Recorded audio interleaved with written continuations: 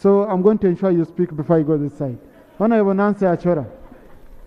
Right Honorable Speaker, my colleagues, members of the Parliament, I join Ugandans to condole with this nation for the great loss of my brother, Right Honorable Jacob Oulanyah, on my personal behalf and on the behalf of the people that I represent, Lamore District. I want to say we have lost a great hero. As a country, Uganda has darkened from the time Jacob passed on. But I want us to remember one thing, that all the good deeds we have been saying about him, if we don't pick from where he has stopped, then we've been wasting time here. All the goodness that Jacob did in the 56 years of his life in this earth, we need to emulate, walk the talk, but only not talking, not doing the actions. I also want to appeal to my fellow members of Parliament that Jacob believed so much in truth and fairness. Let us always speak the truth and practices. He also made sure that he was a humble man. The humility in him, we've seen it by the time Jacob went through election of speakership.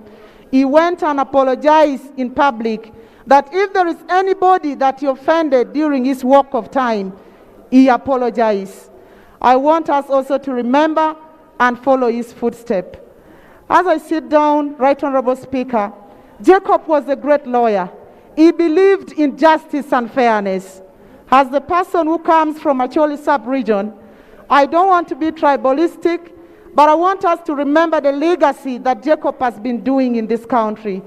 Let the government make a construction in Gulu University for faculty of law, so that his footsteps can also be remembered. Honorable Mapenduzi Aisha Kabanda. Mr. Speaker, sir, thank you very much for giving me this opportunity. Mr. Speaker, from the very many positive statements that have been made, it is clear that the Honorable Jacob Oulanyah was not just only a politician, but a gifted leader. It is unfortunate that we live in a country where there are many politicians but few leaders. The Honorable Jacob Oulanyah strongly believed that leadership is not about titles and positions, but he looked at leadership as a responsibility. Mr. Speaker, sir, the Honorable Jacob Oulanyah believed in mentoring young people. He believed in nurturing leadership. And that is why last year he invited me to his office, gave me an assignment to study a document, and that gave birth to the motion I brought on the floor of Parliament, urging government to ratify and sign the Treaty on the Prohibition of Nuclear Weapons. Mr. Speaker, so finally, we are living in a very difficult time.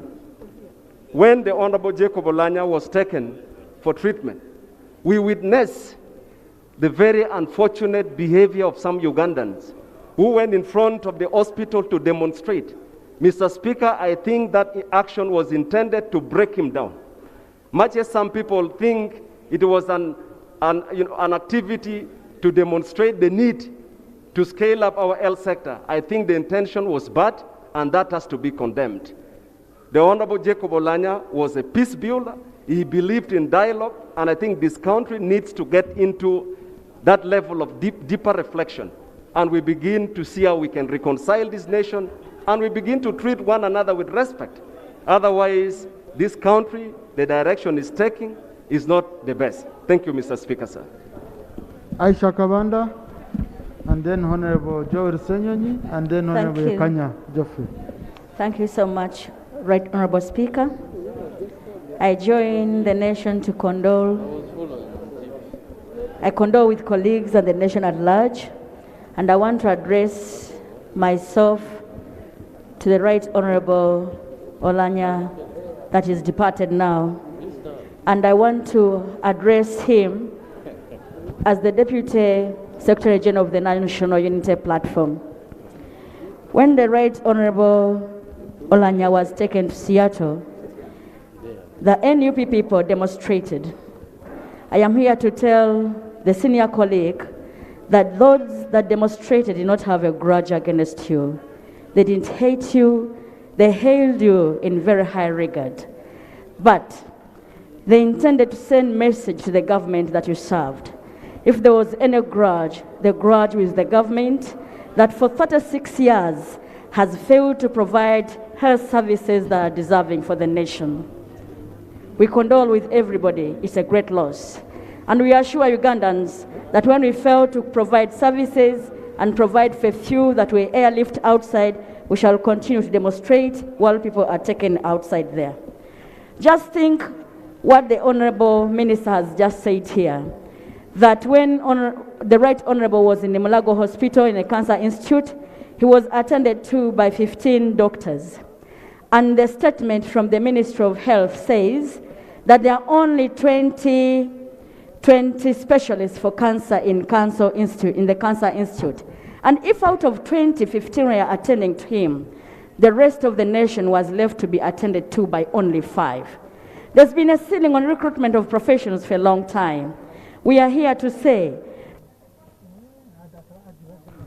Yes, that was less than 2 minutes. Senyonyi. Right Honorable Speaker, on my behalf and on behalf of the people of Nakawa West, I convey my condolences to the family and to the nation. Right Honorable Speaker, I hold a book that has 250 quotes of the late Jacob Lokori Oulanyah. I'll read just one quote.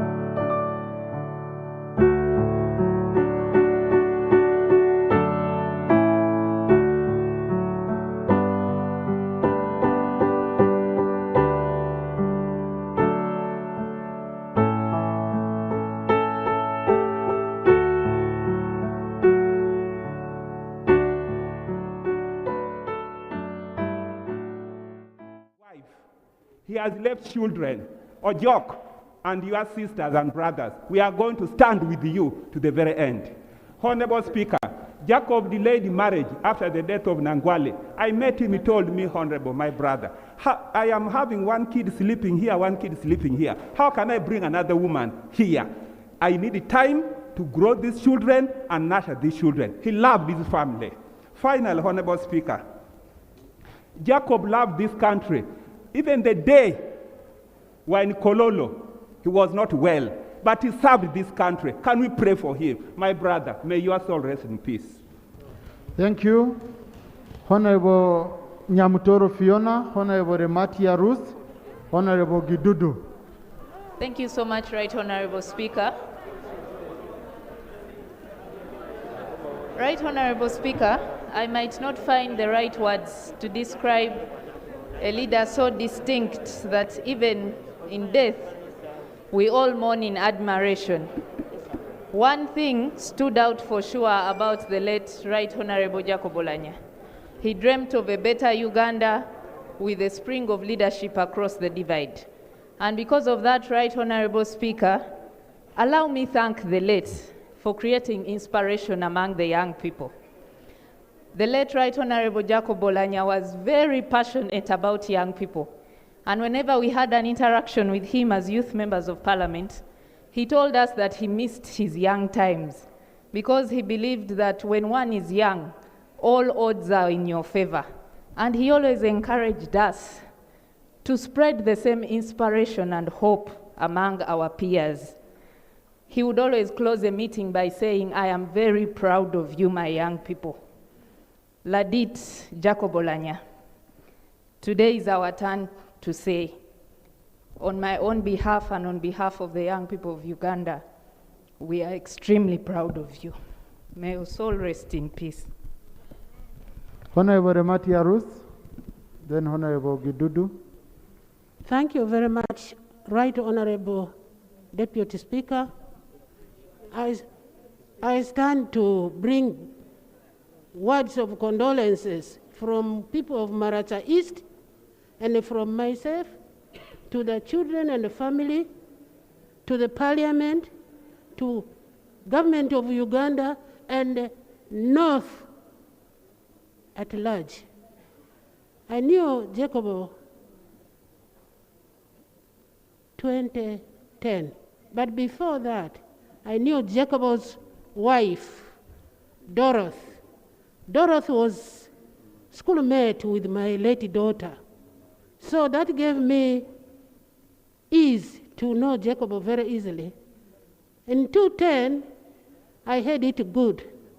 Jacob does not know your age. Jacob will sit there and say, let's have mama talk. And I quoted that. Jacob, when I came this time, I came with a lot of problem with my knees. Everybody knew about it. And Jacob was very sympathetic for that. And I cry because at least I can walk a bit than when I first came. However, I cry for North. Jacob was our diamond. You know very well diamond can only be cut by diamond. It was very difficult for NRM to penetrate North, even in my own area. But when Jacob came around, he convinced everybody. The number of votes sought up. We shall miss Jacob. Honorable Gidudu, Honorable time. Honorable Gidudu. Okay, Mama, please conclude. Conclude, Mama. Switch on. And also NRM. I'm crying for NRM, particularly in the North. Jacob had leaned us together with the down here very well. Jacob fare well. I know you are doing well with your Creator because you were my prayer partner in your office. And I'm sure you are seeing how people are appreciating you. I thank you for what you have said, particularly for those of us from North, how to live with the people in harmony. Thank you very much. May you be. Honorable Gidudu. Thank you, Right Honorable Speaker. On behalf of the older persons in Eastern region and on my own behalf, my deepest condolences, commensurations to all Ugandans with the protocol observed. Mr. Speaker, the late Jacob Oulanyah came to be known to me during the burial of his father-in-law, the late Engineer Nangwali. And he kept that relationship with us. So the people of Bugishu sub-region also send deep condolences. Mr. Speaker, the late Right Honorable Oulanyah was impactful. He exuded confidence. He left a legacy of excellence of service to Uganda. And above all, he was royal. And this was shown at the time NRM SEC chose its candidate for speakership. We assessed and found that the late Oulanyah scored 70% in royalty, and we made him our candidate for speakership. And he went through and became a speaker. He also campaigned and became the vice chairman, Northern Region. He played a major part, gave us a lot of victory in the North, managed to bring all our brothers and sisters in the North together, and definitely we... Honorable Noah Wanzara, Honorable Diana Mutasingwa. Thank you very much. Thank you very much, Right Honorable Speaker. Right Honorable Speaker, on behalf of the people of Nakasongola County and on behalf of the Seventh-day Adventist Parliamentary Association, I want to convey my condolences to the people, to the Ugandans, but also the family and the Omoro people. Right Honorable Speaker, Uganda has lost an asset. Uganda has lost a leader. Right Honorable Jacob Oulanyah has exhibited leadership in this country, but he has also fought corruption. I want to mention that one time in Kololo ceremonial grounds, Right Honorable Jacob Oulanyah boldly stood up before the president and said all Ugandans are corrupt. And he made this statement. He said that the fight of corruption without attitude change, the fight against corruption is just a show. That was Right Honorable Jacob Oulanyah. We need to fight corruption as Ugandans so that we can have a better Uganda. Right Honorable Speaker, Right Honorable Jacob Oulanyah has been a parent. If you really saw the many children and students who were paraded, which Right Honorable Jacob Oulanyah has been sponsoring, that signifies that members of parliament have a lot and their small governments in their constituencies to what Honorable Jacob Oulanyah has been going through. The president doesn't want to hear this, that members of parliament are going through hardships to manage the constituency. Honorable Ayebare Margaret, I have a corner which has been here since morning, very, very loyal. I have seen them very well. So I'll start with Honorable Muricha, and then Honorable Gume, then my brother Boss. Thank you, Right Honorable Speaker, for giving me this opportunity to say one or two words on our fallen hero. Right Honorable Speaker, on behalf of people of Mbarara District and on my own behalf, allow me to register our sincere condolence to you and the members of 11th Parliament, and also to the family of the late Jacob Oulanyah and the whole nation. I want to speak about one thing that I admired about the late Jacob Oulanyah, and that is one quality of life, which is humility. I vividly remember when we had just been sworn in as members of parliament. On that day, there was a national concern incident, and that is when our General Katumba Wamala was attacked. He came to the house and informed us. The plenary was taking place outside in the tent.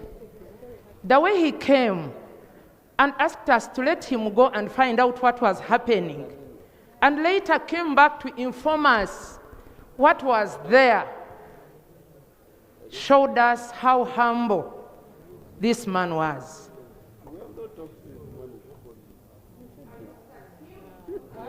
Honorable Remricha.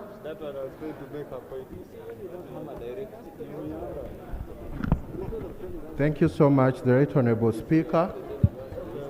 I'm Remricha Iva and a Member of Parliament for Toroko County, Toroko District.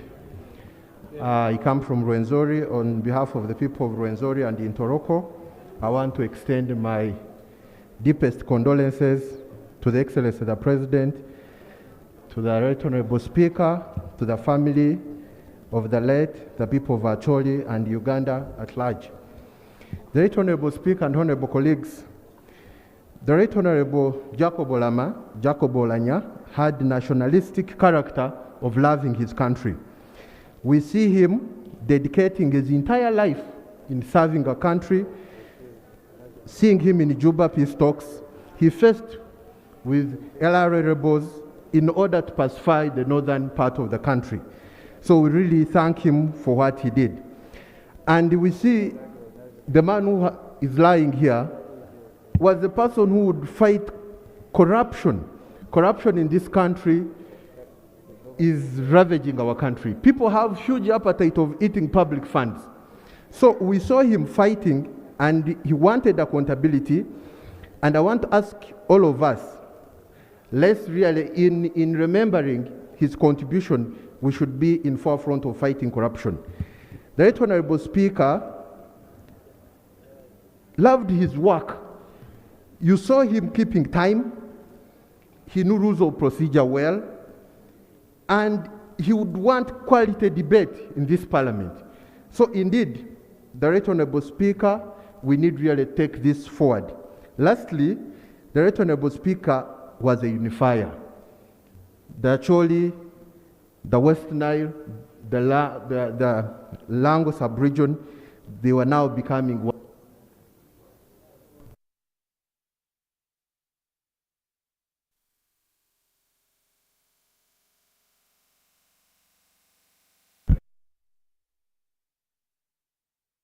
Speaker, the late Jacob Oulanyah exuded many virtues, but allow me to speak to his virtue of humility.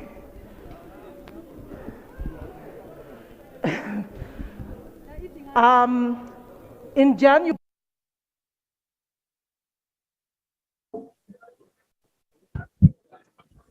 thank you so much, Right Honorable Speaker. The late Jacob Oulanyah exuded many virtues, but allow me to speak to his virtue of humility.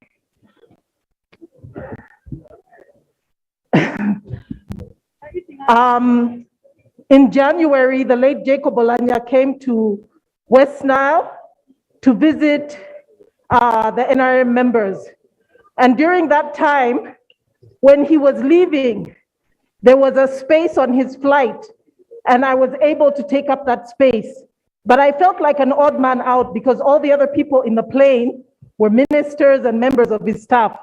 And that particular time, I forgot my phone, and I was too scared to tell the Right Honorable that I had left my phone. And one of the ministers next to me, as we were climbing into the plane, told the late Jacob that Joanna's left her phone. And he stopped the plane and waited for my phone to be brought, and we boarded the plane. When we arrived Kampala, he still turned to me and said, "Joanne, how are you reaching home?" And I said, "I don't know." And I got the privilege of being driven and dropped home by the late Jacob.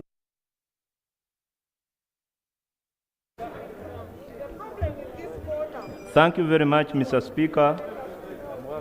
I bring condolences from the people of Oulanyah Northwest constituency in Kaliro district. Mr. Speaker, colleagues, you remember we agreed to sleep here today. So whether it means sleeping in chambers, each one of you will have a chance. Mr. Speaker, I take the same opportunity to thank the people of Omoro to have brought us a man of integrity, an orator, a man filled with a sense of humor, a man who mentors other leaders and a great timekeeper, among many other things. Mr. Speaker, sir, in the 10th Parliament, I had an encounter with the Honorable Odongoto. I was seated on the front bench. I had never made a speech in Parliament, and Odongoto rose on a point of order. He informed the House that I was a stranger in the House. Many colleagues can allude to that. Mr. Speaker, I fell short of words. I didn't know whether I was supposed to introduce myself, whether I was supposed to say I was in order, but the right Jacob Oulanyah invited me to introduce myself to the House. What happened? After introducing myself to this House, I mentioned that I was from Kaliro district in Bulamoji. He baptized me since then that I was a Lamoji. It has been a cordial relationship. I will miss that relationship and I will miss that submission. But by the time we completed the 10th Parliament, Odongoto was one of my best friends. What is the message? The message is we can differ ideologically, we can differ politically, we can differ in so many things, but we must unite because Honorable Rita Kwasa and then Honorable Amos Okot. Colleagues in the VIP gallery, we have the Honorable Yona Kanyomozi, former Member of Parliament. We have Honorable Narwega Mariam, former Member of Parliament. We have former presidential candidate in the 2021 general elections, John Katumba. We have Honorable Isaac Amsumba, former minister. And by the way, colleagues, on the issues which we've been talking about, abuse of social media and all that, I think I saw a story today morning saying Honorable Isaac Amsumba is in ICU. He's about to die, but he's now here. So you can see. We have Mrs. Claudia Ofunji, spouse to the former IGP, Mr. Luke Keren Ofunji. We welcome you. Honorable Rita Atkwasa. Thank you very much, Honorable Speaker. On behalf of the people of Mbarasite and on my own behalf, I say farewell the Right Honorable Jacob. When God gives, he does without reservations. When God creates, he does so best in reflection of his image for us to glorify his name. And God has given us, but he has also taken. Right Honorable Jacob had a talent of tolerance and inclusiveness. And he always referred to me as my gender activist, and I'm proud. He had an eye for skill, an eye for mentorship, and I think to many of us, it has brought us this far to be on the floor to speak. Right Honorable Speaker, the fallen hero, a Ugandan hero, knew it very well and understood that education is not neutral, but rather for liberating humankind. And it's no doubt that he reflected that in the many children he has been able to pay fees for. He had an eye, and in his oration skills,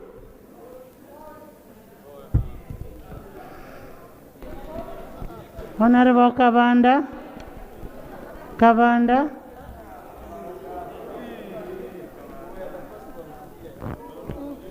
After Honorable Kavanda, Musomesa. Members, you will all speak. You will all speak.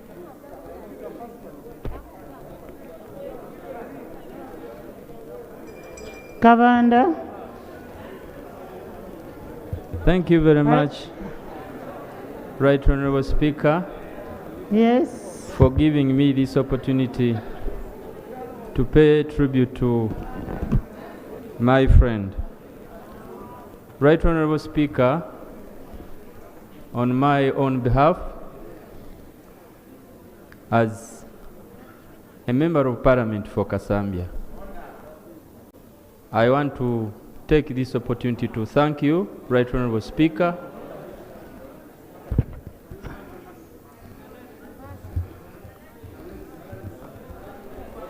Your order is on what?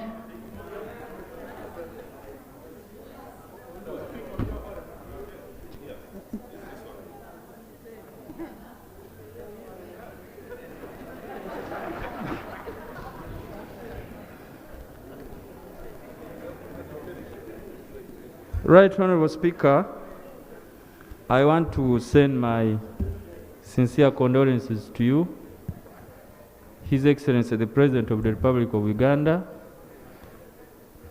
and the family of the late, the Right Honorable Jacob Lokoli Oulanyah. Right Honorable Speaker,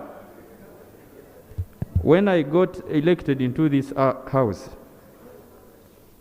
I made up my mind that I would support Jacob Oulanyah to be the Speaker of the 11th Parliament.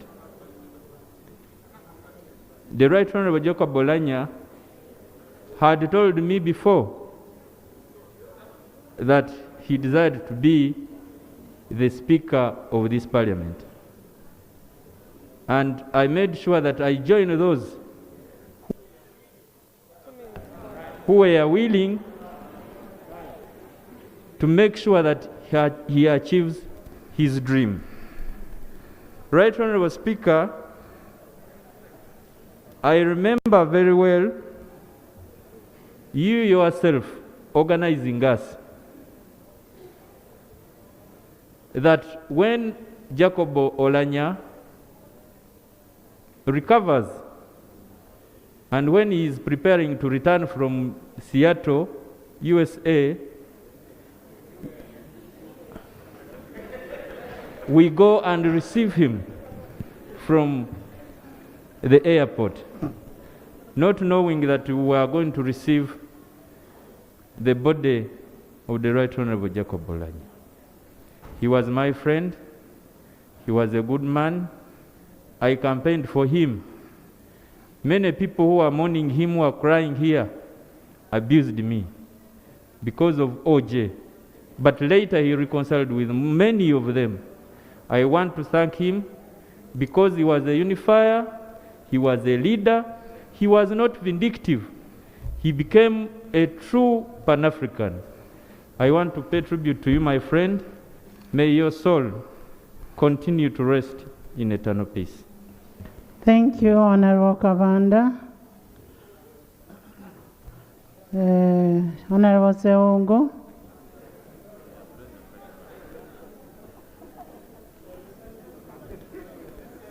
Thank you, Honorable Speaker, and no members. Honorable Speaker, I will also follow the others in paying tribute to the Speaker. And Honorable Speaker, we are not very many in this House. I got a chance of the Honorable Speaker going to the Holy Land, and he brought me an article of faith, the one I'm putting on this jacket. And not many of you have got that kind of chance.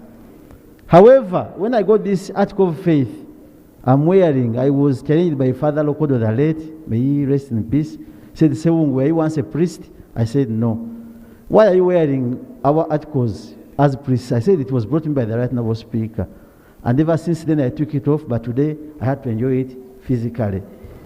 Right Honorable Speaker and honorable members, whatever has been going wrong outside was counted on Parliament. And Madam Speaker, I want to thank you very much for the time you have spent ever since your boss was not okay. You remember the questions we were asking? However, honorable members and ministers, we need to go back to the law we are suggesting.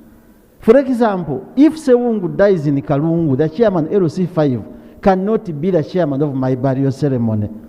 It must be a fellow member of parliament, even if is from the other side. But it is funny seeing a speaker where a minister has been chairing the burial and a lot of anomalies were taking place and they are going to remain in the public domain, consumed by the public. Right now, Speaker, we have the Prime Minister, Deputy Prime Minister, First Prime Minister, Vice President. This person has been number 3 in hierarchy. So why are we killing protocol in this country?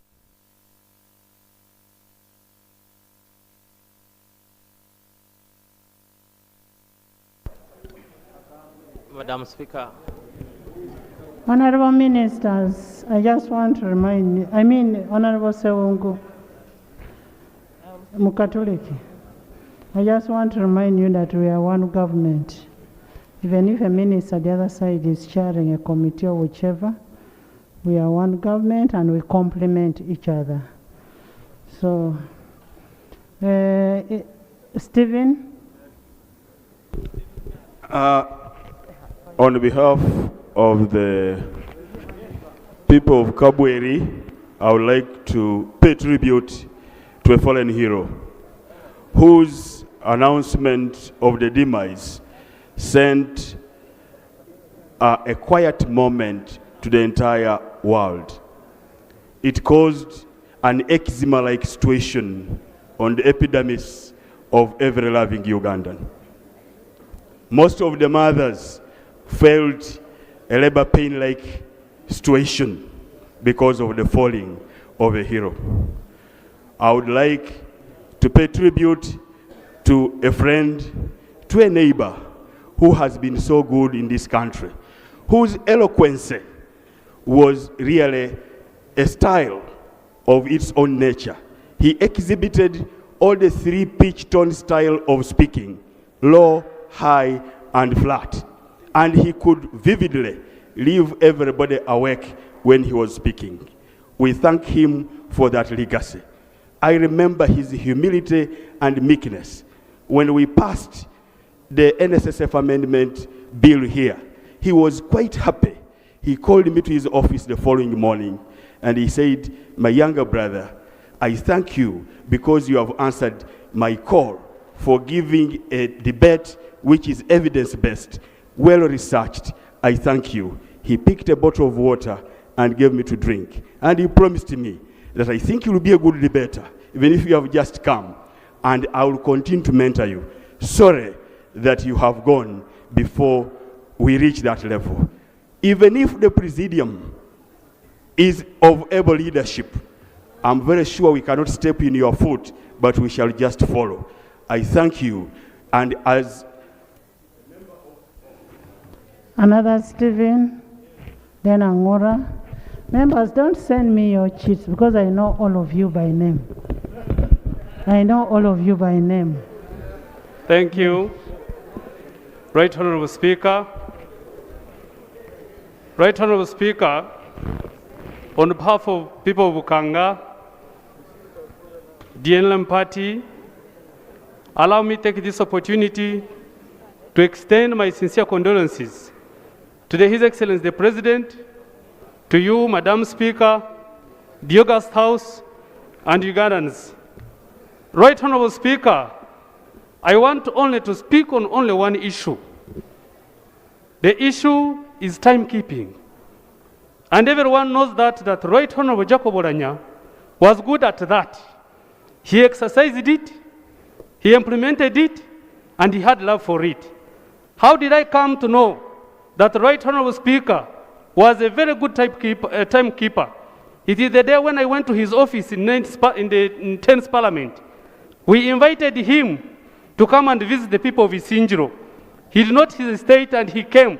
But he asked me, "My young brother, my son Kangwaje, will you manage my time?" I said yes. He asked me, "At what time do you expect me to be in your constituency?" I told him that at 10 a.m. sharp. The gentleman was in Sinjiro by 10. And I asked him, Right Honorable Speaker, did you sleep within Sinjiro? He said, no, I've just left Kampala, but I never wanted to see that you have challenged me. When he reached there, Madam Speaker, when we allowed him to come and speak and he addresses his people, he told me that Kangwaji, in fact, I was supposed to be in Sinjiro if your road was not all that bad before even time. I told him it's good we have seen it. But when he stood up to address his people, he said, my people have seen the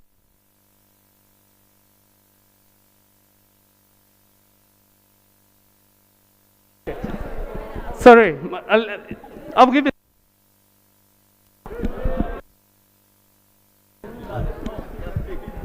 Madam, thank you for the opportunity once again. Let me finish this point. He pledged to the people of Isinjiro that the road from Rakaye to Isinjiro is going to be done and it is going to be fixed. It is my appeal, Right Honorable Speaker. Now that you are in this chair, I appeal to the Minister of Works, Minister of Finance, that now that he has gone, let us continue. We work together. We ensure that this road is done in honor and the respect for what the gentleman has done for this nation. I thank you. Mugabe, Oseko,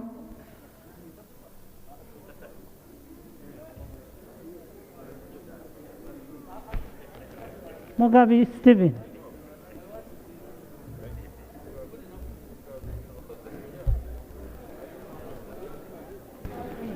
Thank you, Right Honorable Speaker.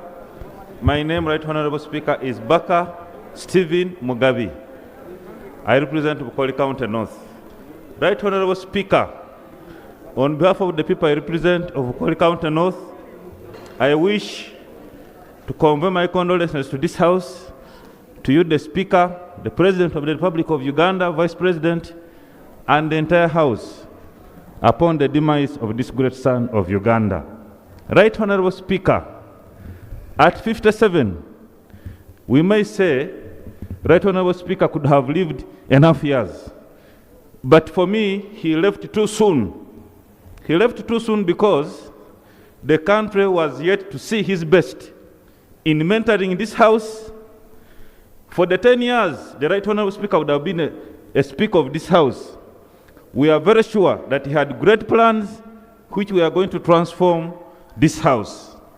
We have a lot of hope in you, Right Honorable Speaker, and your deputy, that you will positively impact on this House after his demise.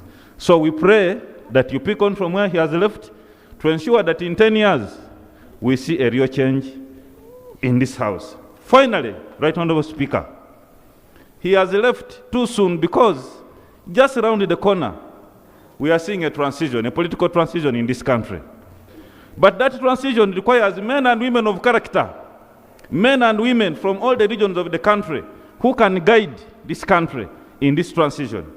As a star from the north, we shall miss him when the time comes for the political transition, which we expect to come in this country. The Honorable Nakato talked about our divisions in Busoga, but she was, I think, misquoted by members in this House because I saw the reaction.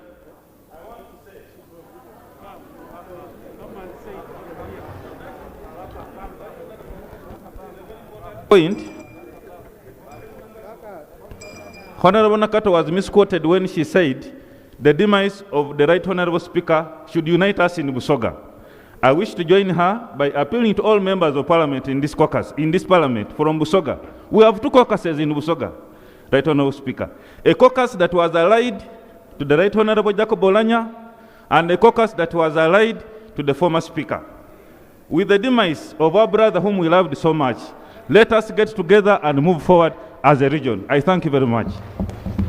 Thank you so much, Angora, Oseko, Minister. Thank you very much, Right Honorable Speaker. Right Honorable Speaker, I bring condolences from the people of Tororo County and Tororo County South to be in particular. Right Honorable Speaker, Jacob has gone. But I want to bring memories I want to bring memories to this house of very good comments that we used to receive from the Right Honorable Speaker. Madam Speaker, I also have a bit of problem with the mask. Honorable Angora, put on your mask. That's a public microphone. Thank you very much. Though with some allergy, but we will cope up with it. Madam Speaker, the Right Honorable Speaker, Jacob Oulanyah, emphasized on factual positions and research.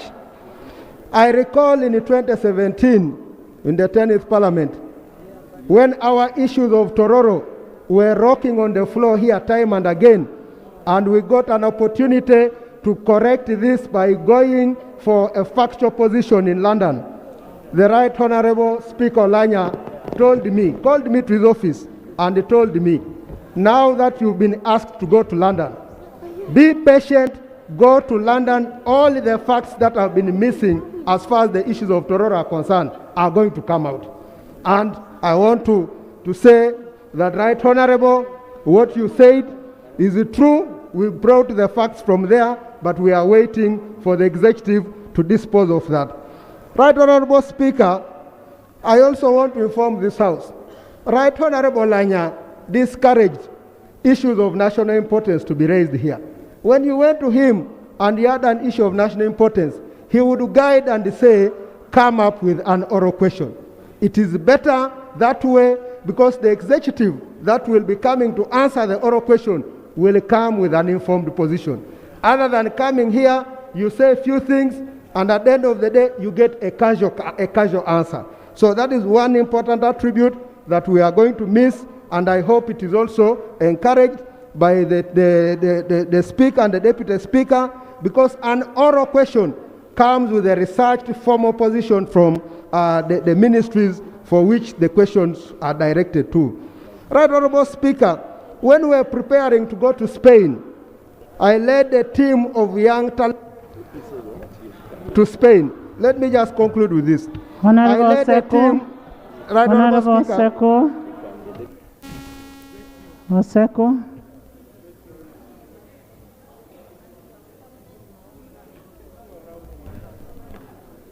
Thank you very much, Right Honorable Speaker.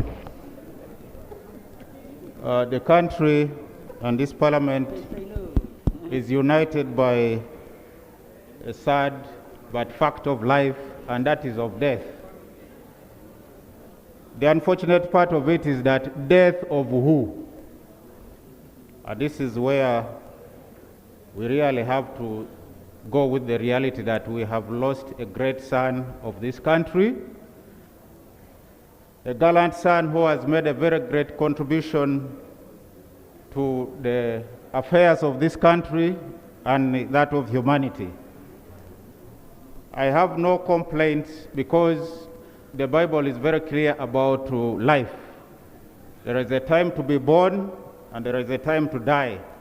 What matters is what have you done while you are alive. Right Honorable Jacob Oulanyah has made his mark and contribution to this country. As a student leader, he fought for the rights of the students. He has been a leader, representative of the people, a member of Parliament. He has been a member of the Central Executive Committee. He has done it all, Deputy Speaker and Speaker. A lot has been said, a lot is being said, and a lot will be said, but a lot will remain to be said because there is too much about the mark that Honorable Oulanyah has left behind. And this takes me to the verse that His Excellency loves most in the Bible. In Matthew chapter 5, verse 16, says that let your light shine upon men, that they may see your good works and glorify your Father in heaven.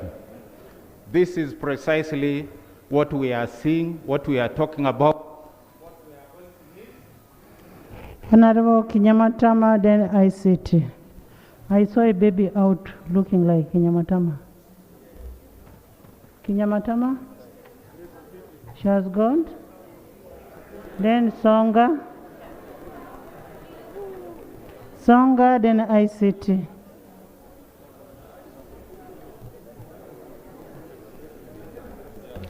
Madam Speaker,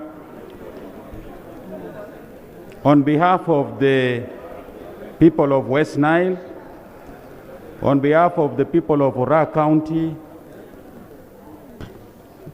we send our condolences to the family of Jacob Oulanyah and all the people who are concerned about this demise.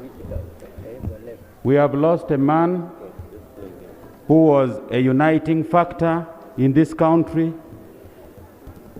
We have lost a man who would use evidence, data, and information to explain his points. We have lost a man who would really direct the decision and the debate in this house. But now that is gone, let us remember him for the unity he promoted, for the evidence he promoted in our debate, and service delivery. He wanted us to eradicate poverty in this country. To do that, let us be united and use our budget not for consumption. Let us use our budget to generate more revenue so that we can eradicate poverty in this country. The last time he was sharing the house, he talked about my road where a woman got stuck. That road from Nebi to Paida to Vora. I'm happy that he has gone when we have brought our sister, the Right Honorable Speaker, who is also passionate about that road. May we use that to do that road in memory of Jacob Oulanyah. Finally, this man would represent Uganda anywhere without us getting embarrassed. Let us check ourselves. ICT, sports.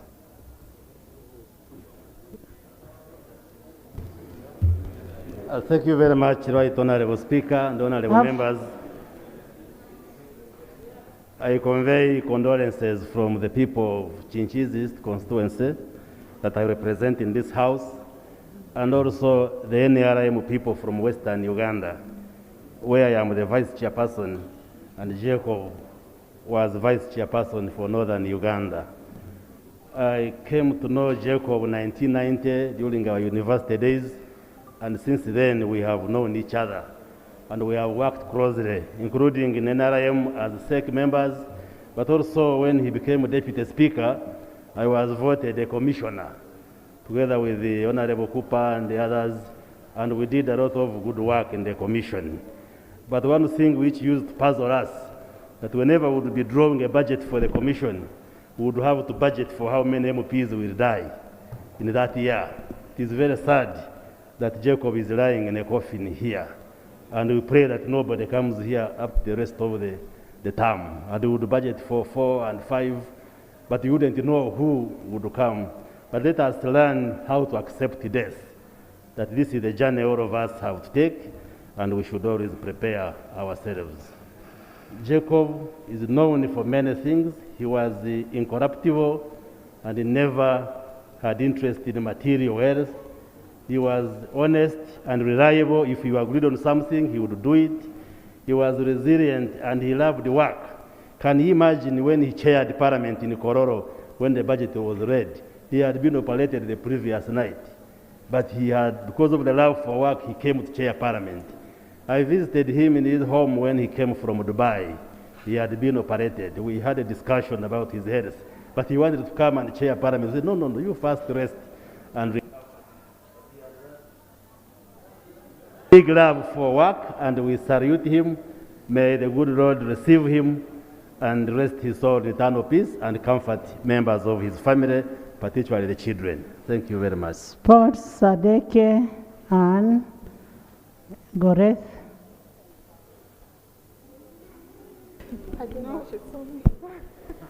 I thought I was on this side.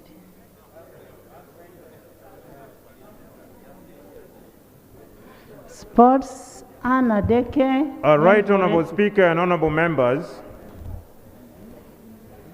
today's special tribute motion in memory and honor of the late Right Honorable Jacob Oulanyah reminds us bit by bit of the moments we individually and collectively had with him as a student leader, a lecturer at the Law Development Center, a member of the Juba Peace Talks, a member of Parliament, the NRM Regional Vice Chairperson, Northern Uganda, Deputy Speaker, and Speaker of Parliament.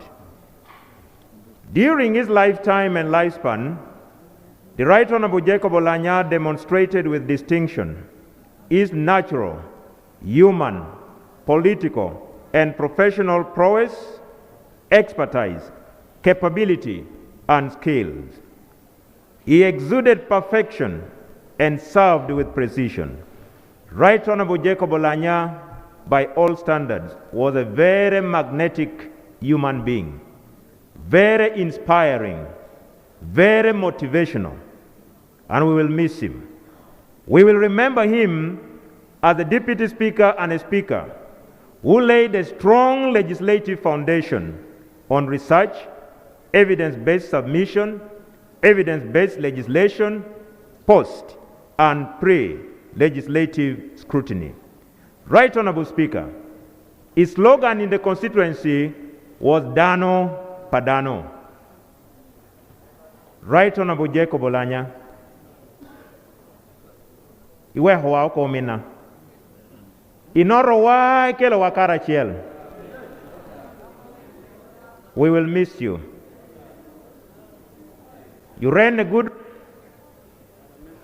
You switch on. Finish your statement. Right Honorable Jacob Oulanyah, wherever you may be, you fought a good fight. You finished your race. May the angels in heaven receive you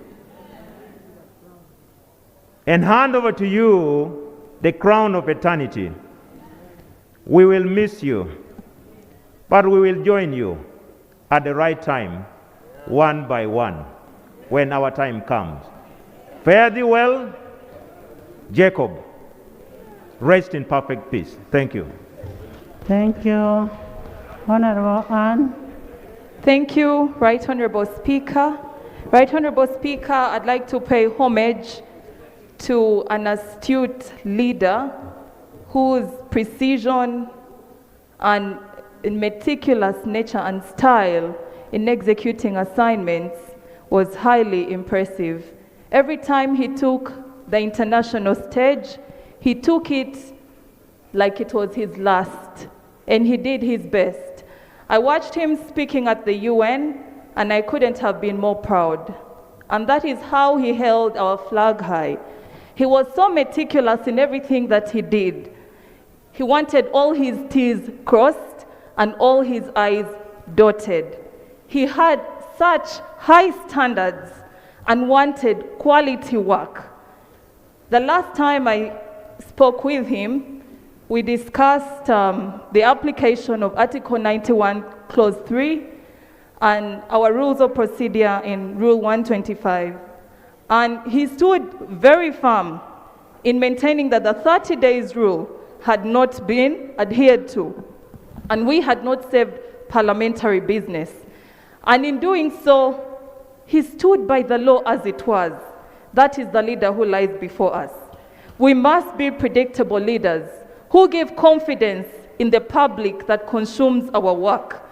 He was so hell-bent on rebranding our image as Parliament. And Right Honorable Speaker, his dream lives on. It lives on in you. Continue to rebrand our Parliament as a people-centered Parliament that is going to make legislation and have debates that change the lives of the common man. As he lies here today, he is promoted to glory, and we pray that he is granted an eternal rest, and that the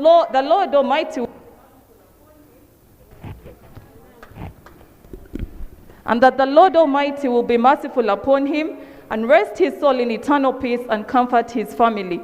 My sincere condolences on my own behalf, on behalf of the Forum for Democratic Change and Soroti District. Thank you. Namuga Borethi. Thank you, Right Honorable Speaker. On my behalf, my family, and the people of Maogola County South, Greater Matete, that is Sembable District, I do extend my heartfelt condolences to the entire country, and specifically to you, Right Honorable Speaker, for losing a friend and a mentor. Right Honorable Speaker, as new legislators, we've missed the Honorable Jacob Oulanyah. The economy of this country is seriously shrinking. He said on page 30, economy, public resources, and private sector.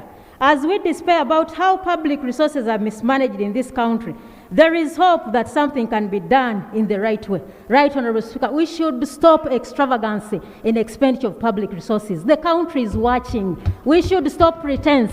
A lot needs to be done to this country to ensure that the country, Uganda, thrives and the economy should be uplifted by we, the legislators. May we see Uganda as a country, and as Ugandans enjoy the country wholeheartedly. May the soul of the Right Honorable Speaker Oulanyah rest in eternal peace. Thank you. Thank you. Mukono, Avor. Thank you, Right Honorable Speaker. I convey my condolences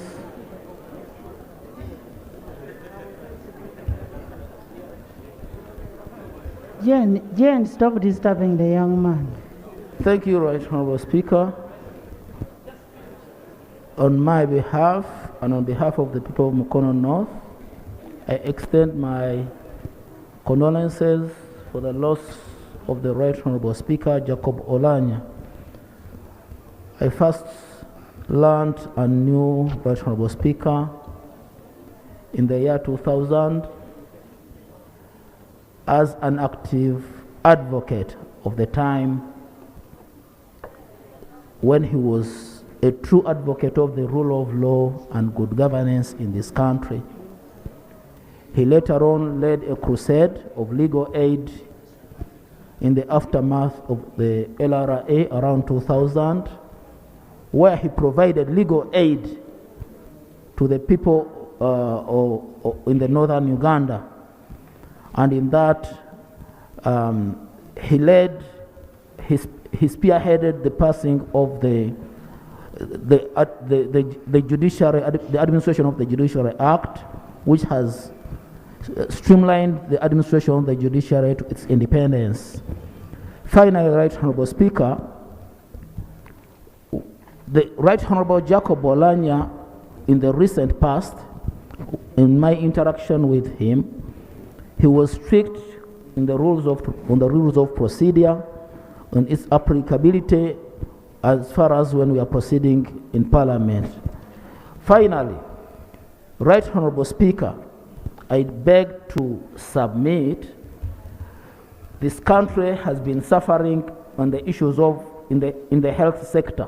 When I was Googling about the Seattle Hospital, it is about 28 years in its existence, and it is the best in the South Atlantic. I beg for 1 minute, half a minute. Honorable Jane Avor. Thank you, Right Honorable Speaker. Right Honorable Speaker, allow me on behalf of the people of Pakwach and on my own behalf to extend my condolences to His Excellency the President of Uganda, the people of Uganda, and the family of Right Honorable Jacob Oulanyah and the institution of Parliament. Right Honorable Speaker, I first met Right Honorable Jacob Oulanyah way back when we were in the university. We were together students of economics, and later on we joined Makerere Guild, the GRC, the Guild Representative Council, where Jacob served as the speaker. That was the first speaker I met in my life. I want to agree with that person, that member, who stated that Right Honorable Jacob Oulanyah worked his way through leadership. As a student then, I was the other side when we were campaigning. But because of the eloquency Because of the convincing level negotiation skills of Right Jacob Oulanyah, I was compelled to join the Mao camp. And later on became, I see Honorable Bino here. He was a member, he was a leader of the GRC as well. That aside, Right Honorable Speaker, Right Honorable Jacob Oulanyah was a leader who was so supportive. I joined this parliament in the 10th parliament about 1 year and 7 months later. The first time I walked to the Deputy Speaker's office, it was on a matter of national importance. I had studied how debate goes on in this House, and I admittedly asked the Right Honorable Speaker to guide me on the floor, and indeed he mentored me on how I should pray. Finally, Right Honorable Speaker, Right Honorable Jacob Oulanyah he was not a person of a blame, game. I recall when we were celebrating or marking the anti-corruption week, Right Honorable Jacob Oulanyah asked all Ugandans to examine ourselves as to who is not corrupt. And that memory remains in my mind.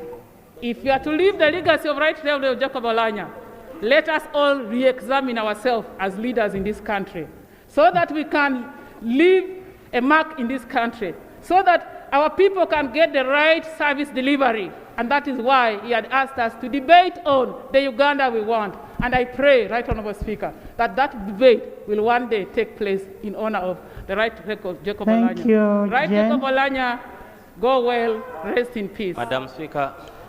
In the VIP gallery this afternoon again, we have Honorable Kamateka Jova, a former MP. Jova, you're welcome. Honorable Bernard Atiku, you're most welcome. Honorable Margaret Babadiru. Honorable Babadiru, you're most welcome.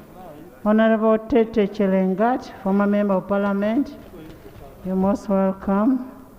Honorable Mr. Poker Simon, the Deputy National Chairman, welcome. Thank you for joining us. Moma Milton. Hey, okay. Madam Speaker, it was me. Okay, Macho. Madam Speaker, it is a sad moment. It's really a sad moment for our country, Uganda, and for my colleagues and the people of Omoro. On behalf of the people of Busia Municipality and Busia District at large, including our traditional leader, the Omwenengo, I would say we have lost a mentor. We have lost a political godfather. But Madam Speaker, in Samia setting, it is said when a godfather dies, he does not disappear, he turns into flowers. I see Jacob, he has turned into flowers of kindness, love, and joy. It is very sad that Uganda, by the time it wanted you, you have gone. Madam Speaker and my colleagues, when a godfather turns into that, he becomes a messenger of the people he has left on earth to God. I'm happy that you are now seated with our Father in heaven. I request you to plead for Uganda for the high costs of commodities that are killing citizens of this country, Right Honorable Speaker. Right Honorable Speaker, at the same time, I request our beloved late Speaker, Jacob Oulanyah, that please forgive, since you are in the heaven, the principles of NUP who encouraged their people to demonstrate when you are at the hospital in Seattle. Forgive them so that they know that what they did is bad and they should never repeat it again. Madam Speaker, we believe that too much democracy has spoiled this country. The order is for what? And we should stop it as a culture. Aisha, the order is for what? Thank you so much, Madam Speaker. Is the honorable member in order? When people are mourning, you don't, if somebody is mourning and said you have killed my person, you don't interrupt that person. He's bad-mouthing my party. Is in order, Madam. Continue. Thank you, Madam Speaker. May I raise the point of order, Madam Speaker, as I summarize, I would say that it is guilty always to people who have done it. And therefore, I pray that may the soul of my beloved brother rest in eternal peace. Thank you, Madam Speaker. Thank you. Honorable Nsamba. Thank you very much, Right Honourable. By the way, I don't like that heckling. Go and sit the other end. This parliament belongs to all of us. Tomorrow you will be in that position and you leave this parliament for other people who will come. So let's live like we only have today to live. Honorable Patrick Nsamba. Thank you very much, Right Honourable Speaker. Right Honourable Speaker, condolences from Shigulu South Constituency. I thought you had gone away. Okay, Mohammed and Patrick. Thank you very much, Right Honourable Speaker. Condolences from the people of Shigulu South Ntai, Constituency. I know you want to talk. I'm coming to. You'll talk after them. Right Honourable Speaker, condolences from the people of Shigulu South Constituency, Uganda District. Right Honourable Speaker. Honorable members who are fasting, kindly, we've organized a dinner for you. And all the members, there is dinner for you, there is tea for you. Feel free to go to the canteen because we are sleeping here. Milton. Thank you very much, Right Honourable Speaker. Right Honourable Speaker, condolences from the people of Shigulu South, Iganga. Right Honourable Speaker, in the book of Exodus, if you look and study the life of J.O., Right Honourable, we equate him to Prophet Moses, who had an assignment and a task to deliver the 11th Parliament to the Promised Land. Unfortunately, his life was cut short, and God has zeroed on you to be the Joshua to carry forward the 11th Parliament to the Promised Land. Right Honourable Speaker, as we pay condolences to him, Right Honourable Speaker, he has been a team player. For the 10 years I was in this Parliament, that is the 8th and 9th, I had never seen one sitting being chaired by two speakers. But because the team player, the day he was sworn in, there's a time one order paper was managed by two speakers. This is the culture that you are carrying on forward, and I salute him for that. I thank you for carrying that legacy forward. Right Honourable Speaker, when we were invited the late to open the orientation workshop for the members who subscribe the Uganda Parliamentary Forum for Children, the Speaker tasked us to come up with a legislative agenda that will fight for the rights of children of Uganda. As we send him off, I want to appeal to colleagues to join hands to ensure that we identify gaps in the existing laws that will protect the children of Uganda.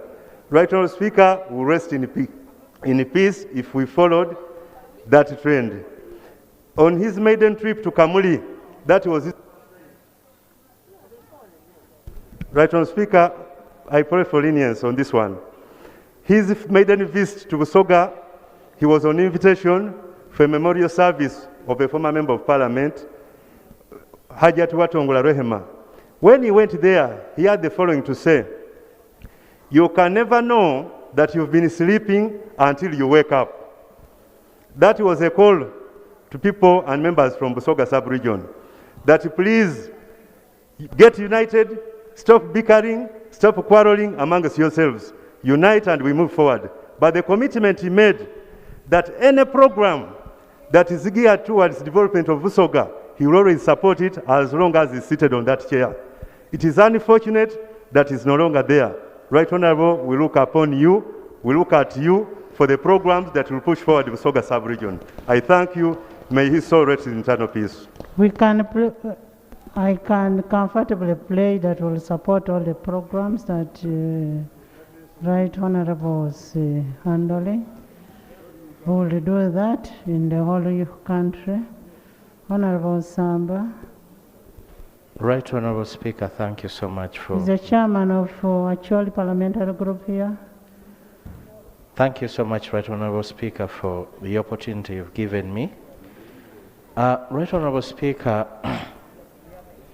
may the soul of our dear Speaker rest in peace. Honourable Jacob Oulanyah, when he won the first sitting here, he told us that he's not a vindictive person. And when he was talking to us here, he said that whoever supported him and those who never supported him, he was ready to work with them. He reminded me, Right Honourable Speaker, in 2016, when he stood for Deputy Speaker and you mobilized us to support Honourable Nsereko. I feared him most of the time. But when I went to his office, when I heard the matter of bringing the law on national local content, he welcomed me very well. And often I thought he's a man that will not listen to me. But when I brought the matter of local content, he said, no, we are going to pass this one because it is very, very important for the people of Uganda. And in fact, when we brought the motion here, to asking for leave to bring a law on local content, Honourable Jacob Oulanyah, the Deputy Speaker then, never allowed debate. He said, this is a law the people of Uganda. Right Honourable Speaker, I recently, when he became Speaker, he told us to rework on those laws. And Right Honourable Speaker, I was waiting for him, thinking that when he comes back, we are going to work on that law and we finish it because it remained somewhere.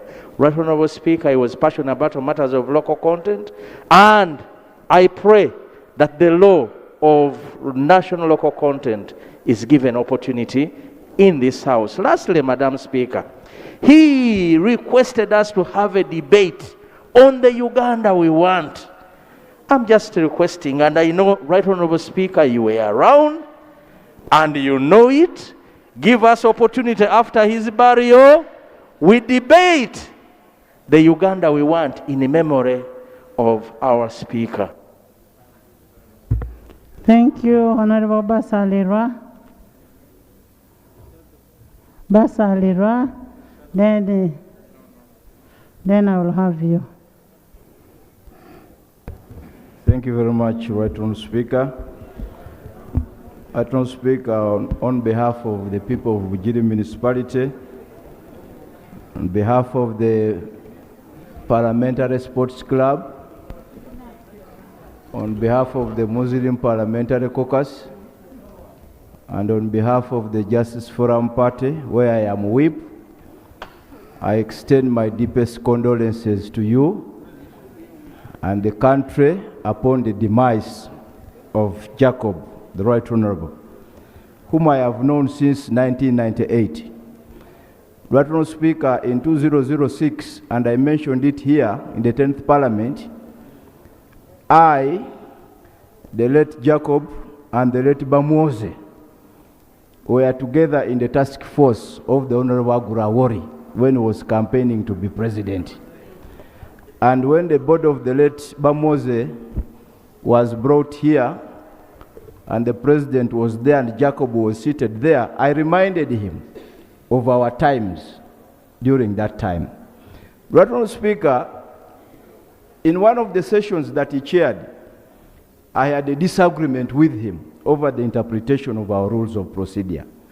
After the House, he invited me to his office, and we disagreed on the interpretation. We disagreed.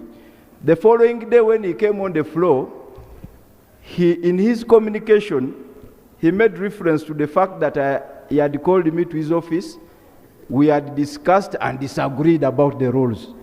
And he directed the Rules Committee to consider bringing proposals to amend the rules to clarify on the issue of business that had expired with the previous Parliament. The Rules Committee has not. I hope, Speaker, that we do that for the good of Jacob because he wanted it. Finally, Right Honourable Speaker, the Parliamentary Sports Club will miss the Right Honorable Jacob. He was one of the goalkeepers. People have spoken about biking and the rest. Jacob was one of the goalkeepers. In fact, one of the pioneer goalkeepers of the Parliamentary Sports Club. And when he stood in the goal with this giant figure, with this towering figure, he would scare opponents. And those who played with him in the East African Games know it very well. So that is an aspect that I want to be captured. Those who are profiling the history of Jacob, to recall that he was a very good footballer, and particularly that he was a very good goalkeeper for the Parliamentary Sports Club. I thank you. Thank you, President of JEMA. Clerk, we should have the report from Rolls in the next sitting. Thank you so much, Right Honorable Speaker. On behalf of the people of Agago District, and on my own behalf, allow me convey her heartfelt condolences to you, Right Honorable Speaker, to the family and the country at large. Right Honorable Speaker, the person lying before us here, late Right Honorable Jacob Oulanyah, was a unifier. He was a peace-loving citizen. He was a mobilizer whose legacy I see in you. You're a great mobilizer and you're giving us hope. He was a unifier. Right Honorable Speaker, Northern Uganda, as I speak right now, we are united because of Right Honorable Jacob Oulanyah. Something which has never been there before. You find Langi, Acholi, West Nile on themselves. But right now, as I stand on this floor for Parliament, I must tell you that we are united because of his effort. Right Honorable Speaker, I call upon Ugandans as we mourn our late Right Honorable Speaker. Let's unite as a country. Let's love one another. He showed us love, unity. Let us unite as a country. Let us love one another. Right Honorable Jacob was a peacemaker. I remember he went to Juba for peace talk. Even those days, in the company of his fellow members of Sentai Javira Sentai. Thank you, Right Honorable Speaker. I bring condolences from me and from the people of Bukoto West Realm to you, Right Honorable Speaker, the President of the Republic of Uganda, and the entire country for the loss, for the demise of our Speaker, Right Honorable Jacob Oulanyah. Right Honorable Speaker, the late Right Honorable Jacob Oulanyah will be remembered in so many things. But amongst them, I'll mention one. I'm aware that in 2015, June, the late Right Honorable Jacob Oulanyah introduced and also promoted coffee growing as one of the cash crops in his region, in Omoro district and the Acholi region. He did so while being supported by the late Honorable Matthias Kasamba. It is so shocking that within a space of 1 year, we have lost two giants in as far as championing coffee is concerned. Right Honorable Speaker, today and in the most recent weeks, we have seen a debate saturating all over the country in who is caring about the coffee industry. Right Honorable Speaker, Over the weekend, Right Honorable Speaker. Semwanga. Thank you very much, Right Honorable Speaker. In the same way, allow me convey my condolences to the family of the late Jacobo Rokol Oulanyah, the Right Honorable Speaker. Right Honorable Speaker, I want this House to remember the late for two things. One, he respected those under him, and it should be a lesson to learn. He was our boss as members of parliament, but whenever we could look for help, he would really respect us in all ways. Two, he used to balance us here. I remember one day I was seated in the last row, and I was traveling in the evening to the Albertine region with the Committee of Physical Infrastructure. On the order paper, I was at the bottom. I had an oral question. When I approached him, he gave me a chance to shine. Right Honorable Speaker, the late Right Honorable Jacob Oulanyah used to call us by names in a very soft way. That was a sign of welcoming us as members of parliament, and we felt so loved and welcomed in this house. May his soul rest in eternal peace. Atuto Jacinta. Thank you so much, Right Honorable Speaker, for giving me this opportunity to eulogize with the gallant son of Uganda. I rise on behalf of the people of Kapelebyo and myself to pay tribute to the Right Honorable Speaker, Jacob Oulanyah. To me, what I learned from Jacob Oulanyah is that Honorable Jacob Oulanyah was a legal genius person who advocated for justice and fairness for all. He was also an icon for peace and unity in Uganda. I believe today we shall miss the oratory skills and the encyclopedia in Honorable Jacob. As we celebrate his life, members of this noble statesman legacy, let's give God the glory for the life of Honorable Jacob Oulanyah, for so many good things that he did. Because today, most of you have attested to it, that he did so many good things. It was a wonderful time and experience having worked with him when I was a member at the parliamentary pension scheme and as an MP today. I pray that the good Lord grants solace to the entire family and to the people of Uganda. Honorable Fare they Hashim. will. Honorable Jacob. Honorable Hashim Sulaiman. I thank you, Right Honorable Speaker, for the opportunity.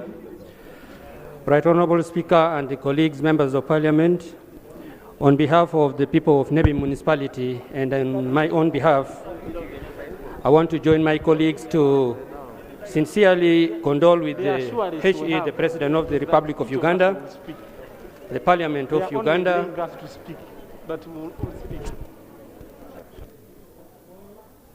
the people of Umoro, the children and the family of the Right Honorable Jacob Oulanyah, upon the loss of our Right Honorable Speaker, Honorable Jacob Oulanyah.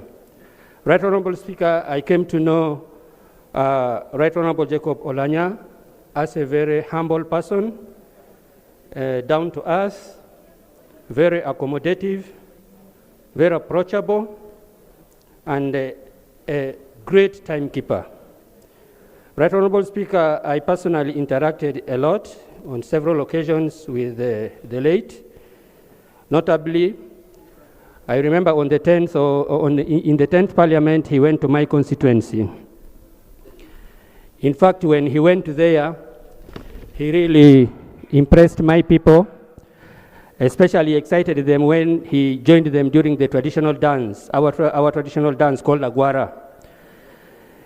He really went up to the extent of playing the drum himself to the excitement of our people. Right Honorable Speaker, as our Vice Chair of NRM in Northern Uganda, Right Honorable Speaker really outlined for us an elaborate developmental program to undertake in the next 5 years for our region, but that has come to pass now. Right Honorable Speaker, we know that God gives and takes as He wills. However, He has taken our Right Honorable Jacob Oulanyah too soon when we really needed him most.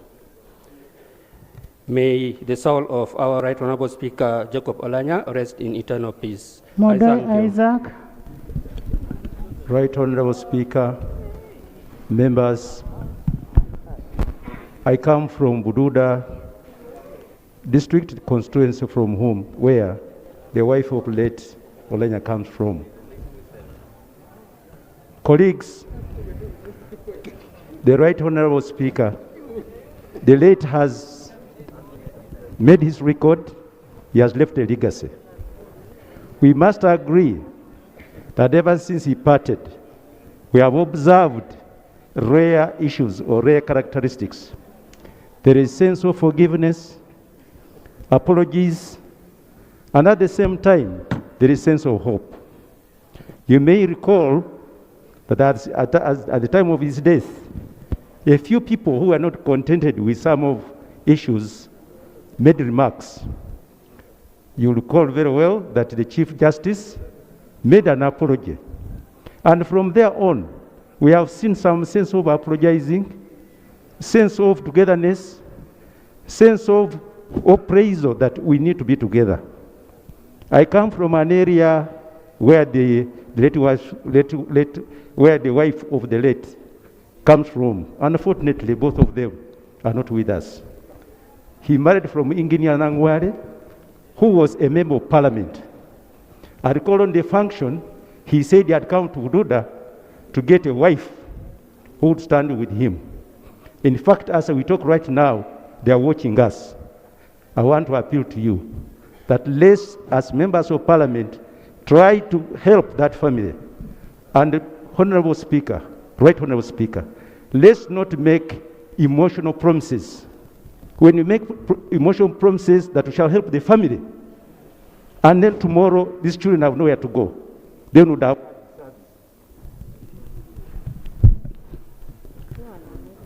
Adome Frank. Thank you so much, Right Honorable Speaker. Adome Frank. Thank you so much, Right Honorable Speaker. First of all, I want to start by appreciating all the members for the extreme smartness to pay tribute to our fallen hero. I stand here on behalf of the Karamoja sub-region to convey our sincere condolences. I want to assure you that we have lost someone that we all looked up to. Karamoja region believed so much in the late, and we pray that the leaders that are left will exhibit the same character by not only attending to the regions they come from, but to listen to the entire country. Because the late Honorable was a unifier, and he actually listened to problems from all over the country. So, with those few remarks, may his soul rest in peace. Thank you. Jen. Thank you so much, Right Honorable Speaker. Right Honorable Speaker and my fellow colleagues, allow me to extend my sincerest condolence on behalf of my district I represent, that is Uganda district, and on behalf of myself, for the demise loss of this gallant man of God. Right Honorable Speaker, very many things have been talked about Right Honorable Oulanyah, and allow me to add my voice to my fellow colleagues that I have a lot of things to talk about Oulanyah, but I have one in my memories when I was having my maiden speech. Right Honorable Oulanyah mentioned my district. I present Uganda district, and I remember very well in his voice that he used to say like, Uganda district, Uganda district. And after I had submitted my points, he said, thank you very much, Jen. So I really remember, it comes to my memories, and I feel really this man had the whole parliament in his mind, and some of us knew even our names in a very few months that we were in this parliament. Right Honorable Speaker and my fellow colleagues, I realized that a few months that I joined parliament, Right Honorable Speaker had Uganda in his heart, because he was a man that supported socioeconomic transformation. He liked development, unity, and effective representation. And I realized that those are the core principles that I put on the forefront every time I'm doing my leadership obligation.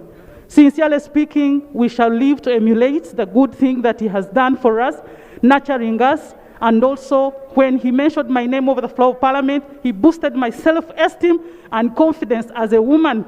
So I really thank him so much, and I pray that.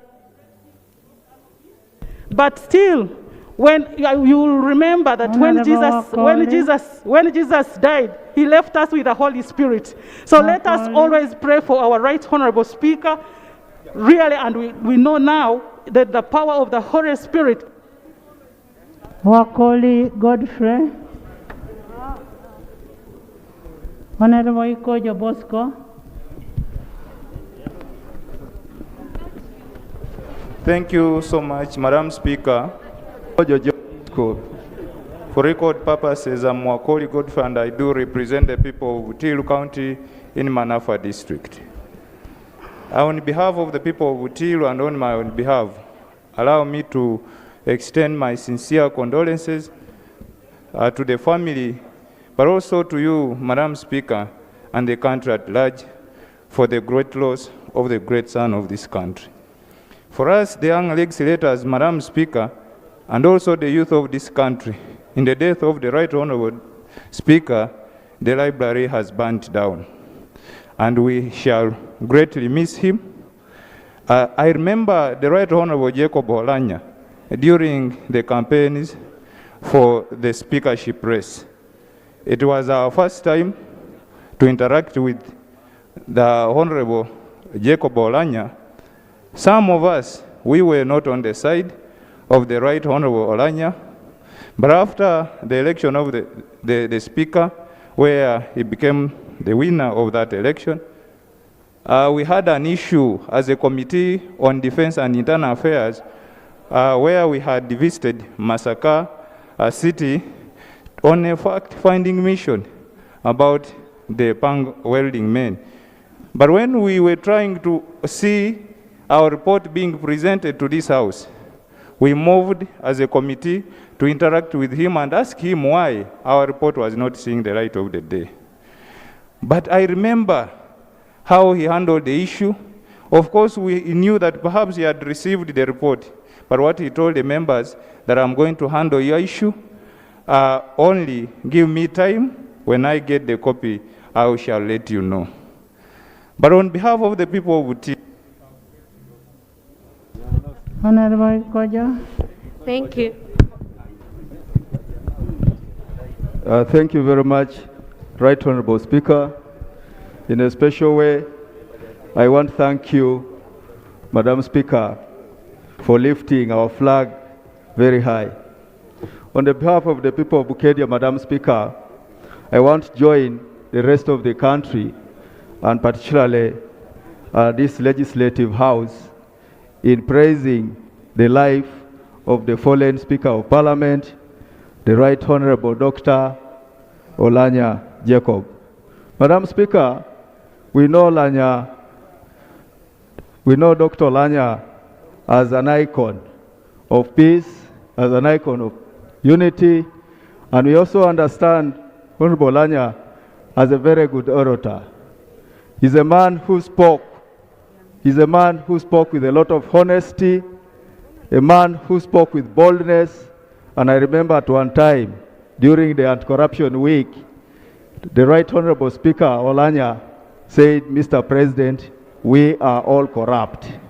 And he said that unless Africa makes a formal declaration, never again to corruption, the fight against the vice of corruption shall be in vain. Madam Speaker, the fallen hero, the Right Honorable Speaker Oulanyah, is not a vindictive person. He's a person who respected processes. I remember after the election of Speaker, he called me to his office and he said, JB, who put you to that office? Let's work for our people. He really had a love for this country. Madam Speaker, we have lost a brain. We have lost one of the lights. Sanon. Bwire Sanon. Thank you very much, Right Honorable Speaker. Right Honorable Speaker, I want to sincerely send my condolences to the family, to you, the Speaker, to the President, and to my fellow members of Parliament. Right Honorable Speaker, I am from a constituency called Oulanyah, and I am not from Acholi. I was surprised that I became one of the few friends to the late. But this was way back in 2010 when he was the patron of our Association of District Speakers in Uganda. He could come and try to mentor the District Speakers Association. And Right Honorable, I really want to appeal to the office of the Speaker of Parliament to continue doing this, because it was from there when he used to speak to us that you could really pick the courage to contest and also become a member of Parliament. Right Honorable Speaker, I chanced to be with him in Dubai, and the following morning he was meant to present a paper, and even asked the delegates he moved with. But he told us that we are going to speak to these people. We have to convince them that Uganda is more or less equal to Dubai. We are going to market our country and defend it. I really saw a man who is focused. And indeed, when he stood up to speak, he was comparing the Honorable Olive Koyachenga Olive.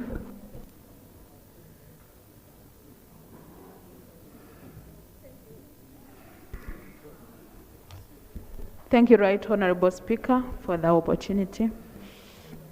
On my behalf and the behalf of the people of Hweju, allow me to convey my condolence to you, Madam Speaker, the President of the Republic of Uganda, the family of late Jacob Oulanyah, and the people of Uganda. Right Honorable Speaker, we are grieving because we have lost the leader, great leader, with a rare character. Right Honorable Speaker, I came in the middle of the term in the by-elections, and I remember we had an issue in my district of understaffing in health centers. I ran to the office of the Deputy Speaker and I told him about my problem. To him, that was an emergency because women were dying while giving birth. And when I talked, he was like, this is an emergency.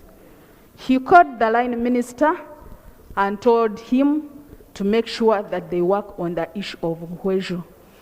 And that was among many factors that brought me back in this Parliament of Uganda. His humanity was exceptional. Right Honorable Speaker,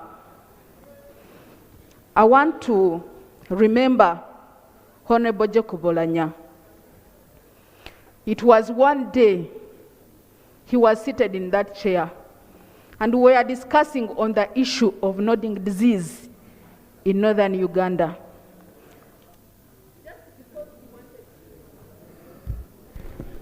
Honorable Babiko.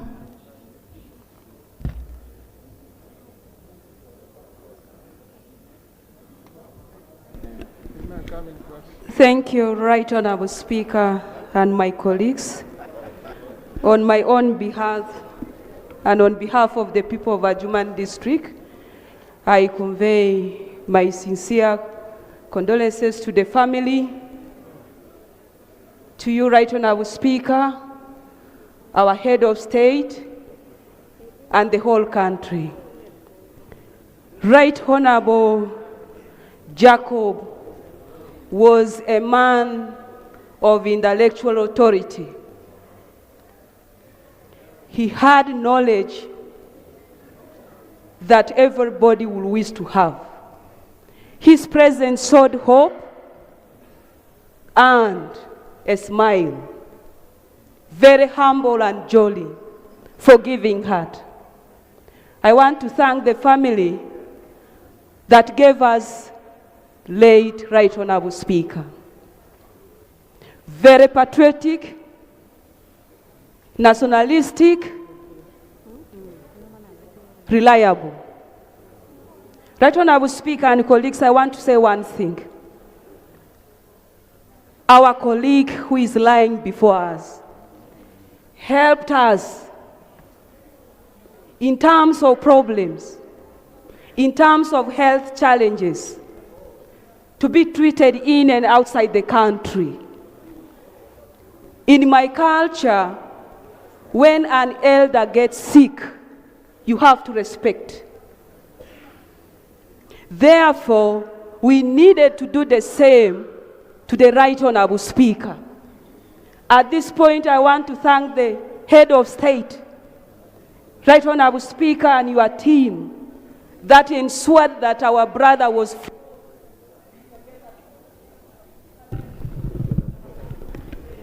I want to appreciate you. He did it for members of parliament. She's from APA, and the Right Honorable was the chairperson of APA conflict. So he did it to us. If he did it to your colleague, know that he did it for you.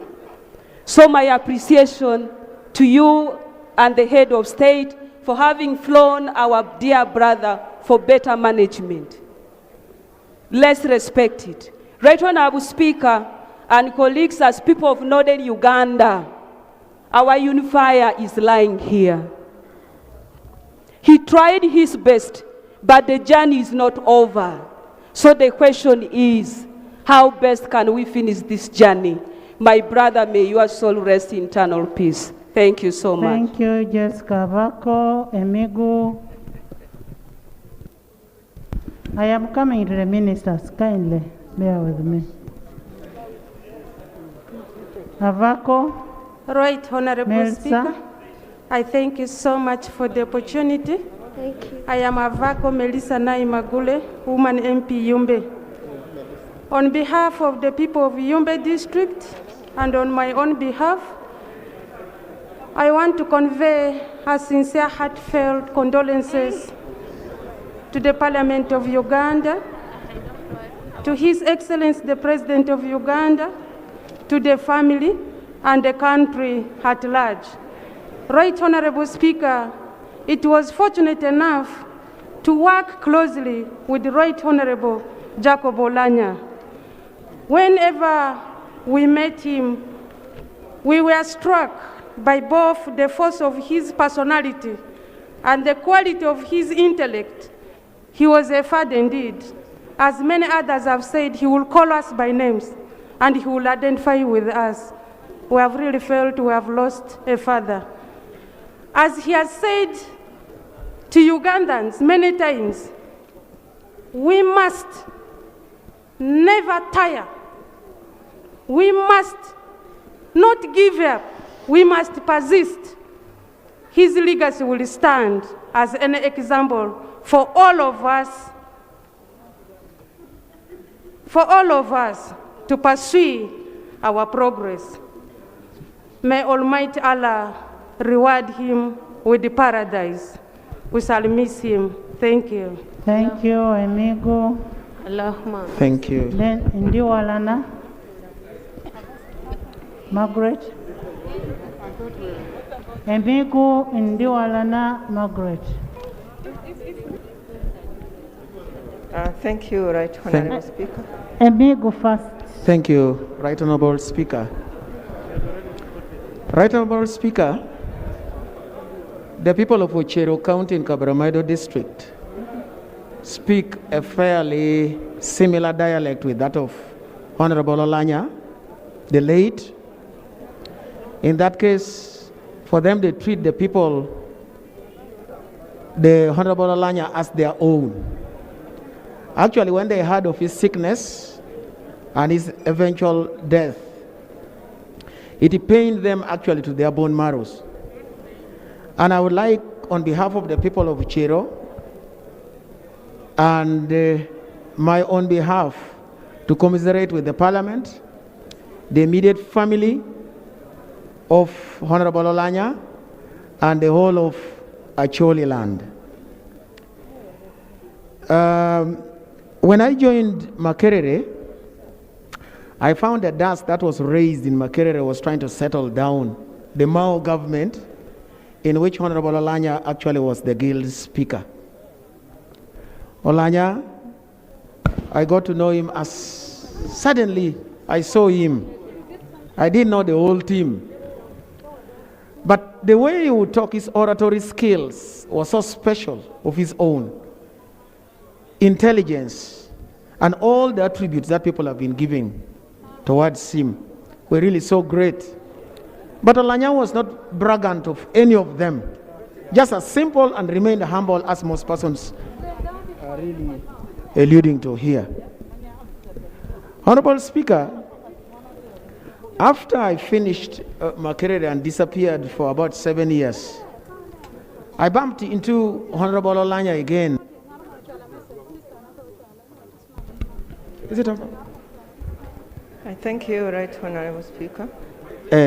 I bumped into Honorable Oulanyah in the UPC circles when I was trying to look for a political belonging. But things didn't work in the UPC. Then eventually I settled in FDC where I am today.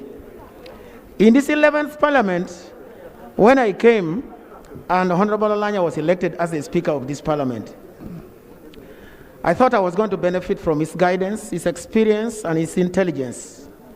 Unfortunately, death has betrayed us in this. Jacob, for the great things that you have done on earth, I want to pray that may it inspire us to emulate you. And I would like to ask God to have mercy upon you and upon your soul and to protect your family. Rest in peace, brother. Thank you. Thank you, Ndiwalana. Thank you, Right Honorable Speaker. On behalf of the people of Komansimbi North County, I wish to convey my condolence message to the people of the Republic of Uganda and the Member of Parliament at large.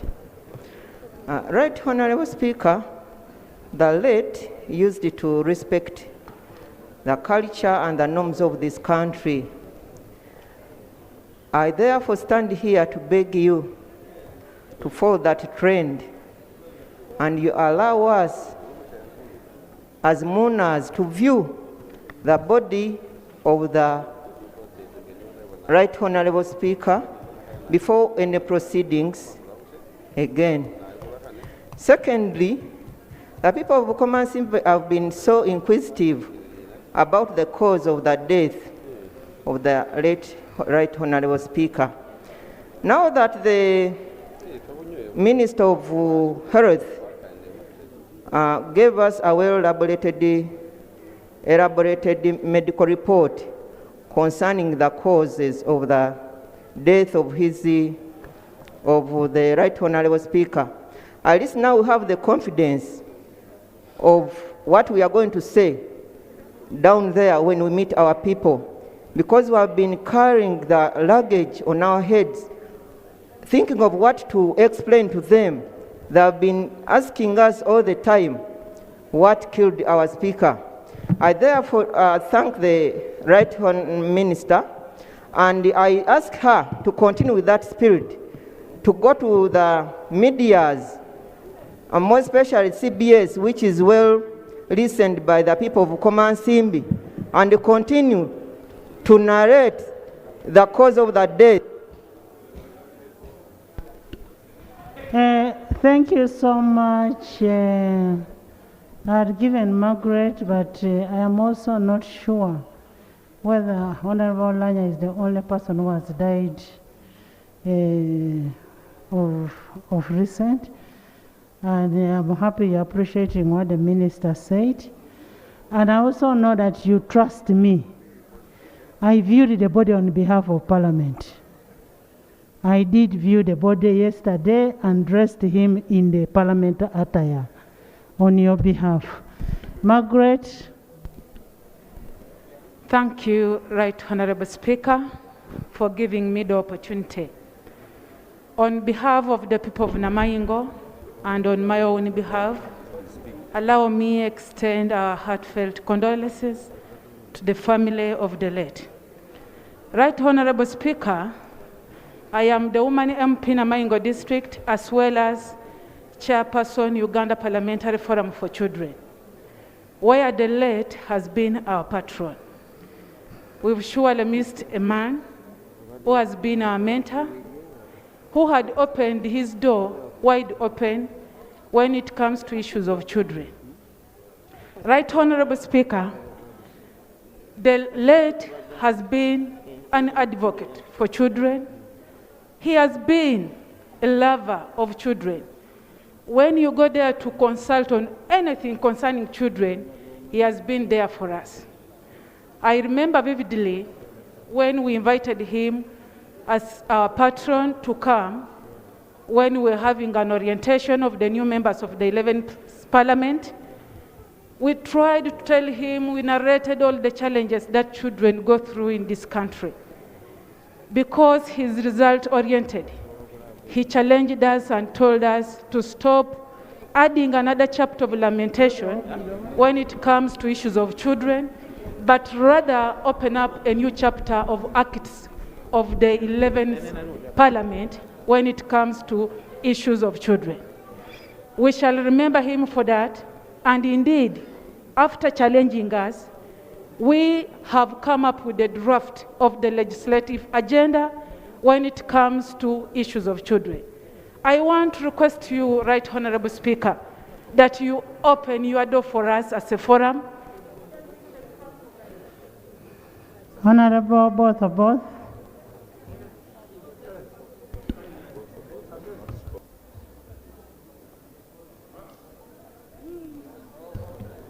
Right Honourable Speaker, it is definitely hard for me and many of us to pay tribute and speak about Jacob Oulanyah. And allow me say that we did not only share the name Jacob, which he was very fond of, but we shared many things in common. His death to this Parliament is a great loss. His death to this country is unprecedented. The mysteries of death and life only known to God. But the vision that Right Honourable Oulanyah you had, I pray that as we may bury you on Friday, your visions may not be buried. As we bury your legs, the mission and destiny may not be buried. As we bury your head, the ideas you had will not be buried. You had a passion for the Ubuntu. You're a great speaker about the Ubuntu because you are a Muntu. You spoke for all of us. You accepted all of us. You inspired all of us. And that is one thing, Right Honorable Speaker. Speakers make great members of parliament. And great members of parliament also make a great speaker. I ask us, we should not compare the speaker we have and the speaker that is past. The challenge we shall have that will lead us into mourning. We need to support the speaker who is there as a different person. Oulanyah was a different brand. Nobody will ever be Oulanyah in this house. Don't even try to be him. Jacob, you knew me, I knew you. There are things that we can never talk about. You knew my home, I knew your home. You knew my children, I knew your children. The journey you are taking, none of us is missing. We are going to follow your suit. May God lead you. Amen. Honorable Bueno, Minister Bueno, then Chairman Busoga Parliamentary Group. I am now going to parliamentary groups. I thank you very much, Right Honorable Speaker, for the opportunity. Honorable Speaker, allow me to convey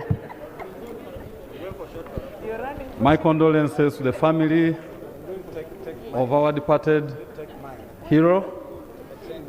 Allow me to convey condolences to the House, to the other arms of government, and to the nation. Right Honorable Speaker, many people have spoken about our fallen brother. They've described him. All I can say is that our brother that is lying here now was a man of very many good attributes. And I concur and associate myself with all that has been said about him. I only want to request that, Right Honorable Speaker, you allow me to elaborate on just a few of his attributes. I'm among those few members of parliament that served with our late friend in the Makerere University Guild Representative Council. I was a member of that students' parliament, and I was also a member of the executive led by Honorable Mao Norbert. And at the peak of our service, we had a bad incident on what is now known as the Black Monday. And on this day, I have very vivid memory of Right Honorable Jacob Oulanyah leaving his hall of residence, Micho, and moving up to the Freedom Square, very energetic, putting on his red gown, and then all of a sudden, things became dramatic and bullets started flying. I was a few meters away from him, and I saw him falling down. The lesson I want to pick from this is that much as he underwent through terrible pain, he was not vindictive.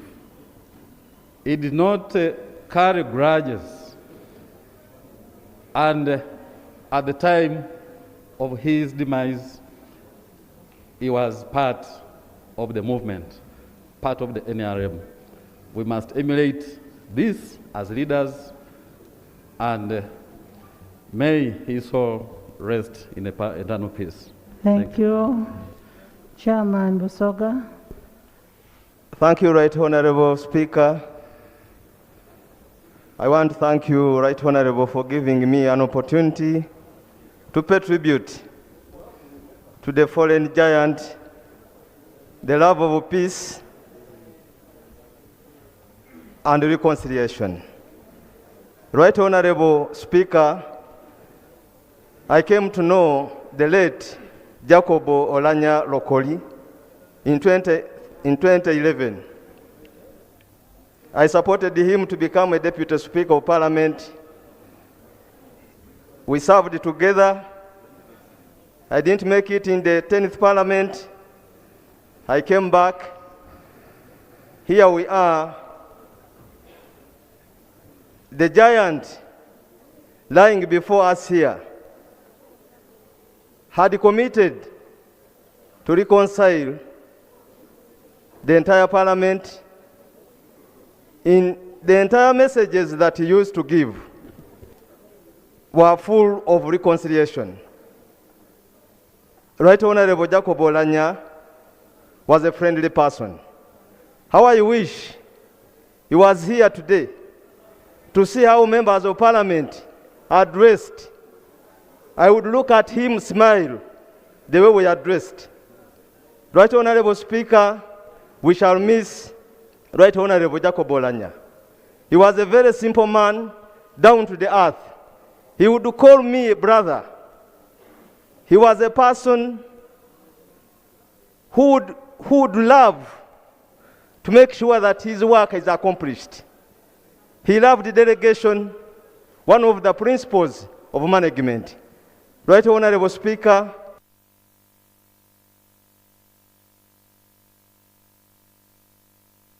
you can add 1 minute since you're speaking now for Busoga. Right Honorable Speaker, Right Honorable Jacob Oulanyah, the last appearance, public appearance, was in Busoga. And throughout his message,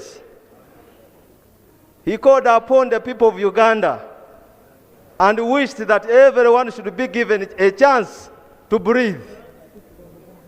And if I can quote him, he said, the people of Busoga and the people of Uganda, that welcome to breathing.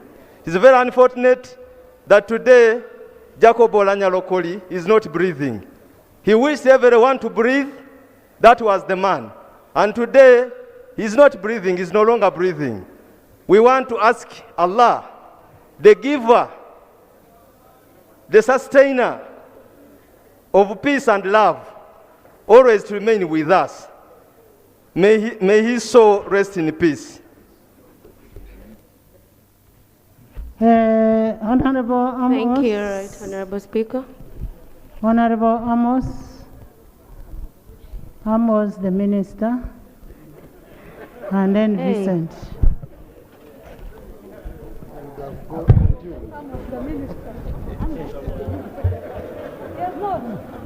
Thank you, Right Honorable Speaker, for allowing me this opportunity to pay tribute to our great hero, the giant of Omoro County.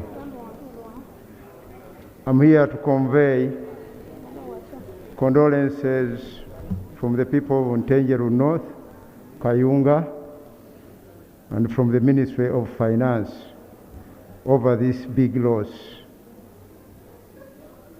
I've been here over the last 11 years, and I've enjoyed that time with the late Jacob, who taught me a lot of things, especially on matters relating to budgeting in Parliament.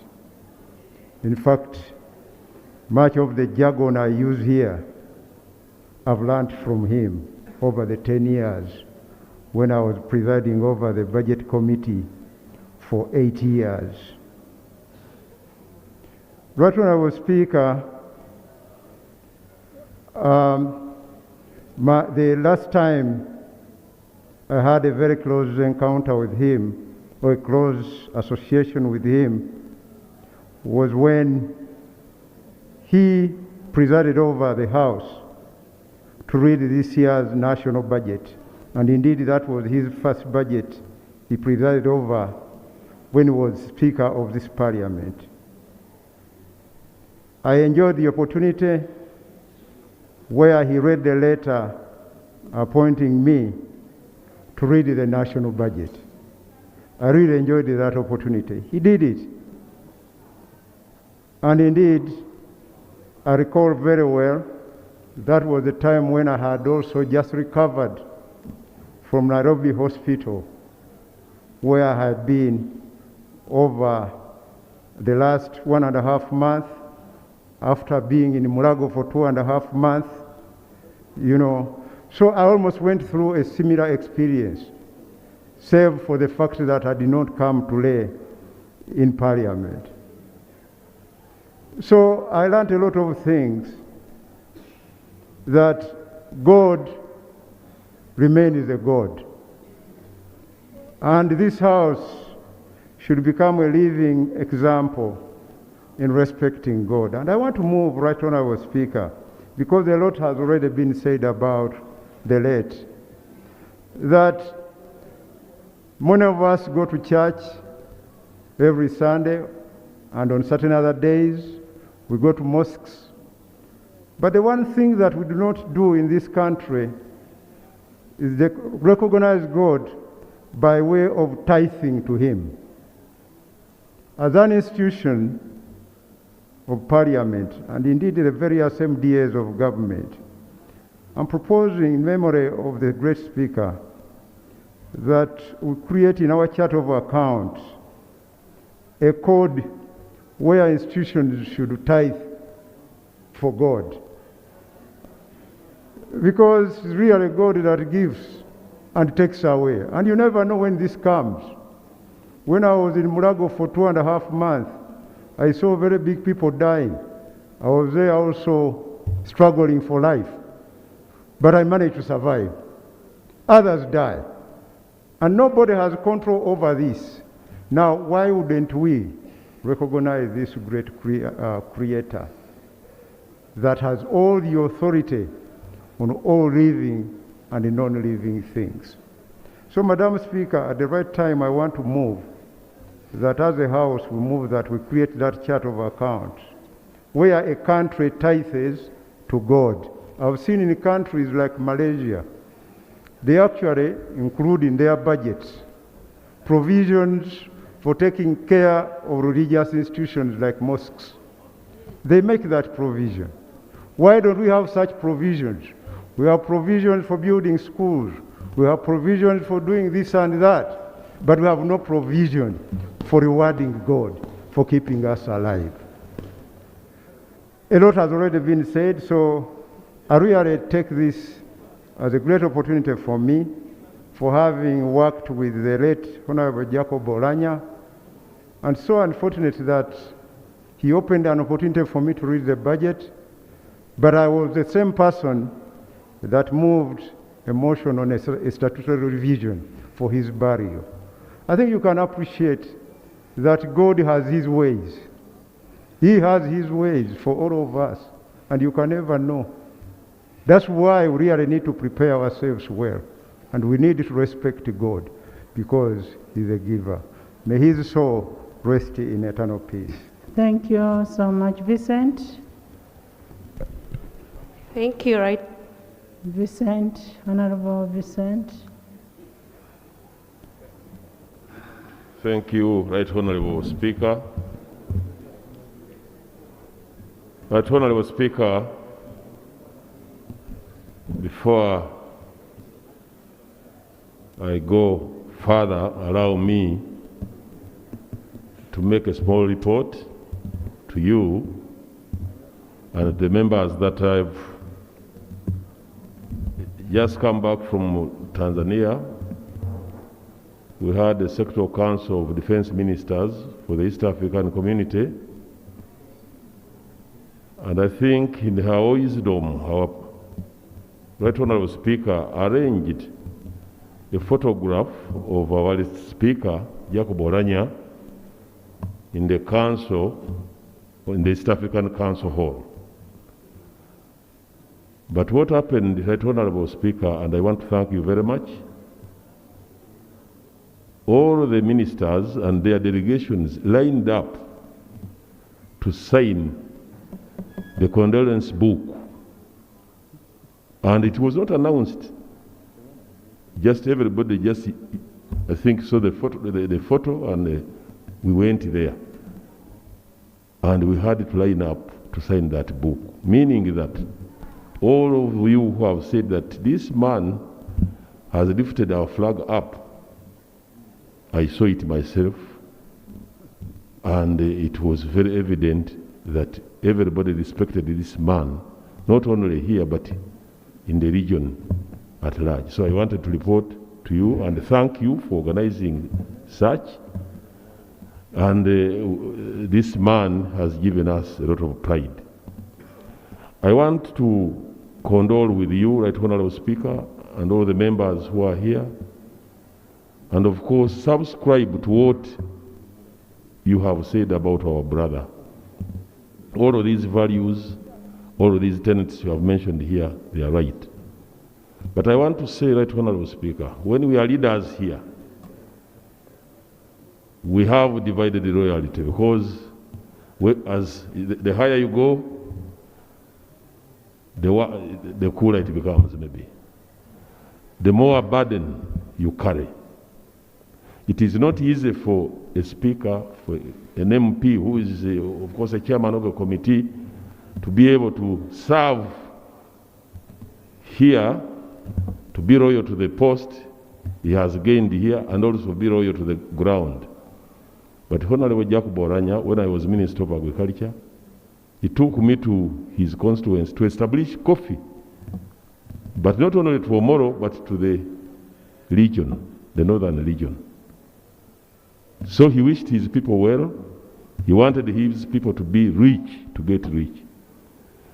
Again, a few years again, he came back, he said, no, you have land as Ministry of Agriculture, you have land in Omoro, we need this land, our people are poor, we need this land to construct the district quarters of Omoro.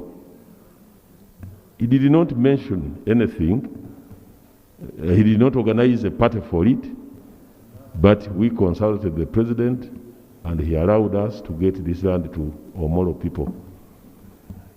Nobody will ever know since he did not celebrate about it. But now I want to mention it, that all of these achievements, when you go to Omoro, the district headquarters, you will see the land where it is, where the headquarters are, was a result of his efforts to get this land for his people. So I want to thank you, Right Honorable.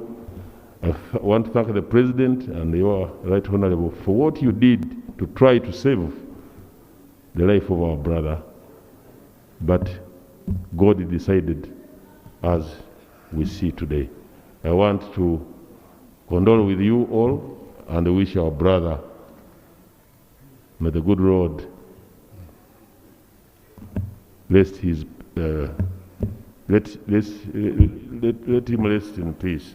Thank you very much, Right Honorable. Thank you. Can I have Cecilia Gwal for Lango Parliamentary Group? Cecilia?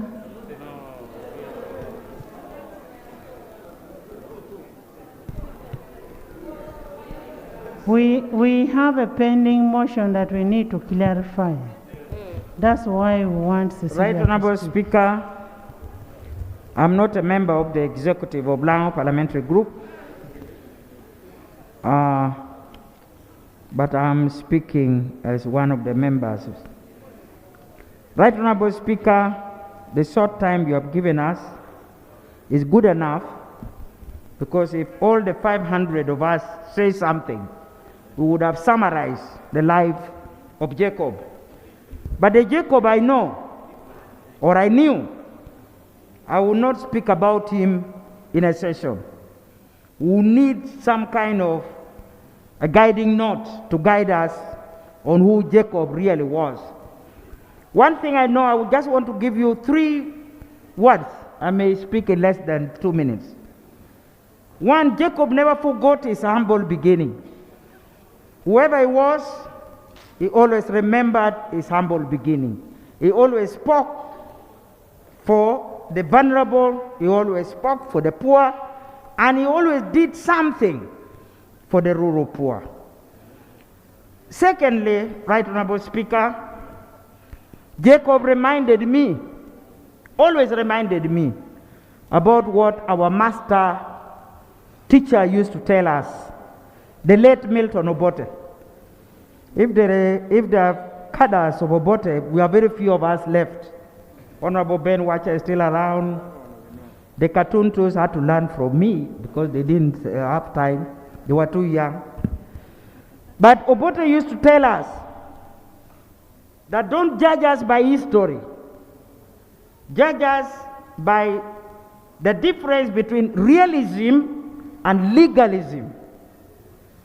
So if there are mistakes that were there, or if he was confronted with, he always want to make sure legalism guided his final decision. So, Right Honorable Speaker, I want to say Jacob Oulanyah has left a giant footprint in the politics of Uganda, and I would want Uganda to write it in their hearts. I know that the people of Lango, the people of Acholi, particularly the warriors, fought and died, and many of them had their homes torched, their granaries torched in order to protect the life of Kabaka, of Buganda and Kabaka, and the Omukama of Bunyoro. That alone, together with the life of Ruot Awit, should bind us naturally.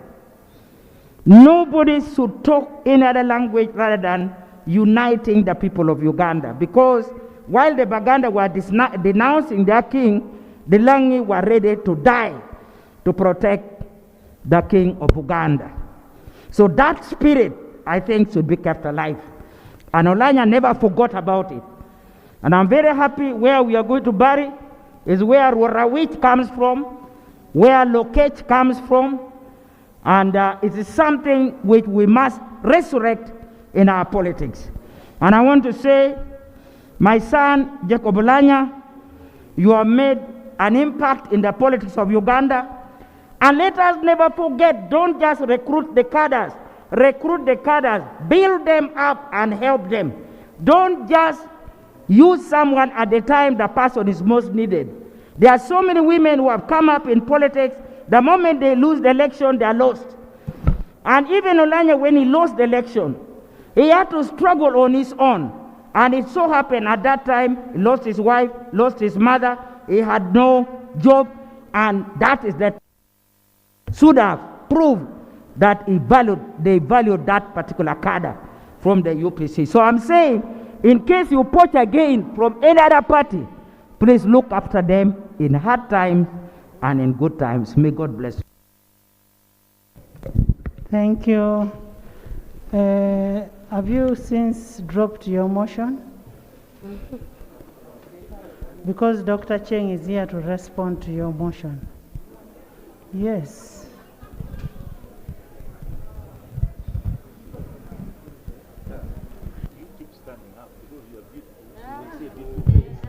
Right Honorable Speaker, you know I'm a coward. The moment I hear people whistling, it means time is going or things should be done differently. Right Honorable Speaker, I had already introduced the topic or the motion. I move this motion under Rule 59, 1K and 61. Right Honorable Speaker, I want to thank the Vice President for this motion as seconded by the Prime Minister and the Leader of Government Business. It is good for us to talk about Oulanyah, but it's my wish and the wish of every one of us, the 529 of us, that this painful death should leave an impact. And Right Honorable Speaker, I move this motion that I amend the prayer of the motion to include that the government of Uganda, I will urge the government of Uganda to urgently acquire the positron emission tomography PET to facilitate the Uganda Cancer Institute in early detection and diagnosis of cancer.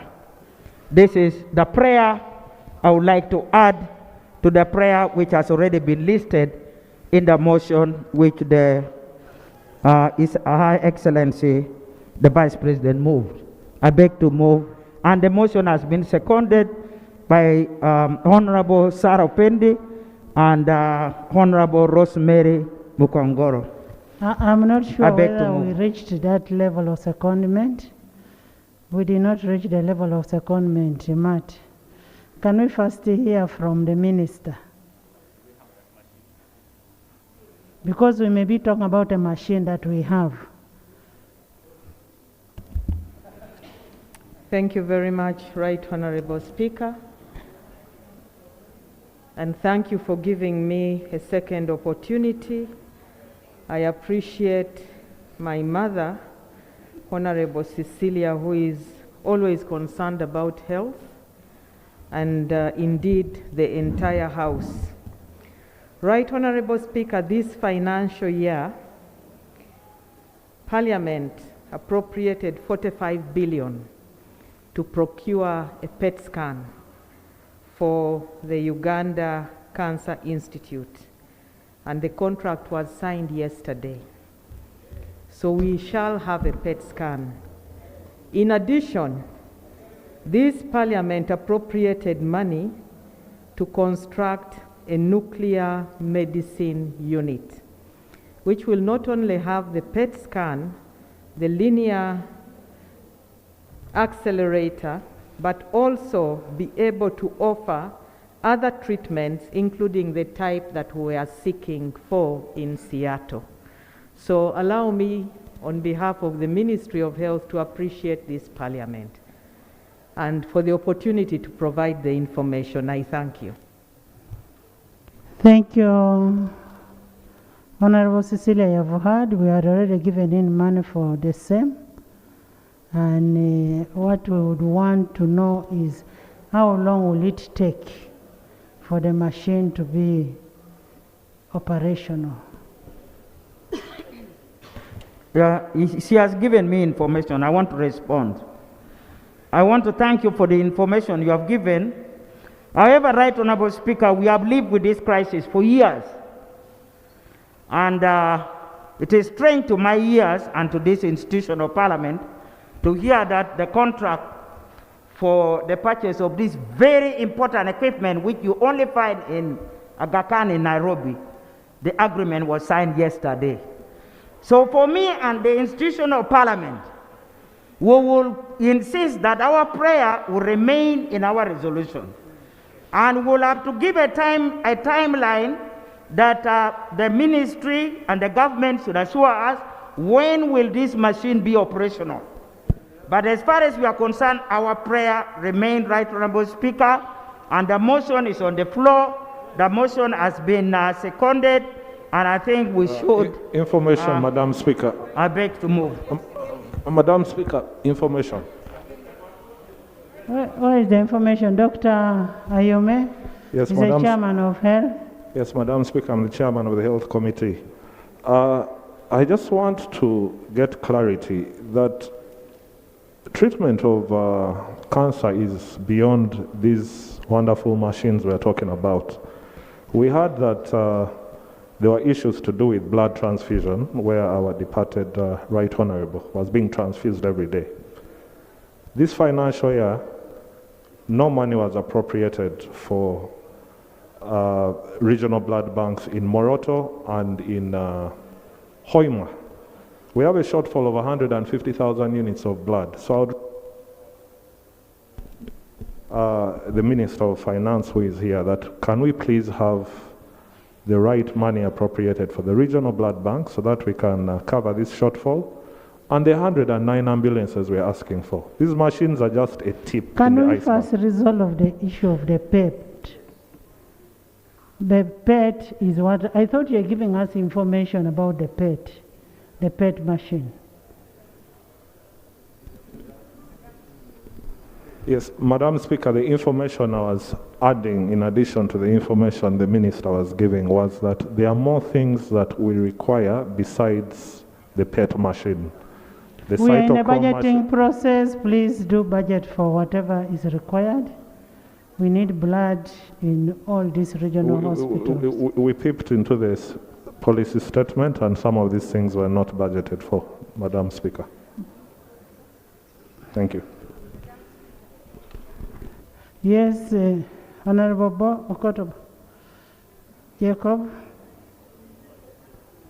Right, Honorable Speaker, it's very painful to counter it at, but in view of the information given that this is already a process ongoing, I am wondering how Mama wants us to proceed with that motion, and there should be no motion that would be... Actually, it is an amendment to the motion. Yes, it's an amendment, but the procedure would be that I think Mama could modify on the time frame now that she knows that this is being procured and the Minister of Health is here.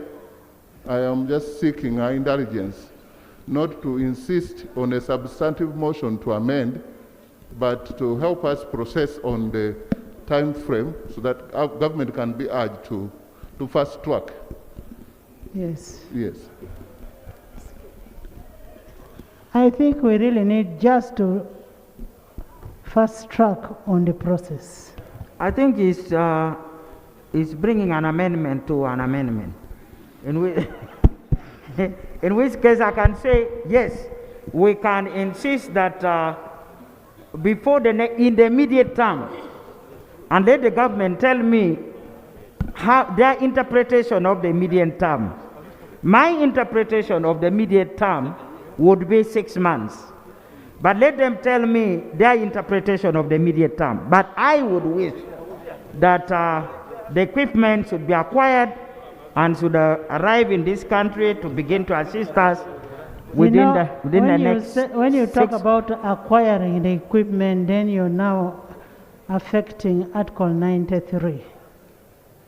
And since we are saying the equipment, the procurement process has started, what we need to tell the minister is to come and present to this house, say after 2 months, how far have they gone? In the next sitting, the minister should come and lay on table the agreement that they have signed with the other institution. It doesn't necessitate for us to include in the motion. Right, Honorable Speaker, I think it is still important that we include it, that within 2 months the ministry or the minister should update us about the acquisition Honorable of Minister, the PEP equipment. update us in 2 months' time on how far you have gone with the machine. It does not necessarily require an amendment of the motion. Much obliged, Right Honorable. Thank you. Kigesi.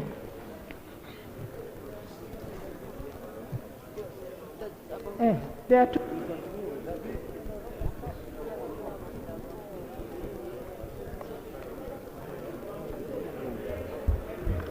Kigesi Parliamentary Group. Thank you, Right Honorable Speaker. I am Damila Catherine Atwachire, Woman MP Kabale District, representing Kigezi. Right Honorable Speaker, allow me to join the rest of Ugandans to mourn our gallant son, who is none other than Right Honorable Jacobo Oulanyah the late. Right Honorable Speaker, it is so sad that we have lost him for sure. Right Honorable Speaker, Right Honorable Jacobo Oulanyah was not from Kigezi, but if we were given the opportunity, we would take him up if he wasn't from a very prominent clan. Right Honorable Speaker, Jacob Oulanyah was as bold as Bachiga. I remember at one time I visited his office and I tried to imitate, you know, when a lady enters into a big office like that, I started looking down, up and what. Then Right Honorable Speaker then asked me, Catherine, I thought you are a Muchiga. Why can't you be bold enough? So for me, I stood firm and told him, Right Honorable Speaker, the women in Kabale who gives birth to premature children have lost them all because of lack of incubators. He laughed at Honorable Hillary,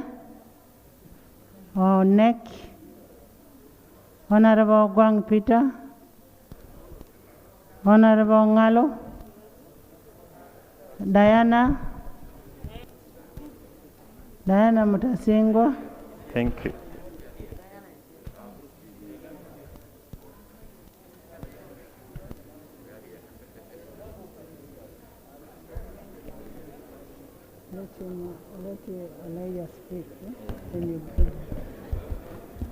Thank you, Right Honorable Speaker. Right Honorable Speaker and honorable colleagues, I stand here with sadness to convey my sincere condolences from the people of Buyukwe and to all Ugandans and the family of the beloved Right Honorable Jacob Oulanyah. It is so unfortunate that I and some new honorable colleagues here in the August House never had enough opportunity to enjoy the short-lived tenure of the Right Honorable Oulanyah. But the few months I interacted with him, it was as if I had known him for a long time. He was very humorous and straightforward, approachable and honest character is what we shall miss. Right Honorable Speaker, allow me to thank His Excellency, the President of the Republic of Uganda, and yourself for doing your best to fight for the life of the Right Honorable Jacob Oulanyah by offering high-level treatment and care, but God overpowered us and took him away because he wants legible people like the Right Honorable Jacob Oulanyah for his special assignments. I call upon Uganda, and in particular my fellow leaders of different levels, to emulate the good deeds of Right Honorable Jacob Oulanyah. It is the only reward we can give to him. To the family and relatives of the Right Honorable Jacob Oulanyah, please put all your trust in the Lord because he's the giver of life. He gives and he takes. Please let us all keep his legacy alive. Honorable Gwang. Thank you, Honorable Minister. Right Honorable Speaker and colleagues, on behalf of the people of Ngariam County, Katakwi District, I stand here to pay tribute to my friend, my boss, my brother, for the time I have been with him since the 9th Parliament. Right Honorable Speaker, most of us have given good messages about the late. I only want to remind the following attributes of the late who is lying before us. Madam Speaker, the late was a God-fearing person. For the time I came to know Jacob. Like you've all said, the late was a good speaker. The late was a good timekeeper. The late loved his culture.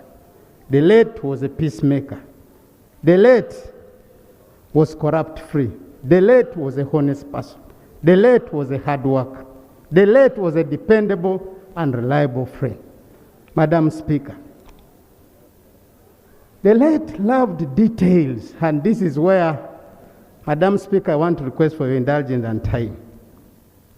Madam Speaker, the time I spent closely with the late, one thing he liked most, it began with his dress code. All of us and all of you here can bear that and attest to that. The dress code was matched with the brain. The late was an intelligent person. Whether you gave him a speech now, he could read it and he could be able to come and internalize and explain to the audience which he was going to speak. Madam Speaker, that is the person who is lying before us here. Madam Speaker, I also want to put this on record. We had tough times in the intense parliament. If I don't say this here, then I'll not be honest to my friend who is lying before me here. As members of the Parliamentary Commission, I'm happy Honorable Cecilia Ogwal is here. Most times Cecilia Ogwal was our peacemaker. And I want to ask us, if there's any one of us here whom the late wronged, please, let's forgive the late. I want to request as a friend, the late, whenever I had an issue concerning any one of us here, the late could always try to speak to that person. But there are moments when he failed. And I want to thank you, Honorable Cecilia Ogwal. You stood for him at all times. Whenever he could break down, you were there for him. Thank you so much, Atat, for being a great mother and a great friend to the late Right Honorable Jacob Oulanyah. Madam Speaker, as I conclude, what do we learn of his demise? Friends, I have heard all of us today here giving the best messages about the late Jacob Oulanyah. But the question remains, what have we learned from him? We have kept on referring the Norbert Maos, the Ben Watchers, Wandero Gallo. What do you ask of ourselves today in this current generation?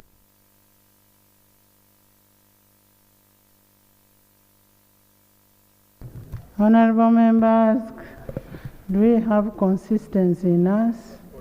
Do we keep our friends? Are we reliable? Do we have integrity in us? I know that's what Peter wanted to mention. Can I have test of parliamentary group? Test of parliamentary group. The chairman, who is he?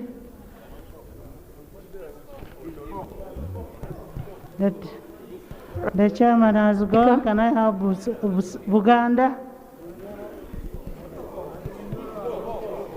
He spoke. Uganda? Yes, right, Honorable Speaker. Right, Honorable Speaker. Thank you for giving me an opportunity to represent Uganda Parliamentary Caucus. I'm Geoffrey Kayemba You Soro. can continue. I'm Geoffrey Kayemba Soro from Bukoma Simbi South. On behalf of Buganda and the people of Buganda, which we represent here, we send our condolences to the family, the Parliament of Uganda, and to the nation at large for losing such a great man. His love and respect for culture is undisputed. For us, on behalf of the Buganda Kingdom Parliamentary Caucus, when you have been demanding our properties that were taken away by the central government, Honorable Jacob Oulanyah was helping us very much to get our taken properties. So, Right Honorable Speaker, we want to request you to go ahead so that the great Uganda Kingdom can become great and big again by getting back its properties and its portion. I beg to submit. Rest in power, Honorable Jacob Oulanyah. Sebei Jamonges William.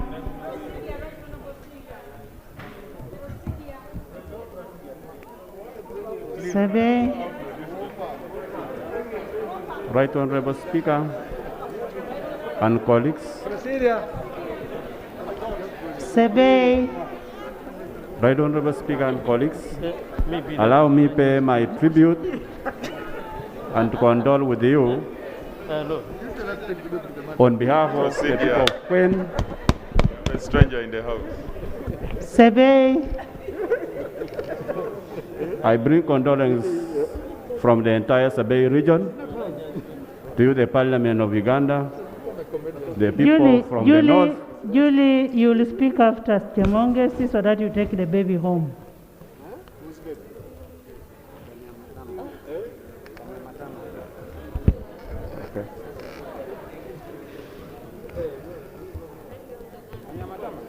Okay.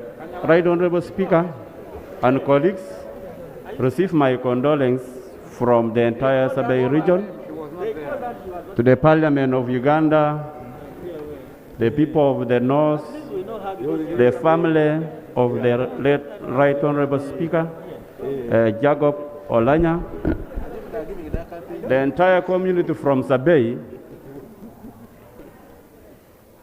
are much aware of all the good that have been spoken about the late. In fact, there is no doubt that it is hard to find someone that can match with what the late had. And yes, we cannot continue lamenting because with life, it is only God that gives and it is only God that can take. So for now, we all pray that the soul of the late rests in eternal peace.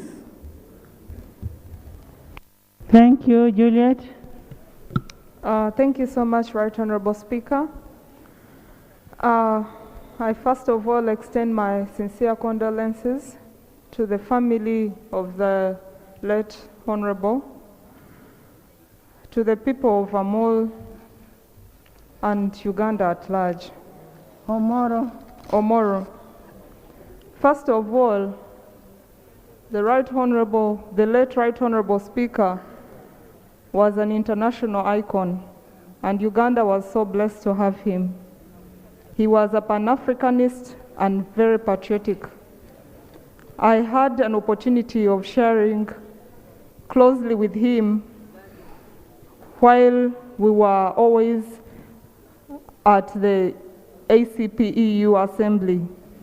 And whenever we had tough motions to be voted on, they consulted Uganda first. Africa consulted Uganda, the Caribbean would consult Uganda, and whenever Uganda was up to something, led by the Right Honorable Jacob Oulanyah, that motion would pass.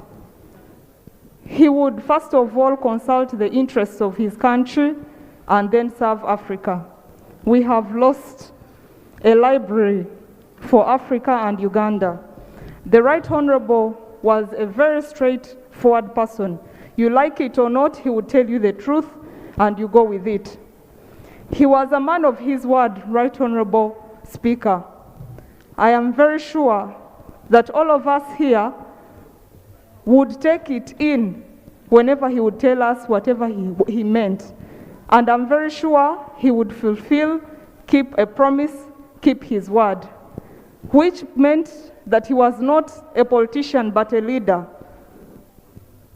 He's someone who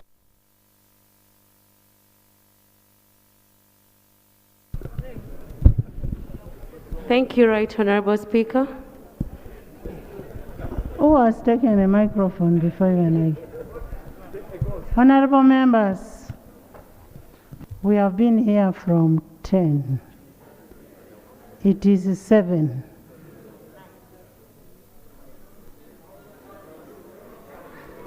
Can I have the Dean of UPDF? The Dean of UPDF. Charity? Are you UPDF? Charity? Yes. Yes, ma'am. Member, sit.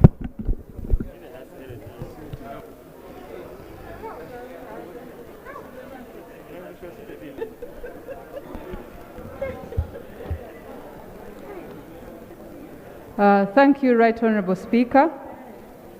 I wish to commiserate with you, the President of the Republic of Uganda, and the people of Uganda over this great loss. As the UPDF, we have lost a great comrade. He stood with us and was counted when we were pursuing peace in the northern Uganda. We shall miss him for that. As a person, I've lost a mentor. One day I stood up to catch the eye of the speaker when we had just come in, and indeed I caught his eye, but the eye told me to sit down and keep quiet because I was going to speak on matters that were not in my line. When I met you with you, Right Honorable Speaker, he gave me a lesson, a very quick and firm lesson on what I should say and shouldn't say as a non-partisan member of Parliament. I'll miss him for that.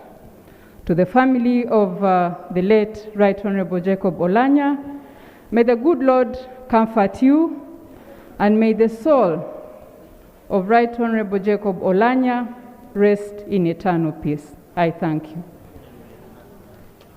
Honorable Minister Harriet.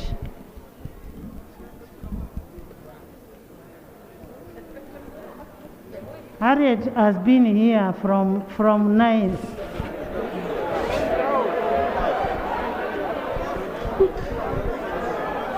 Members, so the Muslims first go and break your fast.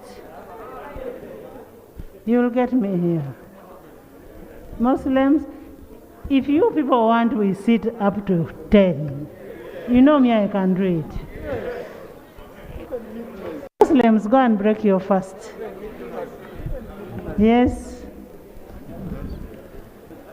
Thank you so much, Madam Speaker. I want to thank the House for allowing me give my presentation.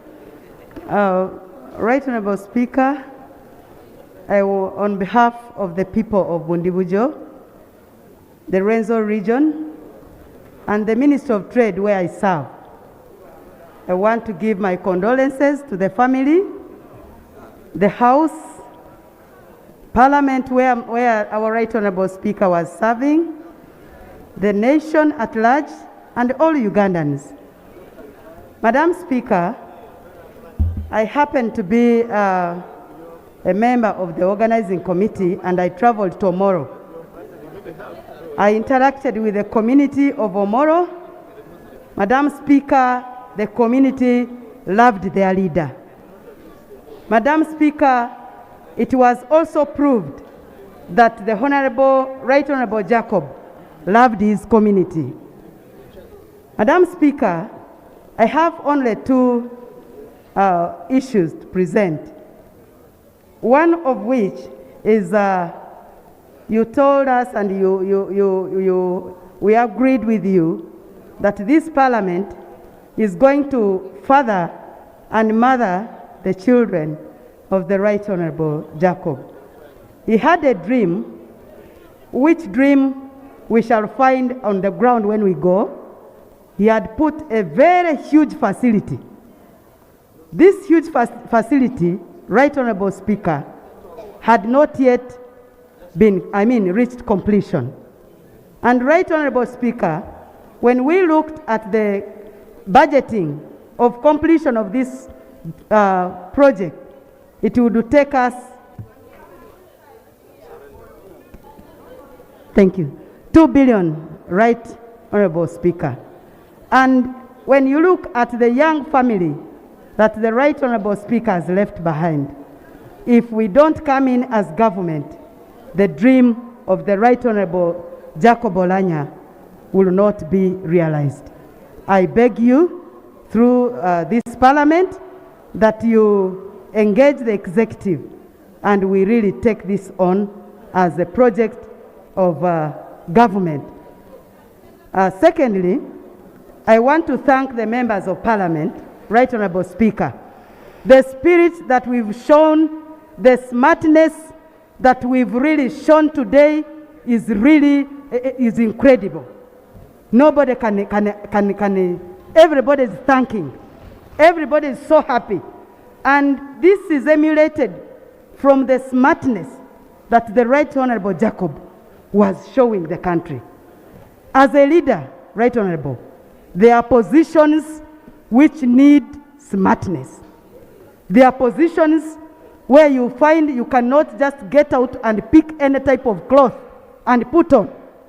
Jacob showed us a picture of a true leader. If you have been there and you are a CEO and you are a minister and you are a member of parliament and you are just putting on whatever you want to put on, please, time to change now. Let's show credibility of what the Right Honorable Speaker has shown us. Thank you so much. May God bless you. Thank you so much. I'm also happy that you're a member of executive. You can raise that issue when you have cabinet. Ours remains on the education of children. So you can raise that in executive. Some of us don't go there. Can we hear from the chairman of Approachable parliamentary group? I call you talked.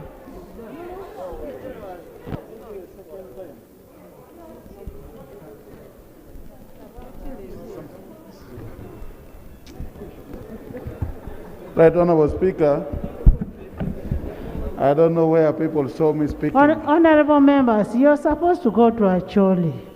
This is a person who is supposed to receive us. We want to hear from him. Maybe he has a vote of thanks to the members of parliament. You've done a lot to make sure that Jacob is back home, is lying there. So we want to hear from the owners. Yes. Right Honorable Speaker, let me take this time to first and foremost thank the Almighty God for giving us the late Right Honorable Jacob Oulanyah L. Okori. Let me also take this time to thank his father, Mzee Nathan Okori, for taking care of him to the level that the country can recognize that there is somebody who was raised from a Chole sub-region that has done a lot for this country. Let us thank Mzee Nathan Okori. Right Honorable Speaker, it has never been a simple period from the time we had the sickness of Right Honorable Jacob Oulanyah. You will remember that many Ugandans killed him even before he was dead. You will wake up in the morning, you see a tweet, you will see people writing on social media, he's dead. And this is a shame to the country. I remember when he got sick and he came back to the country after treatment, he said, if you hear that somebody is sick, your task should be to pray for the person. And Right Honorable Speaker, this should be a shame to the country. If anybody has been doing that, you must pray to God for forgiveness. Even for those who were marching and talking in this hospital to come back to Uganda, we have forgiven them. But I think they need to pray to the Almighty God to forgive them. This country deserves better people. We deserve unity in the country, irrespective of where you come from. It is very important that we have to respect each other in this country. Right Honorable Speaker, from the beginning of the speakers up to the last, when I was listening very carefully, I have never heard somebody talking about how much money the late Jacob Oulanyah left in this world. What kind of building he left in this world? No. What is the lesson we can take from that? The lesson is you need to have good relationship with people. What we call the community wealth. How do you relate to people in this world? Irrespective of the kind of money you have. Irrespective of how many buildings you have in this world, how do you relate to people? Spiritual wealth. How do you relate to God? You are God. how is God guiding you in this world? And that is key in our life, that we have to pick from the late Right Honorable Jacob Oulanyah. He did not concentrate his life on building wealth, but he was building spiritual wealth, he was building community wealth and relationship with people. Right Honorable Speaker, we are getting late. I have a lot to speak, but I think others I will speak with you in tomorrow. But I have to make people read a book I have been quoting. That there is a man called Robin Sharma who wrote a book, Who Will Cry When You Die? And the book will tell you, when you are born, on that day, people will cry, people will laugh while you are crying. The day when you are born, you will cry when people are laughing. The day when you die, that is when people will cry for you when you are laughing. Jacob is laughing at us. He has done his part in this world. But the advantage we have in the culture of the Luo, in the culture of the Africans, when you die, when you're given birth, you are not dead. You are alive. We have hope in the children that are left behind, and we know they will one time shine in the country. The late Right Honorable Jacob, you go with the blessing of this country. Let the Almighty God receive you in heaven. We pray all this in the name of Father, Son, and the Holy Spirit. Amen.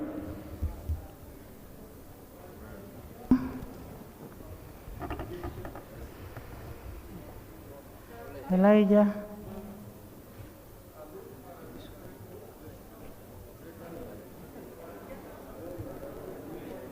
I'm going to have only two people, Elijah and you.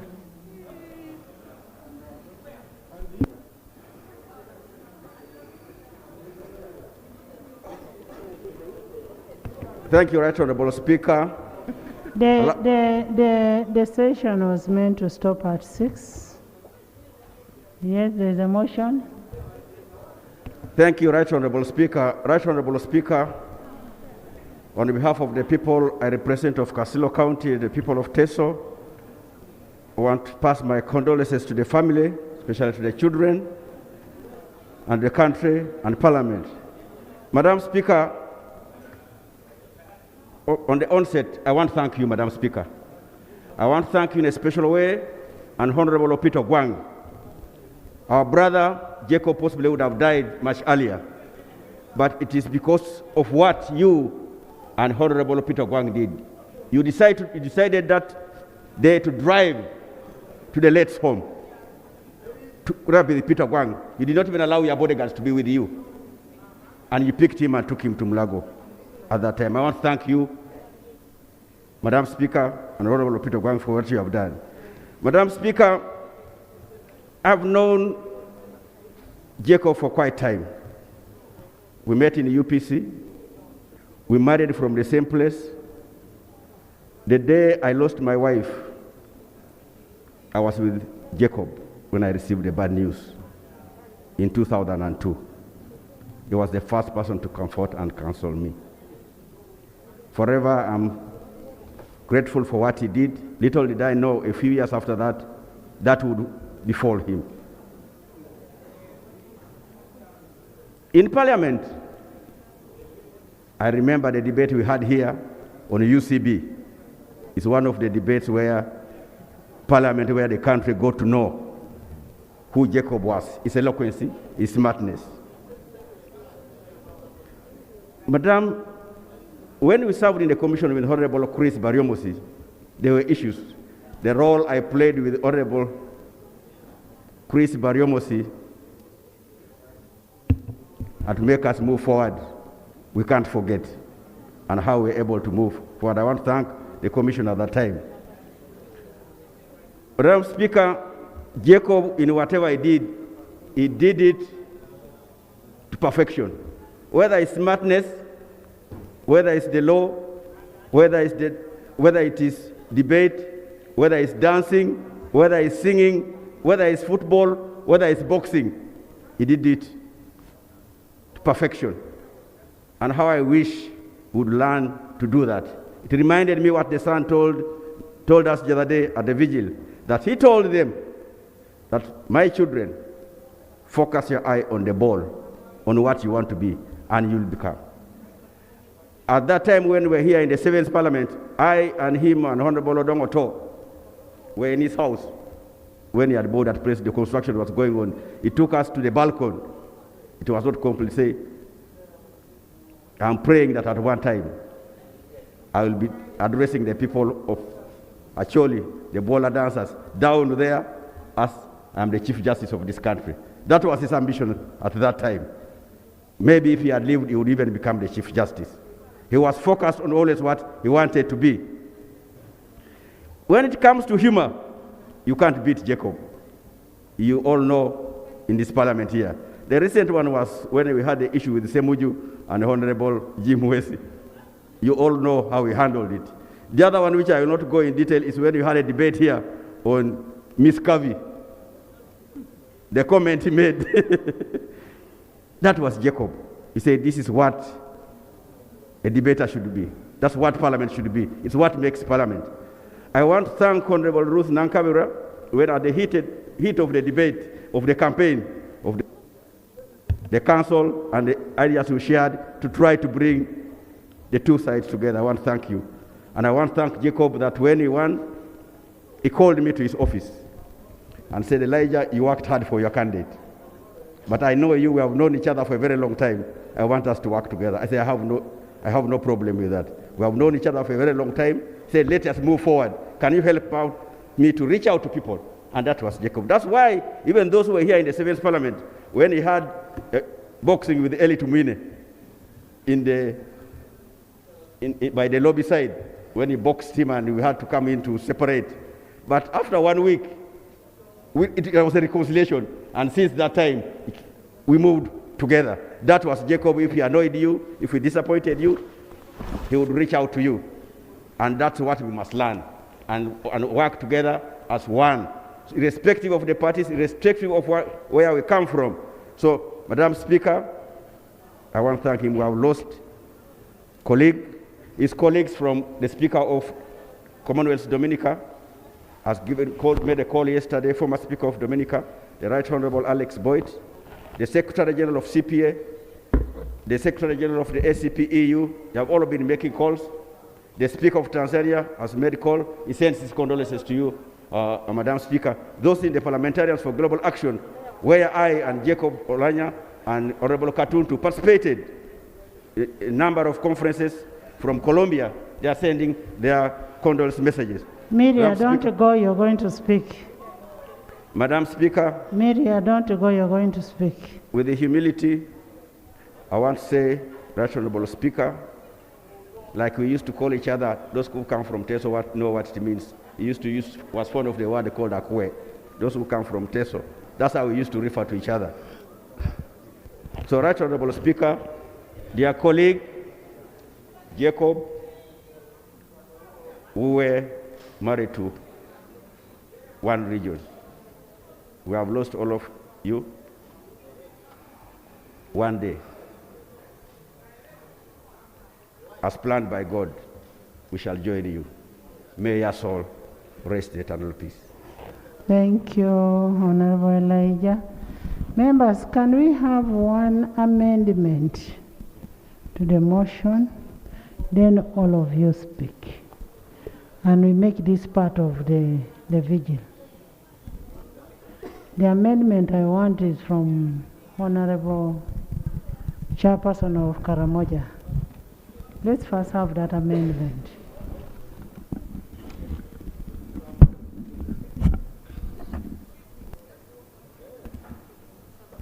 Thank you, Madam Speaker.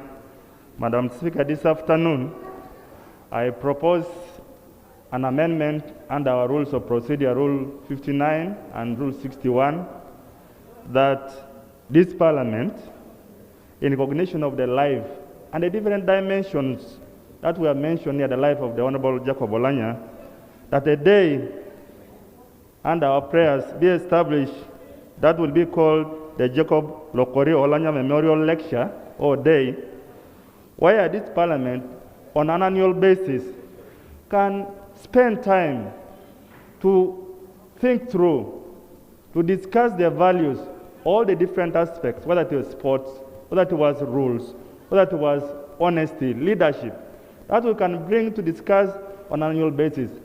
And Madam Speaker, I also refer to the fact that this is not new.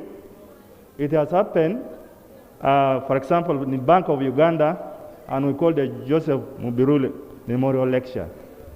It has happened under the Office of the Director of Public Prosecutions, where we have an annual event to remember the prosecutor who was killed in cold blood, Joan Kagezi. And in this context, this is a first that a sitting Speaker of Parliament has died. This is historical.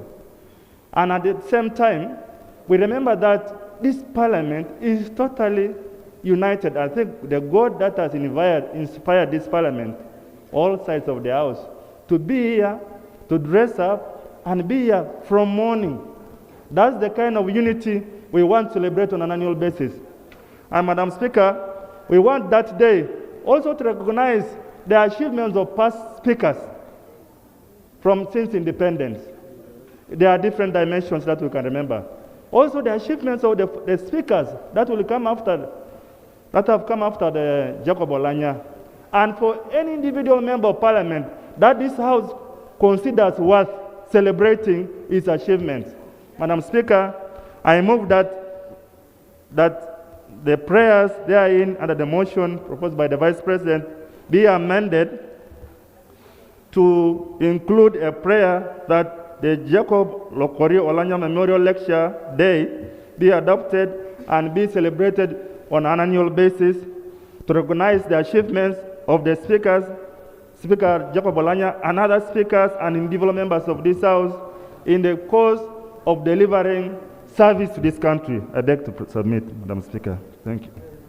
And the memorial lecture should always be on 23rd of March. That is a birthday for Jacob Oulanyah. Much obliged, Madam Speaker. Is it seconded? By the whole House. It is seconded by Honorable Bua, Honorable Biga, Honorable Dr. Ruth Achen, Stephen, Veronica, Abe, Queer, Silo, by the whole House.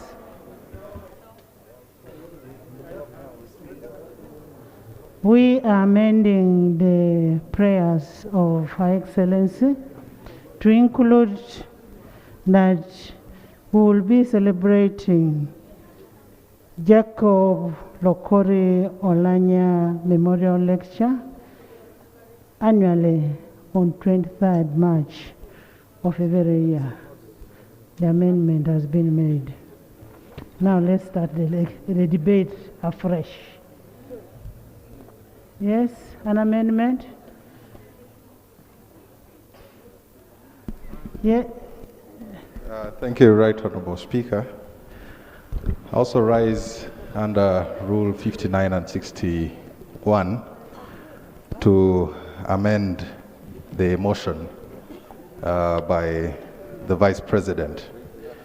In the amendment, I'd also want us to include that in recognition of the distinguished service to humanity and Right Honourable Jacob's exceptional mastery of the law, this House implores one of our local universities to confer upon the Right Honourable Jacob Oulanyah a posthumous honorary doctorate in laws, because you'll notice that the only honorary doctorate that has been conferred upon him is by an American institution. And yet much of his works have been within the laws and the legal systems of this country. I believe that we will have crowned him and given him the respect that he deserves. I beg to amend. I am not sure whether we have the powers to cause a university to award. We don't have those powers legally. Right Honorable Speaker, I have read through the guidelines that Makerere provides to award these honorary doctorates posthumously, and it only requires a member or the community of the university to write to the Vice Chancellor. Here with us we have alumnus or alumni of this university and members of the University Council who are also part of this house. So I believe that... You can do that as an alumni, not the house doing it. Do that as an alumni. Yes. Thank you very much, Right Honorable Speaker. Right Honorable Speaker, just for clarity, the amendment that has been moved by a backbench member does not have a charge on the consolidated fund. I know that the person we are celebrating today is one person who has been following our rules of procedure and constitution critically. So that the motion that is being amended was moved by Her Excellency the Vice President. And how I wish that the Vice President, the move of the motion to pay tribute, would stand up and agree to the motion, just in case the motion will draw some charge on the consolidated fund, to be on the safe side. If she stood and accepted the amendment to her motion, it would put us in a good position. It is her motion that is being amended. I would like to hear from her whether she accepts, and then the future will be very clear on how to handle such a day that has been proposed. Otherwise, I support the motion myself. In my own thinking, what I think Honorable Chair is talking about is why you just come and debate, look at the achievement, the challenges, what Oulanyah's contributions, and also the previous speakers. Anyway, Vice President.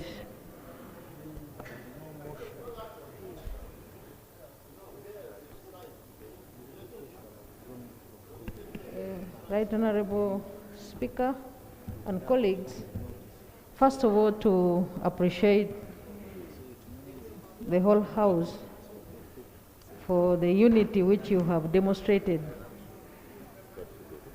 in speaking in support of the motion, to give honor to our brother, the Right Honorable Jacob Oulanyah. Right Honorable, there are 3 proposed amendments, of which you have already ruled on one of them in concurrence with members of Parliament. That is on the motion, which the amendment moved by the Honorable Cecily Ogwal on equipping the Uganda Cancer Institute with the PET machine. And I want to thank the Minister of Health for clarifying to the whole House that arrangements are already in place to operationalize that machine. And Madam Speaker, maybe I also would like to supplement the Minister for the benefit of the whole House with the information from the Permanent Secretary, Ministry of Health, which even has figures, since we do appropriate in this House, and also members of Cabinet, in Cabinet, we can have those figures in our minds to operationalize the cyclone tone and the PET machine, which the Honorable Cecily Ogwal was talking about. We need 250 billion Uganda shillings, and so far 90 billion has been received by the ministry, and the additional funding is being provided for annually.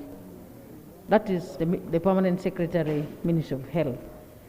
So the minister here said that receiving the machine which the Honorable Cecilia Ogal was talking about alone, without the cyclotron in it, can't work. So the earlier we secure the cyclotron, the better. But currently, the contract is due for signing for this machine which the Honorable Cecilia Ogal was raising, the PET. And according to the PS, the bunker was completed 2 years ago. That means the bunker to house it was completed 2 years ago. So what you said, Madam Speaker, that we need comprehensive information on the progress that government has made in establishing or equipping the Uganda Cancer Institute may not be sufficiently provided here and now. We need maybe a conversation of the technical people from Uganda Cancer Institute and also the ministry to have engagement with Parliament, maybe through the Committee of Health or even directly on the floor of Parliament through a statement by the minister. That one you ruled, and I would like to support that because of the so many procedures which are already in place, we may not necessarily need to include this in the motion as you ruled earlier.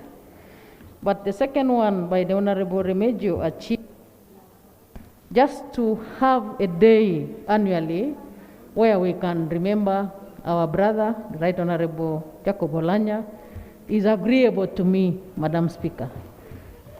It is a very important day where we can still come together and look at his tracts.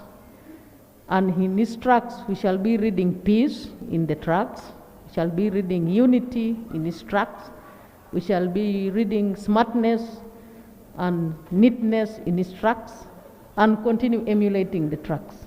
So I agree and support to the amendment moved by the Honorable Achia, absolutely. Thank you so much. Then the third one by Honorable Okot Boniface, Right Honorable Speaker, if with the little institutional memory that I have from the Ministry of Education and Sports, I know that the universities and other tertiary institutions is an act of Parliament which we passed here that guides the universities, both private and public. So I do not imagine that we may have power to direct or even to send a request to any university to award a posthumous PhD for our brother. Much as I do believe that he deserves it because he was a very intelligent lawyer, and maybe that one we need to study further. But I in my little understanding of how universities operate, they use their own procedures, and they do make decisions through the university councils. So it is an issue which may carry on a discussion on, but I'm not certain whether we shall succeed if we fix it in the motion. Thank you very much, Madam Speaker. Thank you, Vice President. I'd already made a ruling even on Okot's request. Further motion. Honorable Okot's request. And I want to thank you so much for accepting the amendment of Honorable Remigio. Yes, Wilson. Thank you, Right Honorable Speaker. I had, and I still do support the motion I raised to, under Rule 58 and 61, to move another motion, amendment to the motion, adding another prayer that I think is within our means and is right here with us and does not have a charge on the consolidated fund, and that very relevant to the attributes of the fallen giant before us. We have a room, Right Honorable Speaker, on the right of this, as you enter the August House. The room is named VIP. I have seen you, Right Honorable Speaker. I have seen the foreign giant, the Right Honorable Jacob Oulanyah, enter that room and prepare to come and share this August House. Every time the Speaker of Parliament is emerging from that room, you know dignity and honor is coming to the House. I beg to move that we rename that VIP room the Right Honorable Jacob Oulanyah VIP room for preparation. We shall rename in the new building for now. In the new building, new chambers. That does not materially And we change don't my- need to include it in the motion. We don't need to amend the motion. That is operational. Thank you. I can even wake up today and just go and name my office, Jacob Oulanyah's, give the name to the office. That is operational. Having been given a chance, Right Honorable Speaker, let me, on behalf of the people of Nyabushozi, convey absolutely in order. Thank you. Convey my condolences to you, Right Honorable Speaker, to the people of Omoro, to the President of the Republic of Uganda, and to you, all my colleagues, and to the family. The Right Honorable foreign giant in front of us was the timekeeper, was a master of the rules. He dressed and spoke with fastidious care. There's a lot we can learn from him. If we are going to do good, is to preserve his legacy. I wanted us to do the following, Right Honorable Speaker. One, we finish those that he had started and left unfinished. We emulate his traits. We do timekeeping. We speak, we legislate following the Uganda that we want. We do research, we honor him. That, if we do, we shall have honored him greatly, Right Honorable Speaker. With those, I wish him to rest in eternal peace for God and my country. Thank you so much, Wilson. Isingiro. Members, I hope we are going to put a question. I hope you'll be there for us to have the number. So if you're speaking, you should remain and we'll put a question. But mindful of the Vice President, she has been here from 8 up to now. Yes, Isingiro, Shema. Thank you, Right Honorable Speaker. My name is Claire Mugumya, Woman Member of Parliament Isingiro. Thank you very much for the opportunity to say a word on this day when we eulogize the demise of our Speaker. Right Honorable Speaker, I came to know Right Honorable Jacob Oulanyah when he had come to Isingiro to preside over a function where Honorable Minister Bright Rwamirama was launching his campaign for the general election. As a flag bearer, I was given a chance to say a word, and when I said the word, I told Right Honorable Oulanyah that I had been following up his performance in Parliament, and as a Deputy Speaker, I told him that he's capable of becoming a full Speaker of Parliament. He was very happy that time, but at the same time I asked him that if I ever made it to Parliament, I will support him to become a Speaker of Parliament. I am so happy that I did it, and it came to pass, he became a Speaker of Parliament, but I'm sad at the same time that I was not able to enjoy his presiding over the Parliament for a long time. When, after my election to Parliament, I came to his office, and he told me, he shared with me about his candidature for the Speaker of Parliament, and he shared with me about 5 areas that he was going to focus on as a Speaker of Parliament. He told me about independence of Parliament. He said he wanted to preside over a Parliament that will be free to conduct its business without accepting a lot of external influence. He told me about equality, how he was going to preside over.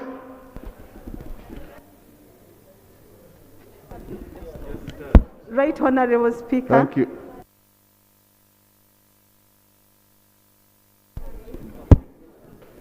Thank you very much, Madam Speaker and colleagues. On behalf of the people of Shema, I want to add my voice to extend condolences to the family of the late Jacob Oulanyah. I got to know the late in 2016 for the first time when I was in this house as a technical officer behind there. We had come to defend tax policy proposals. I remember during that sitting, it was very hostile. The members could not comprehend and accept the proposals. When we left the next day, the late invited us to his chambers, and we sat there and took him through the proposals one by one. It's at that point that I realized that this powerful man was very humble, had humility, and was ready to learn.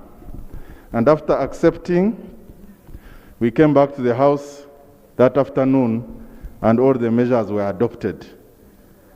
I realized that we had a nationalist, and from that time, I connected with the late.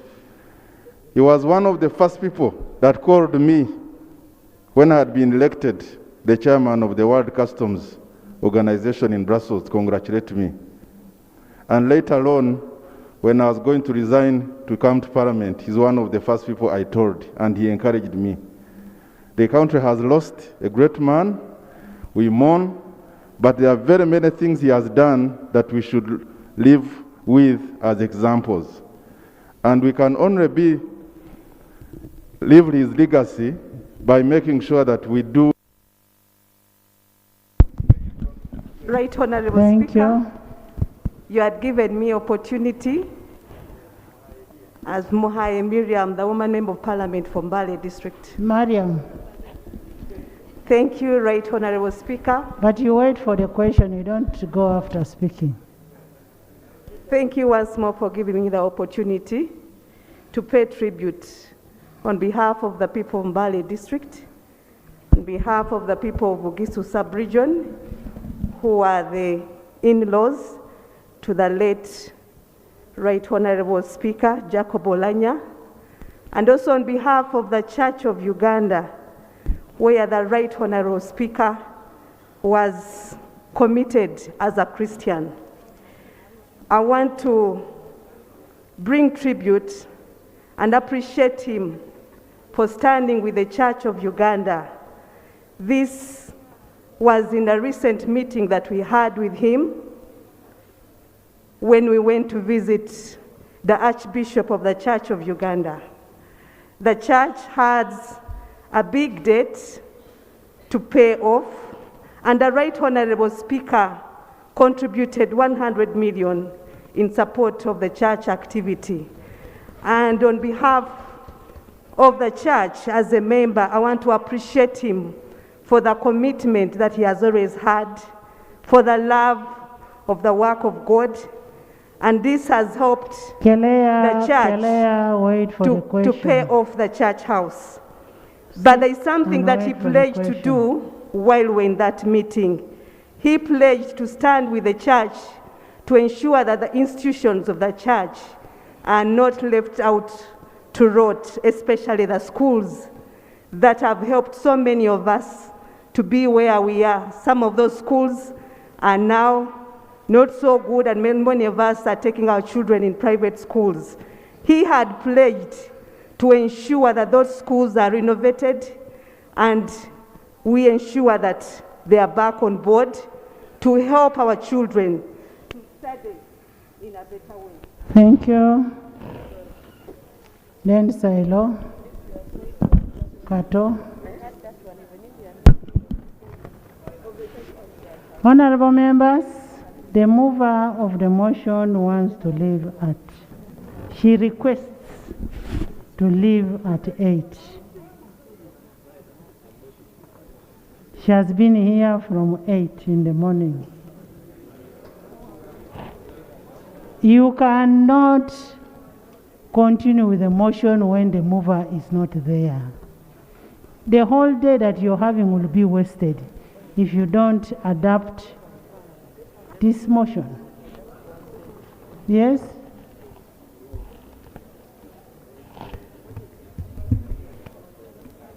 Thank you, Madam Speaker. Tinka, come and sit near here. Thank you, Right Honorable Speaker. I'll join my fellow colleagues in condoling with the entire House, you, Madam Speaker, and the family, and on behalf of the people of Kalangala District and the entire Orthodox Church in Uganda, we mourn with all of you. Madam Speaker, a lot has been said about the late Right Honorable Speaker Jacob Oulanyah. I would also want to add something small. In the 256 quotes of the late Jacob Oulanyah, a colleague said it, but I'll say it as well. Without attitude change, the fight against corruption is just a show-off. Madam Speaker, this financial year, the financial year 2022-2023, we have 80 billion to spend on mindset change and sensitization. Madam Speaker, I wonder why we would spend money on patriotism. How do you teach a Ugandan to love Uganda? Madam Speaker, also, I believe the things that the Right Honorable Speaker has been clamoring for are the things we should carry on and the things we should do. If we don't, like he said in that quote, Madam Speaker, his urology is going to be a show-off as well. I beg to submit. May your soul rest in eternal peace. Thank you, Silas. Yes? Motion. Motion? Motion. Right Honorable Speaker, I've been around since morning. Yes, I was seated there. Honorable members. Please, I just stepped out to give room for other people to come and occupy the space. I received the body. And we've been listening to speeches after speeches since the departure of our own. And everyone wants to speak. And the family has been around since morning. Sincerely, I would like to really move that the question be put and debate ends there. Yes. I beg to move. Is it seconded? Madam Speaker, Madam Speaker, I rise to second the motion that the question. Madam Speaker. Madam Speaker, you gave me an opportunity. No, there is a motion on the floor. There is a motion. Just hold on. There is a motion. There is a motion. And I know you're a lover. I know you're a lover of rules. So Silo is a very good lover of rules. So first, listen to the secondment. Thank you so much, Madam Speaker. My name is Okot John Amos, a Member of Parliament for Agago North County. Madam Speaker, I rise to second the motion that the question be put. Having been here since morning at 8 a.m. until now, I've been listening through all the tributes members have been putting across the Right Honorable Jacob Oulanyah, who is here.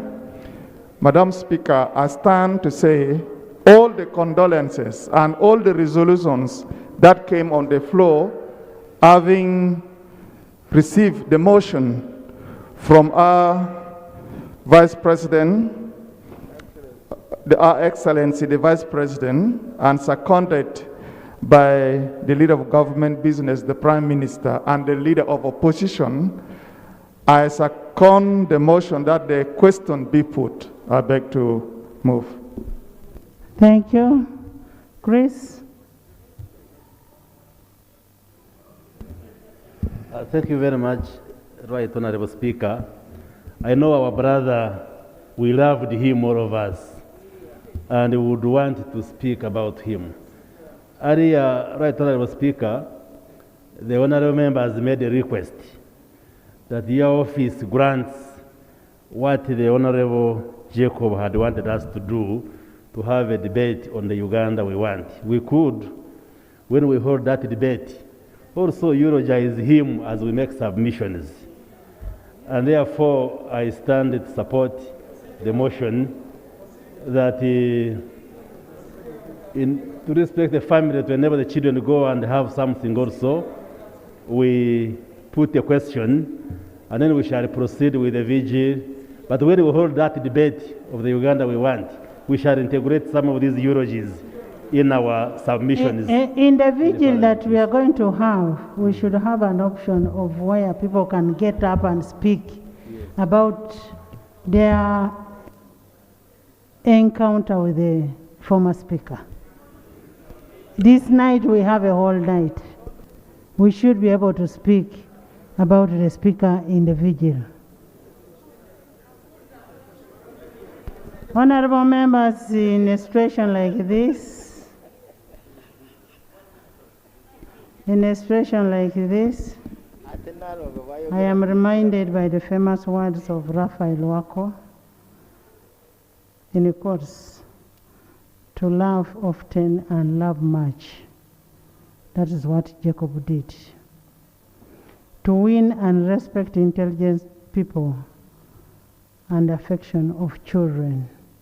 We heard about how much Jacob loved the children, how much Jacob loved everybody, how much affection he had to the people. To earn a probation of honest critics and ensure the betrayal of friends and appreciate the beauty. That is the true example of Jacob. To find the best in others. If Jacob ever realized that you're very good or you're better than him, you will make sure that you become one of his friends. Whether by health a child and then to have played, laughed with so many people, Jacob was good at that. The Jacob that is lying there was a very good friend to all of us, a very good brother. He used to call me his twin sister, and I promise I will still remain a twin sister, especially to the family.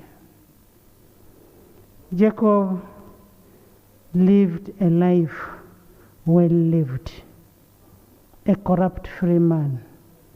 That is the Jacob. He always laughed, and whenever I would laugh, you would see his dimples. Whenever Jacob played, Jacob lived, Jacob loved.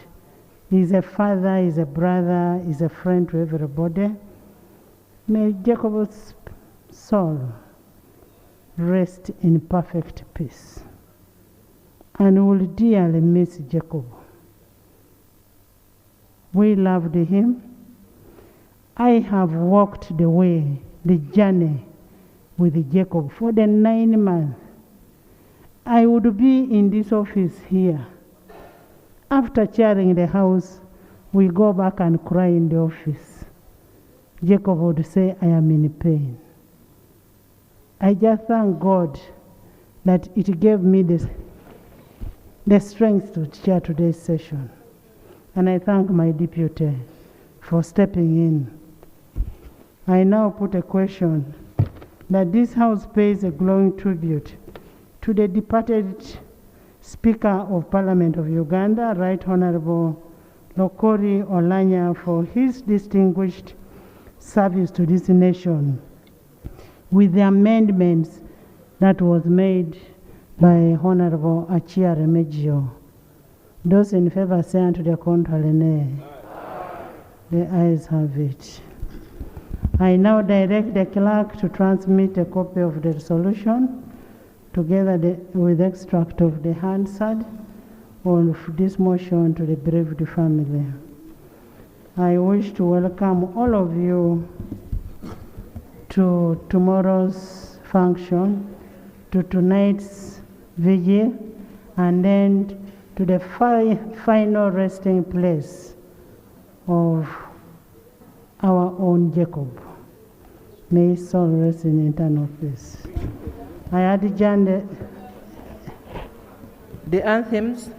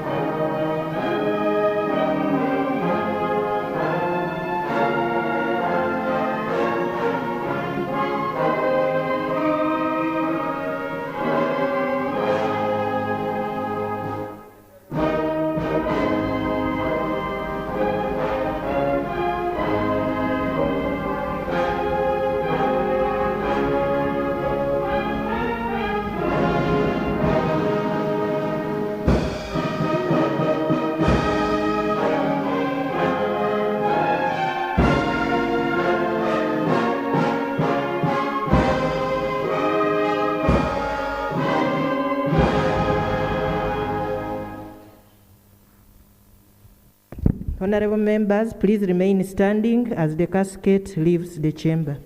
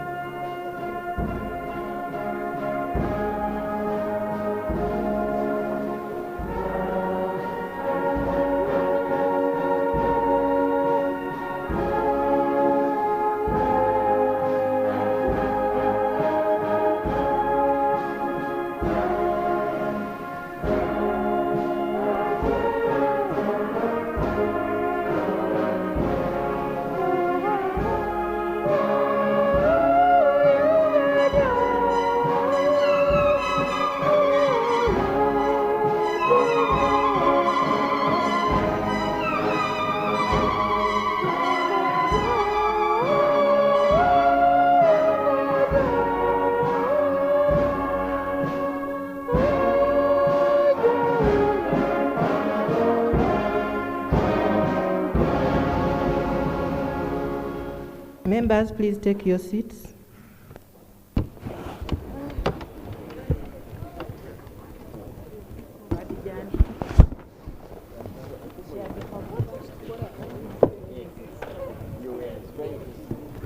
Honorable member, thank you for being in the House today, for paying your tribute. We adjourn the House to Tuesday, 12th.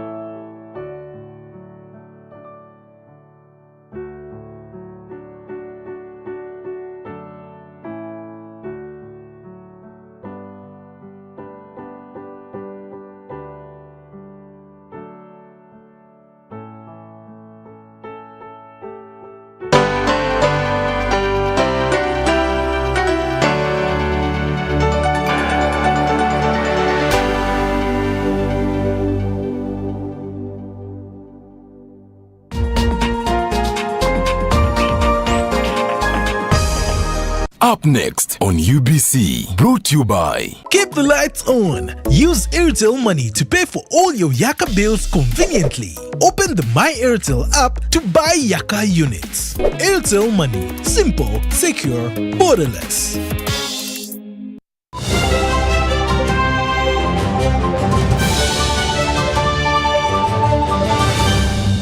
Brought to you by We're here to build because at the end of the day, we're truly Ugandan.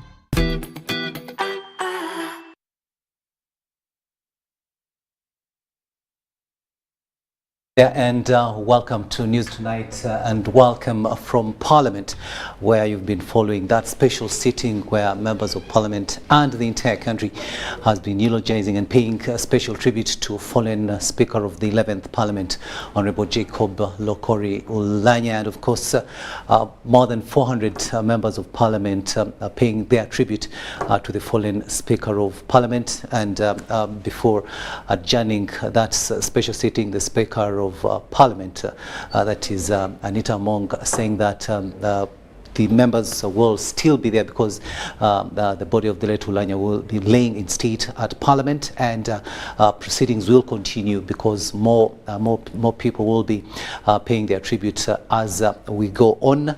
And of course tomorrow the body will be taken to Kololo for a public viewing by the entire public. But now let's have our bulletin, and we begin with the news headlines.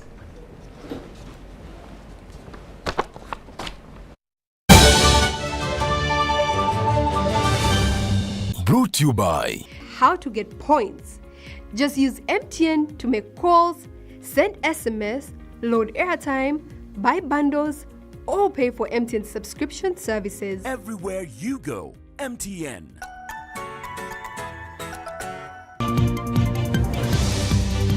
Tonight, members of parliament pay tribute to late Speaker Jacob Oulanyah, and they wear bow ties in his memory.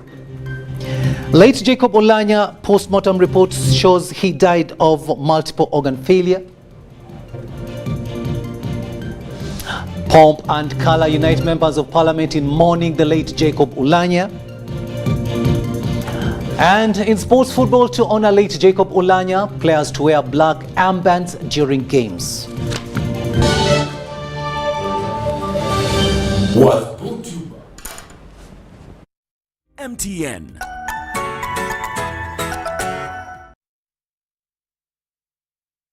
Welcome once again. We are coming to you live online and on air from Broadcast House here on Nile Avenue. My name is Rukidi Edward Kijanangoma.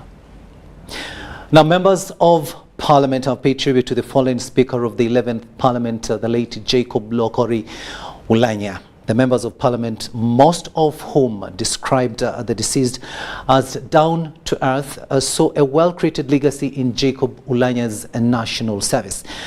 Oulanyah, who became Speaker of the 11th Parliament in May 2021, died on the 20th of March 2022.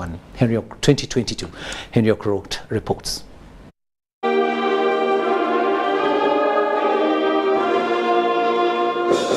From a cleaner to a manager, Jacob Oulanyah treated equally people of all classes.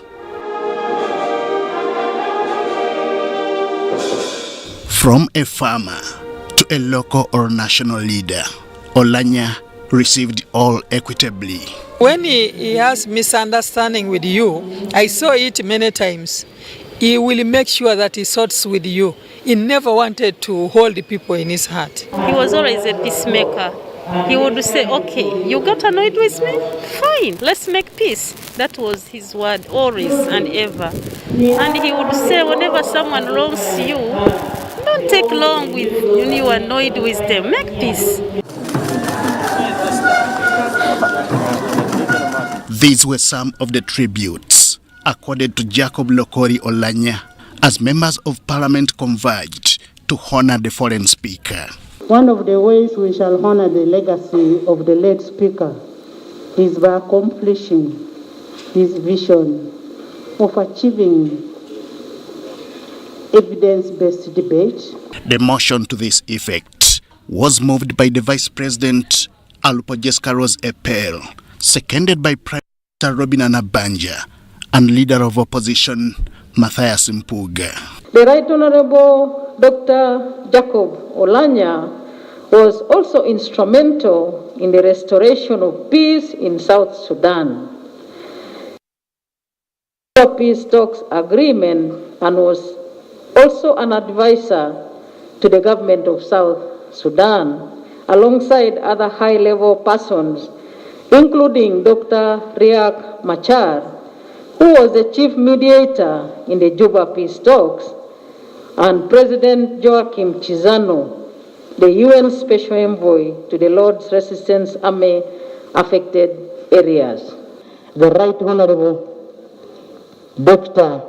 Oulanyah was a respecter of time and ensured the parliamentary proceedings he chaired started right on the dot.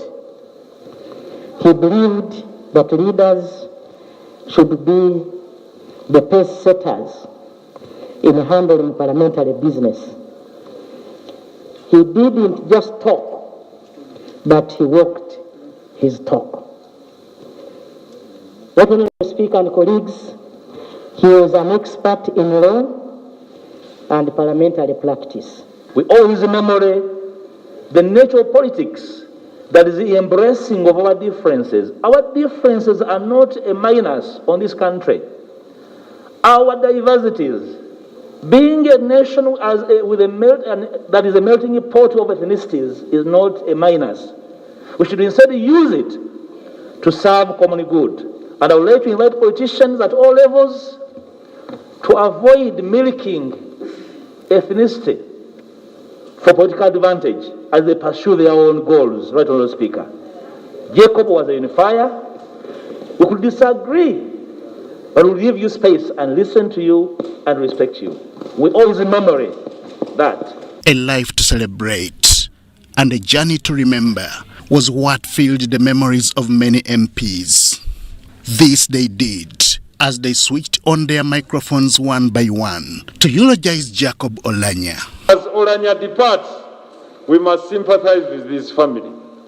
The late father, no parent would like to look into the grave of his son. The children, and I would like to applaud you, Honorable Speaker, for the path you set, that we should carry on the responsibility of taking care of the children of the late, and the trust fund for education of the children, because that is the best we can reward with a gentleman of his character in the life and the hereafter.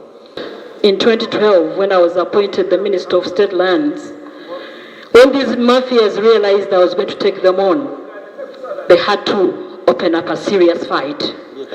And they infiltrated and influenced the leadership of this House to block that appointment, until such a time when Jacob had to step in and say enough is enough. I will not allow external forces to influence the leadership of this House, and I will make decisions independently. And that's how he managed to allow us to serve our nation in the capacities that had been designated to us. He lived a holistic life. He visited the whole of northern Uganda when we were consulting to see if we can get NUSA 4, because poverty was still prevalent in northern Uganda. And he always said, we can do it differently. Some described him as a down-to-earth, setting an example for other leaders to emulate. Those who are rich, those who are poor, those who are dressed in rags, when they come to those offices, they are public offices, put your pride aside, because God has given you that office for a period of time. I thank you, Madam Speaker. Rest in peace, Jacob. There are things that we should always care about. Like Honorable Mao, Honorable Oulanyah, like some of us, started politics at a youthful age. And while you do that, you can recall that one of the key things that could have affected his life was an injury he got as a student leader. Jacob Oulanyah, who died in Seattle in the United States of America, is currently lying in state at Parliament. The head of state will pay his respect on Wednesday at Kololo Ceremonial Grounds. Jacob Oulanyah's body will then be airlifted to Omoro district in northern Uganda for his final send-off on Friday. Henry Okrut, UBC.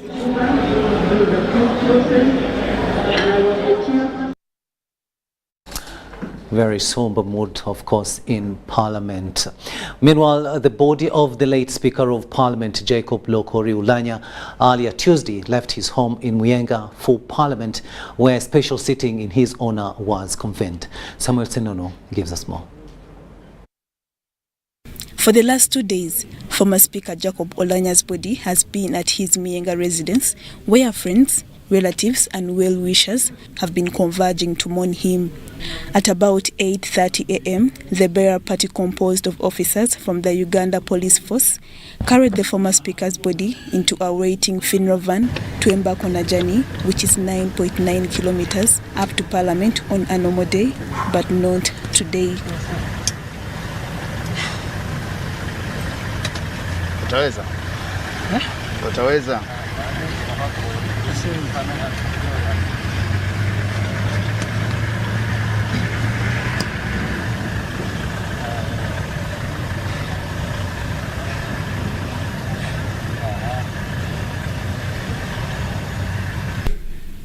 The late speaker's neighbors in the Muyenga community and well-wishers lined up along the way as the convoy snaked past, heading into the busy city center.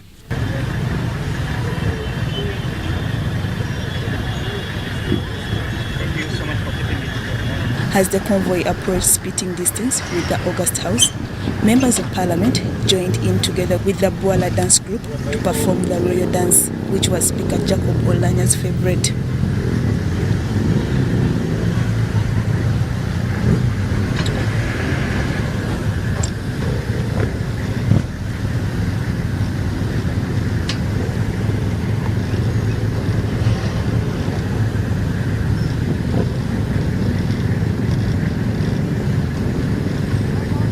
The journey from Muyenga to the parliamentary building is one that the late speaker has been making for the last 5 years.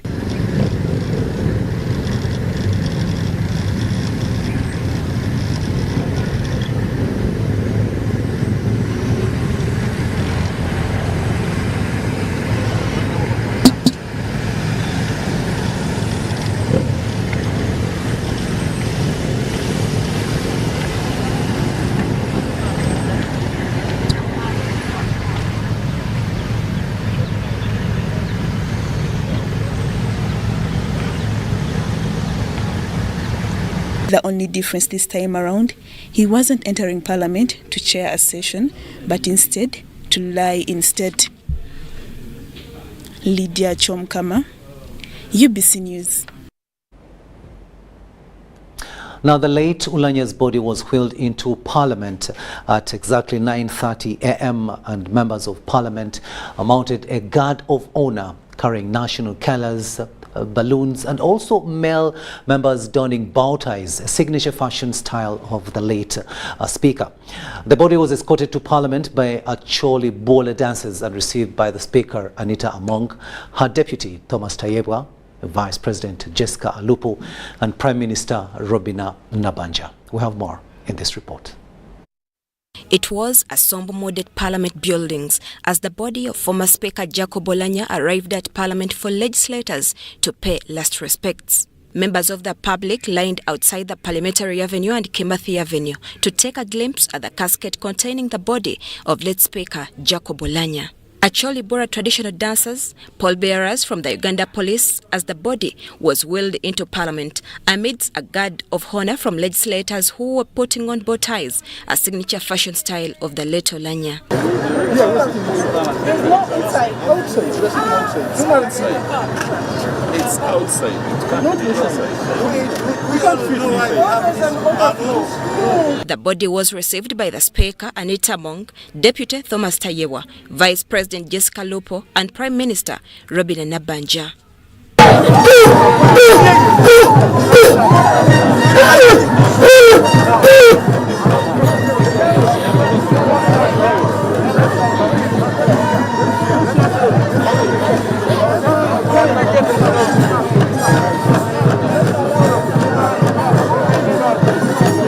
MPs also carried balloons that were made of the Uganda flag colors to signify hope.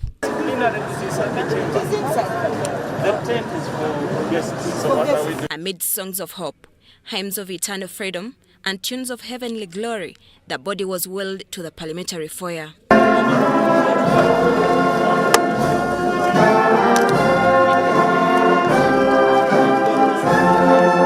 Here, confetti were thrown from the elevated ceiling at Parliament onto the casket containing the body of Oulanyah, and grief engulfed the House as members embraced each other for strength. Shamim Naiga, Gloria Gutabinji, UBC News. Now, the late Speaker of Parliament, Jacob Oulanyah, is said to have died of multiple organ failure and total bone marrow suppression. In a post-mortem report read to Parliament by Health Minister, Dr. Jane Ruth Acheng presented a death summary, the genesis of the late Oulanyah's illness, which she said dates way back to 2019. Acheng made the revelation at a special sitting of Parliament to pay tribute to late Jacob Oulanyah.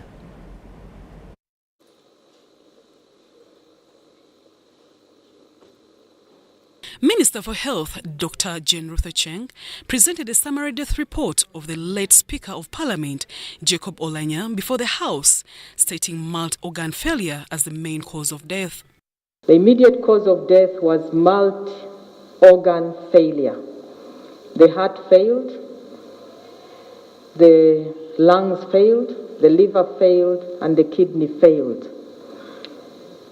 The liver started failing while he was still here in Uganda, as well as the lungs that had started collecting fluid. The heart started failing while in Seattle, as well as the kidneys. He had multiple infections, bacterial infections, which were discovered here and viral infections that were discovered in Seattle. Cheng also stated that due to the treatment of multiviral infections, the speaker's bone marrow was suppressed. This was a consequence of total bone marrow suppression, which we call pancytopenia. In other words, his bone marrow could no longer produce red blood cells, white blood cells, or platelets, and he lived on blood and platelets every day. All this resulted from progressive, recurrent, diffuse, large B-cell non-Hodgkin's lymphoma. That is the cancer. The minister also informed the House that there were also contributory conditions that led to the death of the speaker. He had a lymphatic system depletion. The Right Honourable Speaker lost his spleen while he was in Makerere.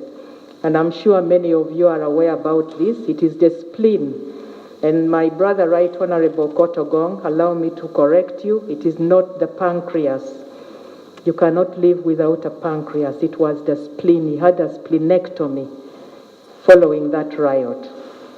So he didn't have a spleen, which is also an organ that manufactures blood cells, white, red, and so on.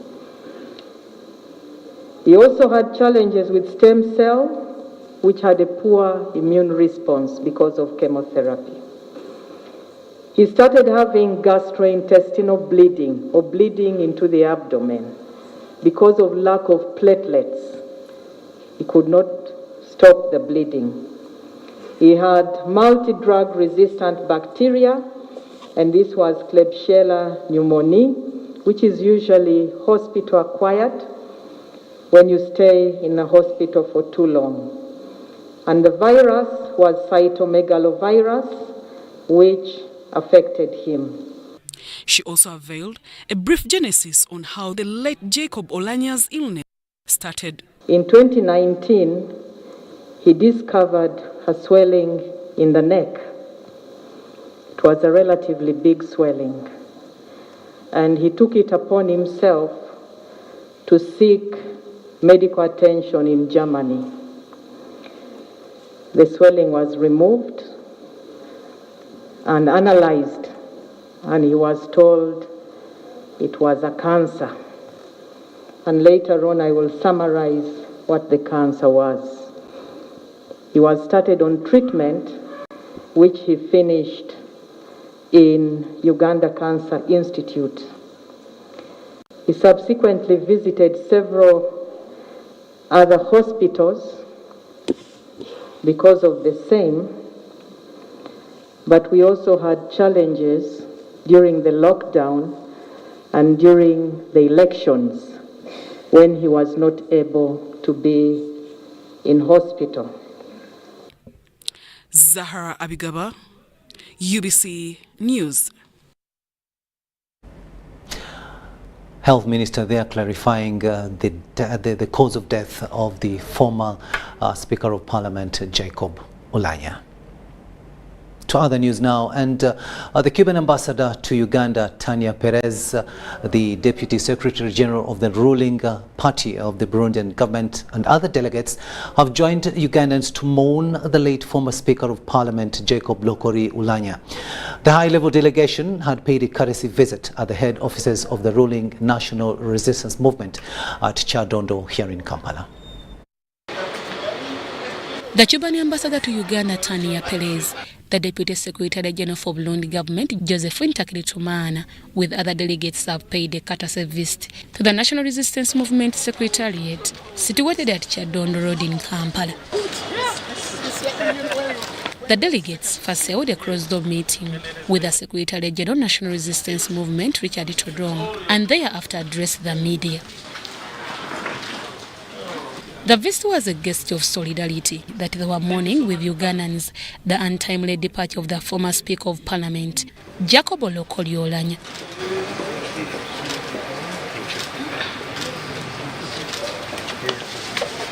Richard Todong, the National Resistance Movement Secretary General, applauded the delegates for the visit to Uganda, aiming at strengthening the relationship between the three countries.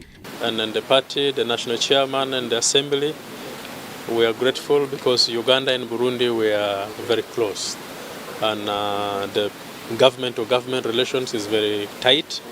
The party-to-party relations is also very tight, and we are brothers. We've been together for a long time, and tomorrow they are joining us for the national prayers for our fallen speaker, and they are with us. Todong also appreciated the Burundi and Cuba government for the long-term friendship with the government of Uganda. And as you know, we have a strong solidarity in the areas of science and technology, in the areas of agriculture and research. So Cuba has always been a partner, and Cuba has always been helping our university students, especially those who wish to study medicine, and at times also those who wish to do research in other fields of science. In the company of the Deputy Secretary General of Burundi government, Josephine Takiritumana, was the Burundi ambassador to Uganda. Epifano Kabushenje, the head of Women League in the Burundi government, Goreti Yamuremye. It's very sad. It's even difficult to find the words to tell you. We lost, you lost a great leader. NRM, respected one, Speaker of the House. We had to be there because NRM and my party are like twins. So we had to be there, and we have our heart as broken. We hope that God should welcome him quickly in his kingdom. Deborah Namamonde, Nantongo Rebecca, UBC News.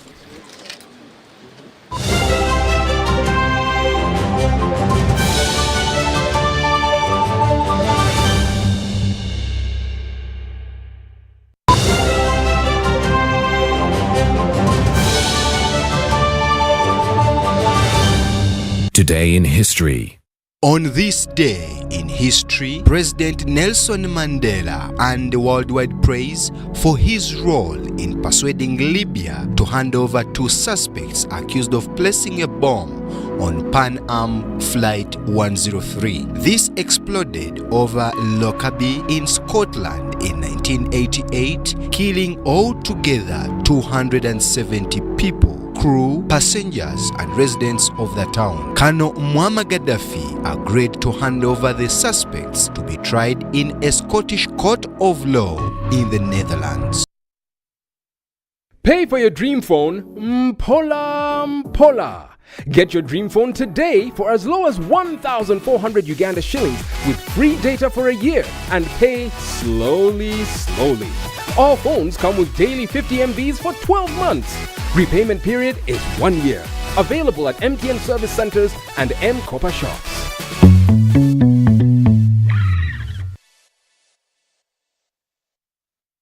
This is how we play. Play with power. This is how we do it. How we put a team together. This is how we pass on greatness. Because with this team to inspire us, there's nothing we can't do. Go for goals and win. Buy a Pepsi glass bottle or Pepsi Max 330 ml. Check another crown and win soda, TVs, caps, t-shirts and cash. Redeem prizes at any Pepsi depot or truck countrywide. Terms and conditions apply. Pepsi, for the love of it. When COVID came, it felt like it destroyed everything my mom had built. She was ready to let go of her dreams. But when one door shuts, a window opens. She grabbed her last money and took a leap of faith. She refused to give up. So with a bit of daring and grandma's secret recipe, her business was back. And not just bigger, beyond her wildest imagination. This is a story of a regular Ugandan just like you, who harnessed the power of technology to provide a solution for us. How about you tell us your story? UG needs more of you. To share your story, Visit airtel.co.ug/UG needs more of you, or call or SMS 162. Airtel, the smartphone network. Choose our with Airtel Money Quick Loans. Get a top-up loan when you have insufficient funds to buy airtime, pay utility bills, or make payments at a local supermarket. Complete your transaction and pay later. Dial *185*7*10# to opt in. Get an Airtel Money Quick Loan and pay later. Choose our with Airtel Money Quick Loans in partnership with Housing Finance Bank and powered by Yabex. Airtel, the smartphone network.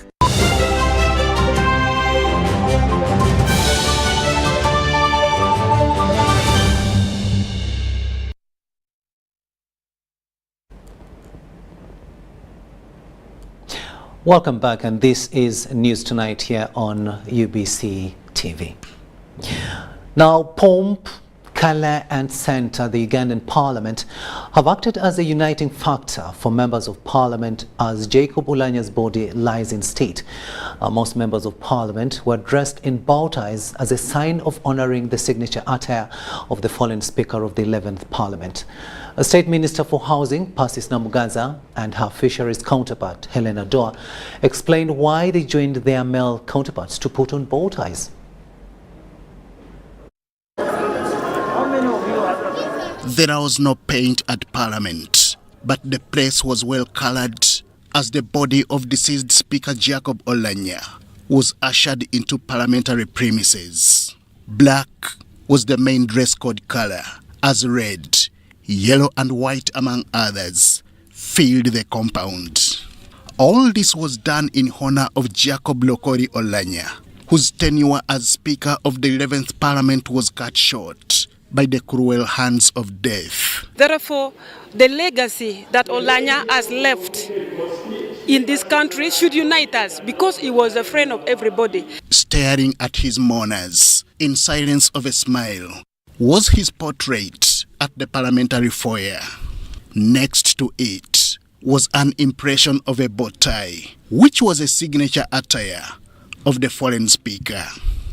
Apparently, this turned out to be a uniting factor among its members of Parliament as they opted to adopt it. I had never seen him put on the long necktie, but he always put on a bow tie. And as parliamentarians, we agreed that in honor of Jacob Oulanyah, that we put on bow ties. Henry Okello Oriem, the State Minister for Foreign Affairs, surrendered his normal and usual tie for this new arrangement. He explained why. This is the first time, though, I'm putting on a bow tie in almost 15 or 20 years. But however, I have the pleasure and the honor of putting it on, and I'm happy that I'm putting it on today for my good friend and brother Oulanyah. This signature attire, although perceived to be a preserve of men, saw some women legislators adopt the new dress code. Princess Persis Namuganza and Helen Adoa were some of them. Right Honorable Jacob Oulanyah loved bow ties, ever in his life. And that's why members of Parliament today, we are dressed like this. And not only for today, even members of public, we want to appreciate them that they are really emulating his example as a way of remembering him. All of us as MPs feel a bow tie should be somewhere, whether you are a male or a female, just to show that he loved it.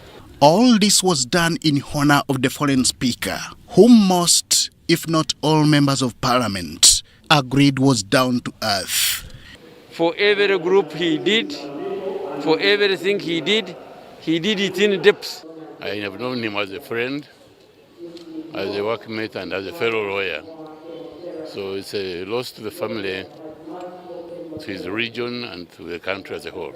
It is the last time Jacob Oulanyah is appearing at Parliament in the capacity of former Speaker and Member of Parliament. His portrait will soon join this display as a former Speaker of the Ugandan Parliament. Henry Okrut, UBC. Thanks, Henry, for that report there. Now, the football community is joining the country in paying tribute to the fallen speaker, Jacob Oulanyah. Now, through its competitions, FUFA Big League, Star Times Uganda Premier League, FUFA Women Elite League and FUFA Women's Super League to be held between the 5th to the 8th of April, all players are required to put on black armbands during league games, and a moment of silence will be observed before kickoff. The gesture will be in respect of the love the late Right Honourable Jacob Oulanyah had for football and always legislated in favour of the game in Uganda. As the federation governing football in the country, FUFA, we join the rest of the country in grief to mourn the late Speaker of Parliament, Right Honourable Jacob Oulanyah. And at their EXCO meeting as the federation, it was resolved that matches, the fixtures will go on and games will be played between 5th to 8th, but all players are required to put on black armbands as a sign of grief. And at the beginning of each game, it has been declared by FUFA that there will be observance of a moment of silence in honor of our legend, who was one of the lovers of the football as a game and who regulated on several occasions in favor of the game in Uganda. May his soul rest in eternal peace. One, because Jacob was dear to me. Jacob was our rider, he was our member, and we loved him. We liked him. He was our mentor. He was a big man from Acholi who loved to ride. He also loved his bike. We feel that this is good enough for us to ride in honor of him. When all is said and done, when the dust has settled, we are going to make a memorial, another memorial run, but this time it will go to Omolo County in Jacob's home. We plan on having a ride there, have a service there in honor of Jacob. But we also want to condole with the family. We want to pray, and we want to sit with the family and share our experiences.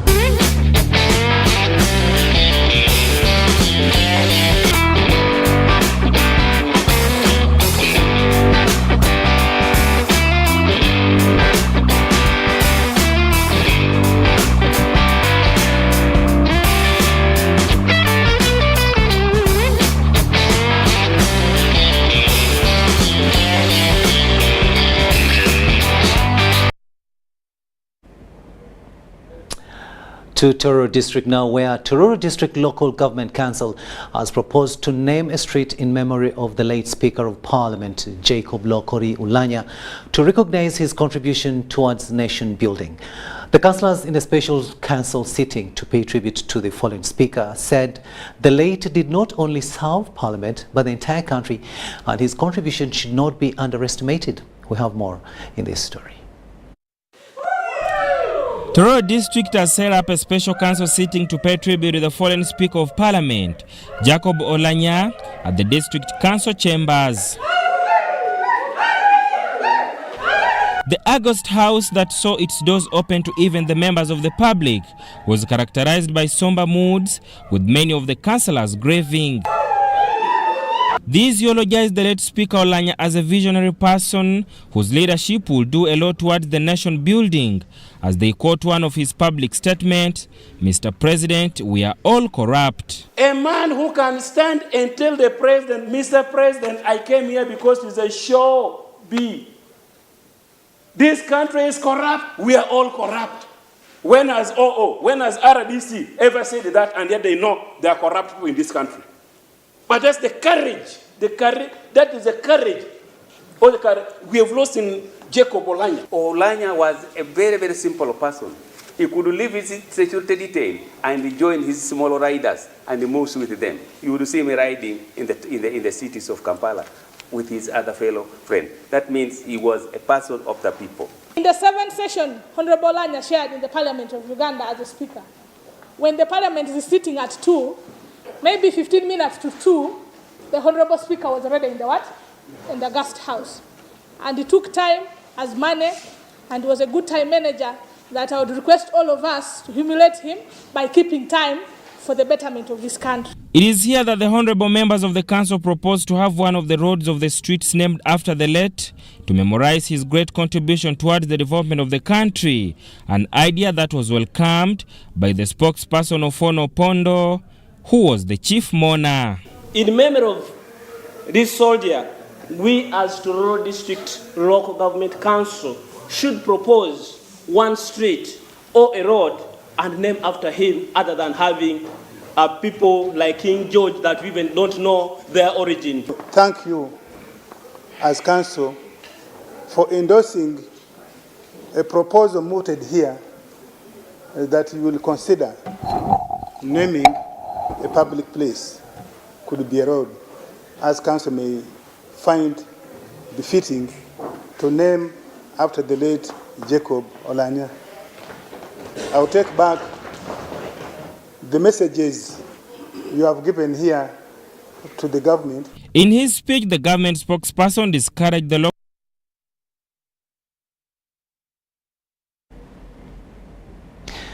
Now, over 30,000 people are expected to attend the burial of the fallen Speaker of Parliament, Jacob Oulanyah, in Omoru District. However, according to the local organizing committee, the available tents and facilities provided by Parliament will not accommodate that huge number. Parliament only provided a 10,000-seater tent as the preparations kicked off in high gear in Omoru. Philip Aguta is camped there at the moment and sent us this report. It was a busy Tuesday in Omoru District for the service providers and the local organizing committee members for the burial of the late former Speaker of Parliament, Jacob Oulanyah. As the burial draws closer, preparations are in advanced stages to receive the body of the son of the soil. At his home in Lalogi, bushes have been cleared to expand the space. Houses and the entire homestead are being facelifted. Religious leaders, cultural leaders, political leaders, and the people of Omoru District, actually sub-region and northern Uganda, are all set to receive the body of the Right Honorable Speaker, Jacob Oulanyah, here tomorrow. So in terms of preparation, I want to really say the local organizing committee, together with the national organizing committee and Parliament of Uganda, there is some progress. Few meters from Oulanyah's home is Ajuri Primary School, where the main service will be held on Friday, and tents are being mounted. This is the main venue where the main function for send-off of our brother Jacob Oulanyah will take place. This is Ajuri Primary School, and when you look behind there, that is the village, that is his home area where the body will be laid to rest. And this is a team from Kampala Photogenics. They have arrived today. I think this is a team from Parliament. They came with the tent. They are beginning to construct the tent. And according to the local organizing committee for the burial of Oulanyah, Parliament only provided a 10,000-seater, yet they expect over 30,000 people to attend the burial of the deceased speaker. We must say that there's a deficit in our view as local organizing committee. We expect about 30,000 mourners in this venue. The 10,000 is actually almost people coming from outside our place. So definitely the seating capacity of 10,000 will not be enough. Although they told us that they are going to send one tent at home, that is the place where my brother Jacob will be laid to rest. They are going to have a tent there. But the 10,000 seating capacity definitely is not enough. About 10 kilometers away from Oulanyah's home at Lalogi Primary School is a team of big boys attached to security inspecting the site where the chopper will land with the body of the fallen speaker. Philip Aguta, UBC News in Omoru. Minister for Health, Dr. Jane Ruth Acheng, has said fallen Speaker of Parliament could not witness the new ambulance Type B service delivery to his district and constituency. She was commissioning 3 state-of-the-art ambulances donated by the Belgian Development Agency, Enabel, to the districts of Omoru and Nuoya. The ambulances are part of the Emergency Medical Services response to Acholi sub-region. The late Right Honorable Speaker hails from Omoro. Yes. He has gone before, he has witnessed an ambulance being received in his district. And I want to pray that the district people will use it specifically for matters of health, to support others, because ill health comes to all of us. The ambulances are a donation from the Belgium Development Agency in a bill, using the funding from USAID worth 750 million shillings. I appeal to the districts to note that these ambulances that we are handing over to you today are for emergency response and referral services.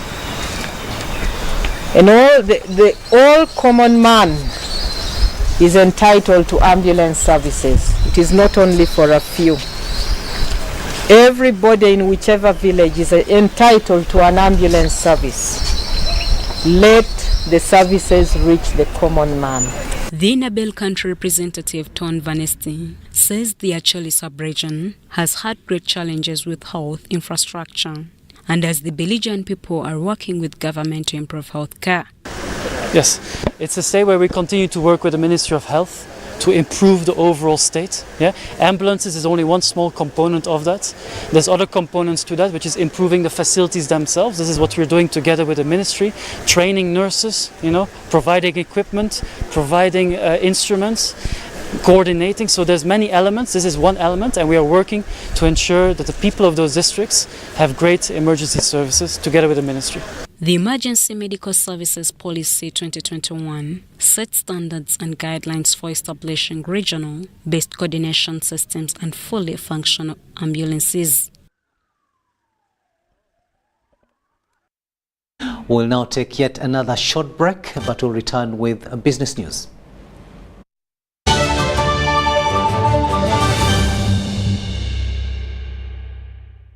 Get connected today with the My Airtel 4G smartphone and enjoy free data for 1 whole year worth 86,500 Uganda shillings. That's free 2 GB for the first month and free 1 GB for the next 11 months at only 250,000 Uganda shillings with free data for 1 whole year worth 86,500 shillings, making the effective price of the 4G phone 163,500 shillings only. Airtel, the smartphone network.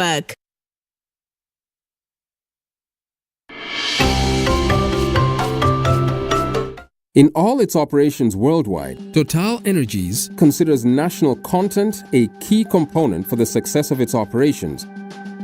Over 94% of the overall workforce are Ugandans, and we continue to recruit and mobilize more and more. Around 8,000 Ugandan nationals will directly contribute to Tilanga project only. More than $700 million is expected to be really spent in Uganda for these local goods and services. Already more than 160 Ugandan companies directly involved in our project. This strategy was developed in line with the national content regulations of Uganda. As PAU, we would like to recognize Total Energies, E&P, for their efforts in employing, training and skilling Ugandans. Total Energies EP Uganda is committed to the empowerment of Ugandans to take an active part in the overall development of the oil project in Uganda.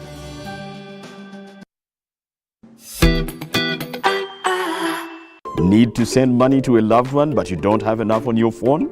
Have you run out of fuel but you don't have enough money? Do you want to pay for yaka or water but have insufficient funds? Or do you want to shop but you don't have enough money? Don't worry, Gatawa with MTN Momo Advance. Momo Advance tops up your Momo to complete your transactions. Dial *165*5*3# to apply. MTN Momo Advance is always available when you need it.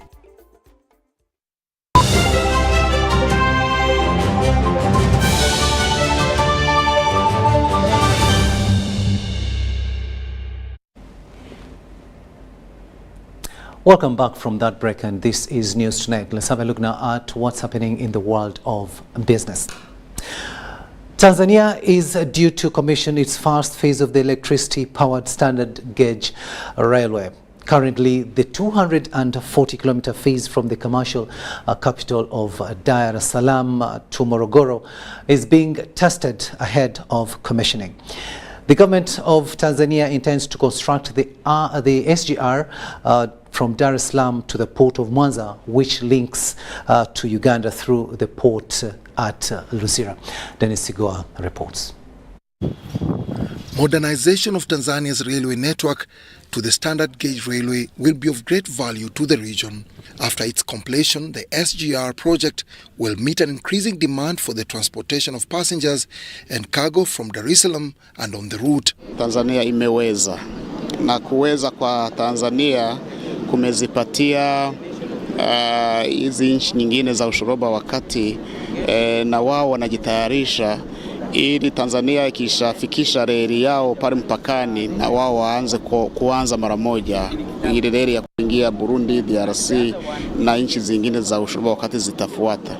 So far, the first phase of 240 kilometers from Dar es Salaam to Morogoro is about 95% complete and it's currently under pre-testing and commissioning by the contractor. Tumeshafika Kilosa ambako ni kilomita karibu 64 kutoka Morogoro. Kwa hiyo saa hizi unaweza ukasafiri na treni ya mkandarasi mpaka Kilosa.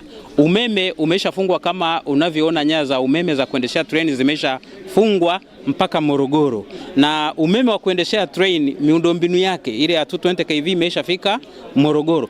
Over the weekend, the business community and delegates from the EAC region attending the 14th Central Corridor Stakeholders Consultative Meeting STACON toward SGR facilities and construction sites in Dar es Salaam.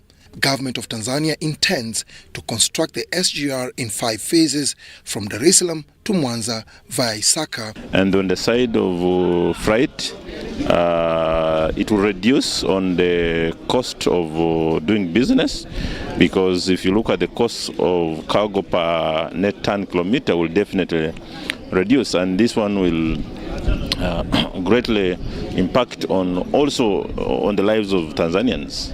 Yes, and also not only Tanzanians but also the region at large, because for example Uganda, we connect Tanzania through the 2 border points, through Mutukula but also through Mwanza, so it's a great job.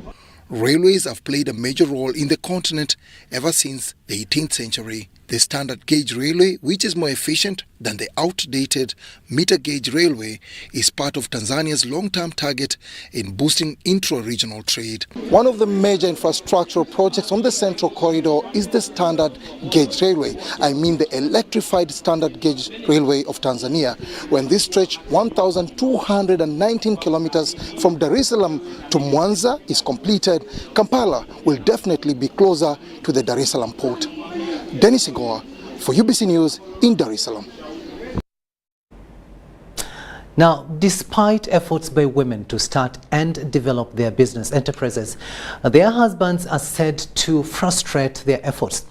This was during a women financial literacy training meeting for over 2,000 women that was organized by Finance Trust Bank.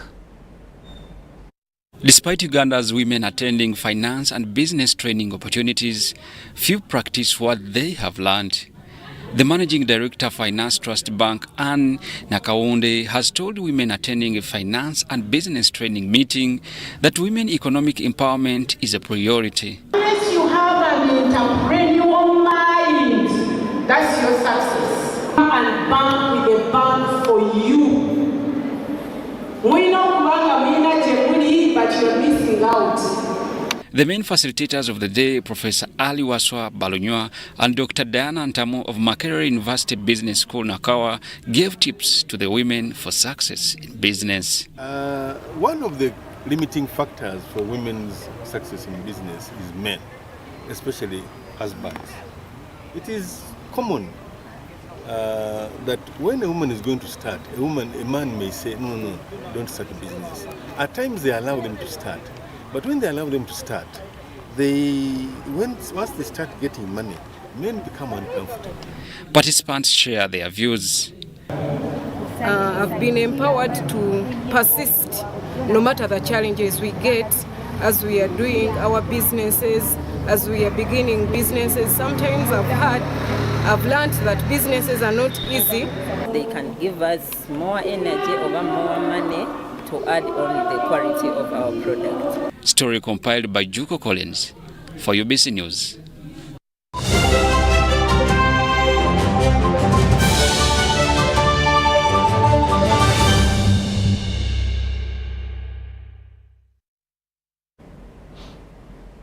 Sports news now, and we begin with pool, where one of Uganda's finest ever pool players, Alfred Gumikiriza, also known as Black Sheep, has organized a corporate pool championship that's due this weekend.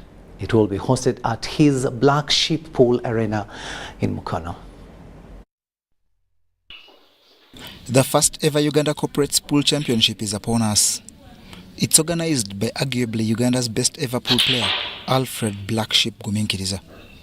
Gumikiriza believes that this corporate pool championship will play a big role in interesting funders back into the sport that was badly hit by COVID-19. It will be hosted at his own Black Sheep Pool Arena in Mukono, which he set up to help during his retirement from a sport he served for 17 years at national team level. That arena is to change my life as a pool player, because as you know that I've been in this sport for years.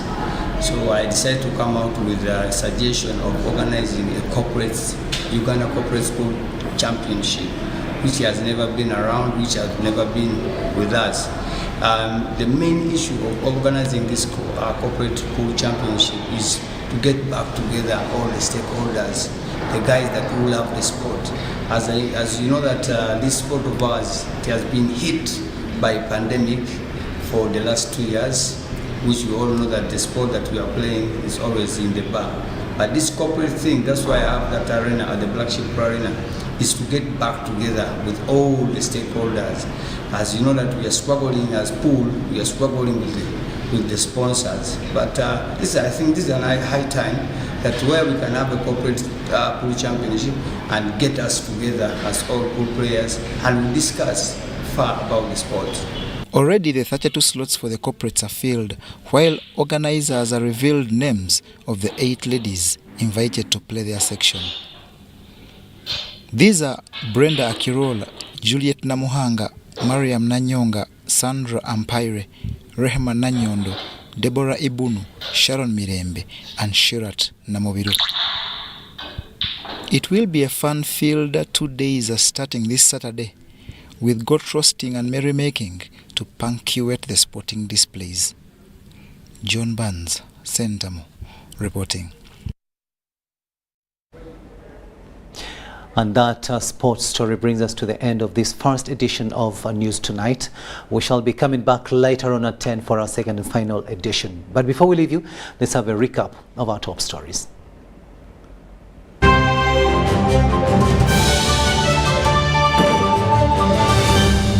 Brought to you by How to get points. Just use MTN to make calls, send SMS, load airtime, buy bundles, or pay for MTN subscription services. Everywhere you go, MTN. In our news stories, members of Parliament pay tribute to late Speaker Jacob Oulanyah, wear bow ties in his memory. Late Jacob Oulanyah's post-mortem report shows he died of multiple organ failure. Pomp and Color unite members in mourning the late Jacob Oulanyah. And in sports, football to honor late Jacob Oulanyah, players to wear black armbands during games. Was brought to you by Everywhere You Go, MTN.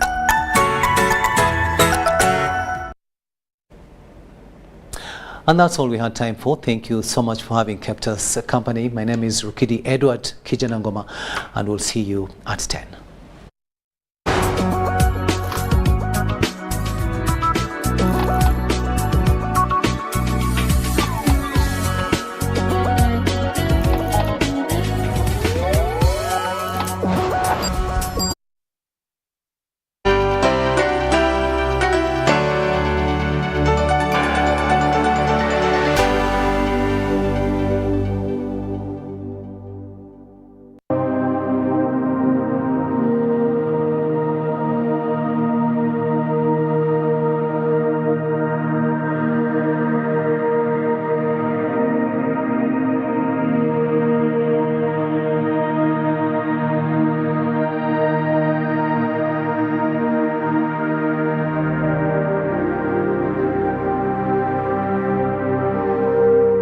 want to take this opportunity to thank UBC for hosting me. I am CPA or SJ Onesimus, the current Executive Secretary of Uganda Business and Technical Examinations Board. This evening I'm here to tell the journey of how we started, where we are, and where we want to be in the future. The board was created under the BTVET Act of 2008, and it started its operations in 2011 with the first of its examinations. This board was created to conduct credible national examinations and offer awards under BTVET subsector. And for the last 10 years we have been doing this, and we are sure we have produced very many quality graduates into the public, both technicians and craftsmen.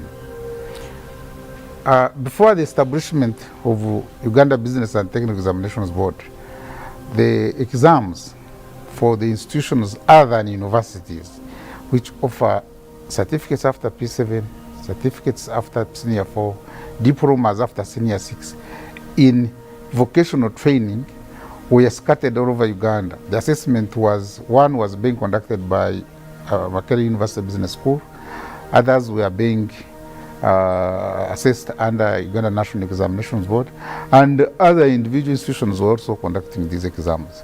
So it was the category of sort that we do not know which standard Uganda is following. So having looked at that scenario, government under the Ministry of Education came up with the creation of this board, which board has been conducting these exams. For us, our awards cover students who finish senior who finish P7 and join polytechnics. We have students who finish Senior 4, join technical training institutions, and we have students who finish Senior 6 and go to Uganda Technical Colleges or Uganda Colleges of Commerce, with very many other private institutions which offer the same training. Now, in this, the way we work is that for you to deliver skills, we have like 3 arms. We have the arm of the policy, which is based at the Ministry and the Department of TVET. Then we have delivery, which is based in training institutions, who are the ones who deliver the programs. Then the board, Uganda Business and Technical Examinations, which does the assessment, the final assessment of these students and give awards. Our mandate, as stated in the law, is that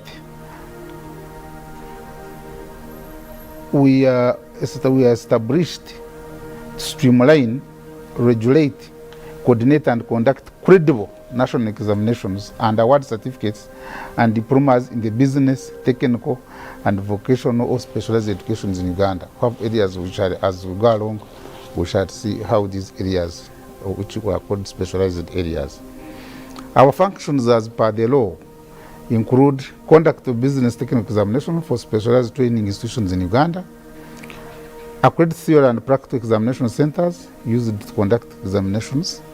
We have to make rules and regulations to conduct examinations, establish and oversee practical and theoretical question banks, collaborate with other bodies to help us do our functions, provide feedback training institutions on how we assess, and award certificates and diplomas to successful candidates in such examinations.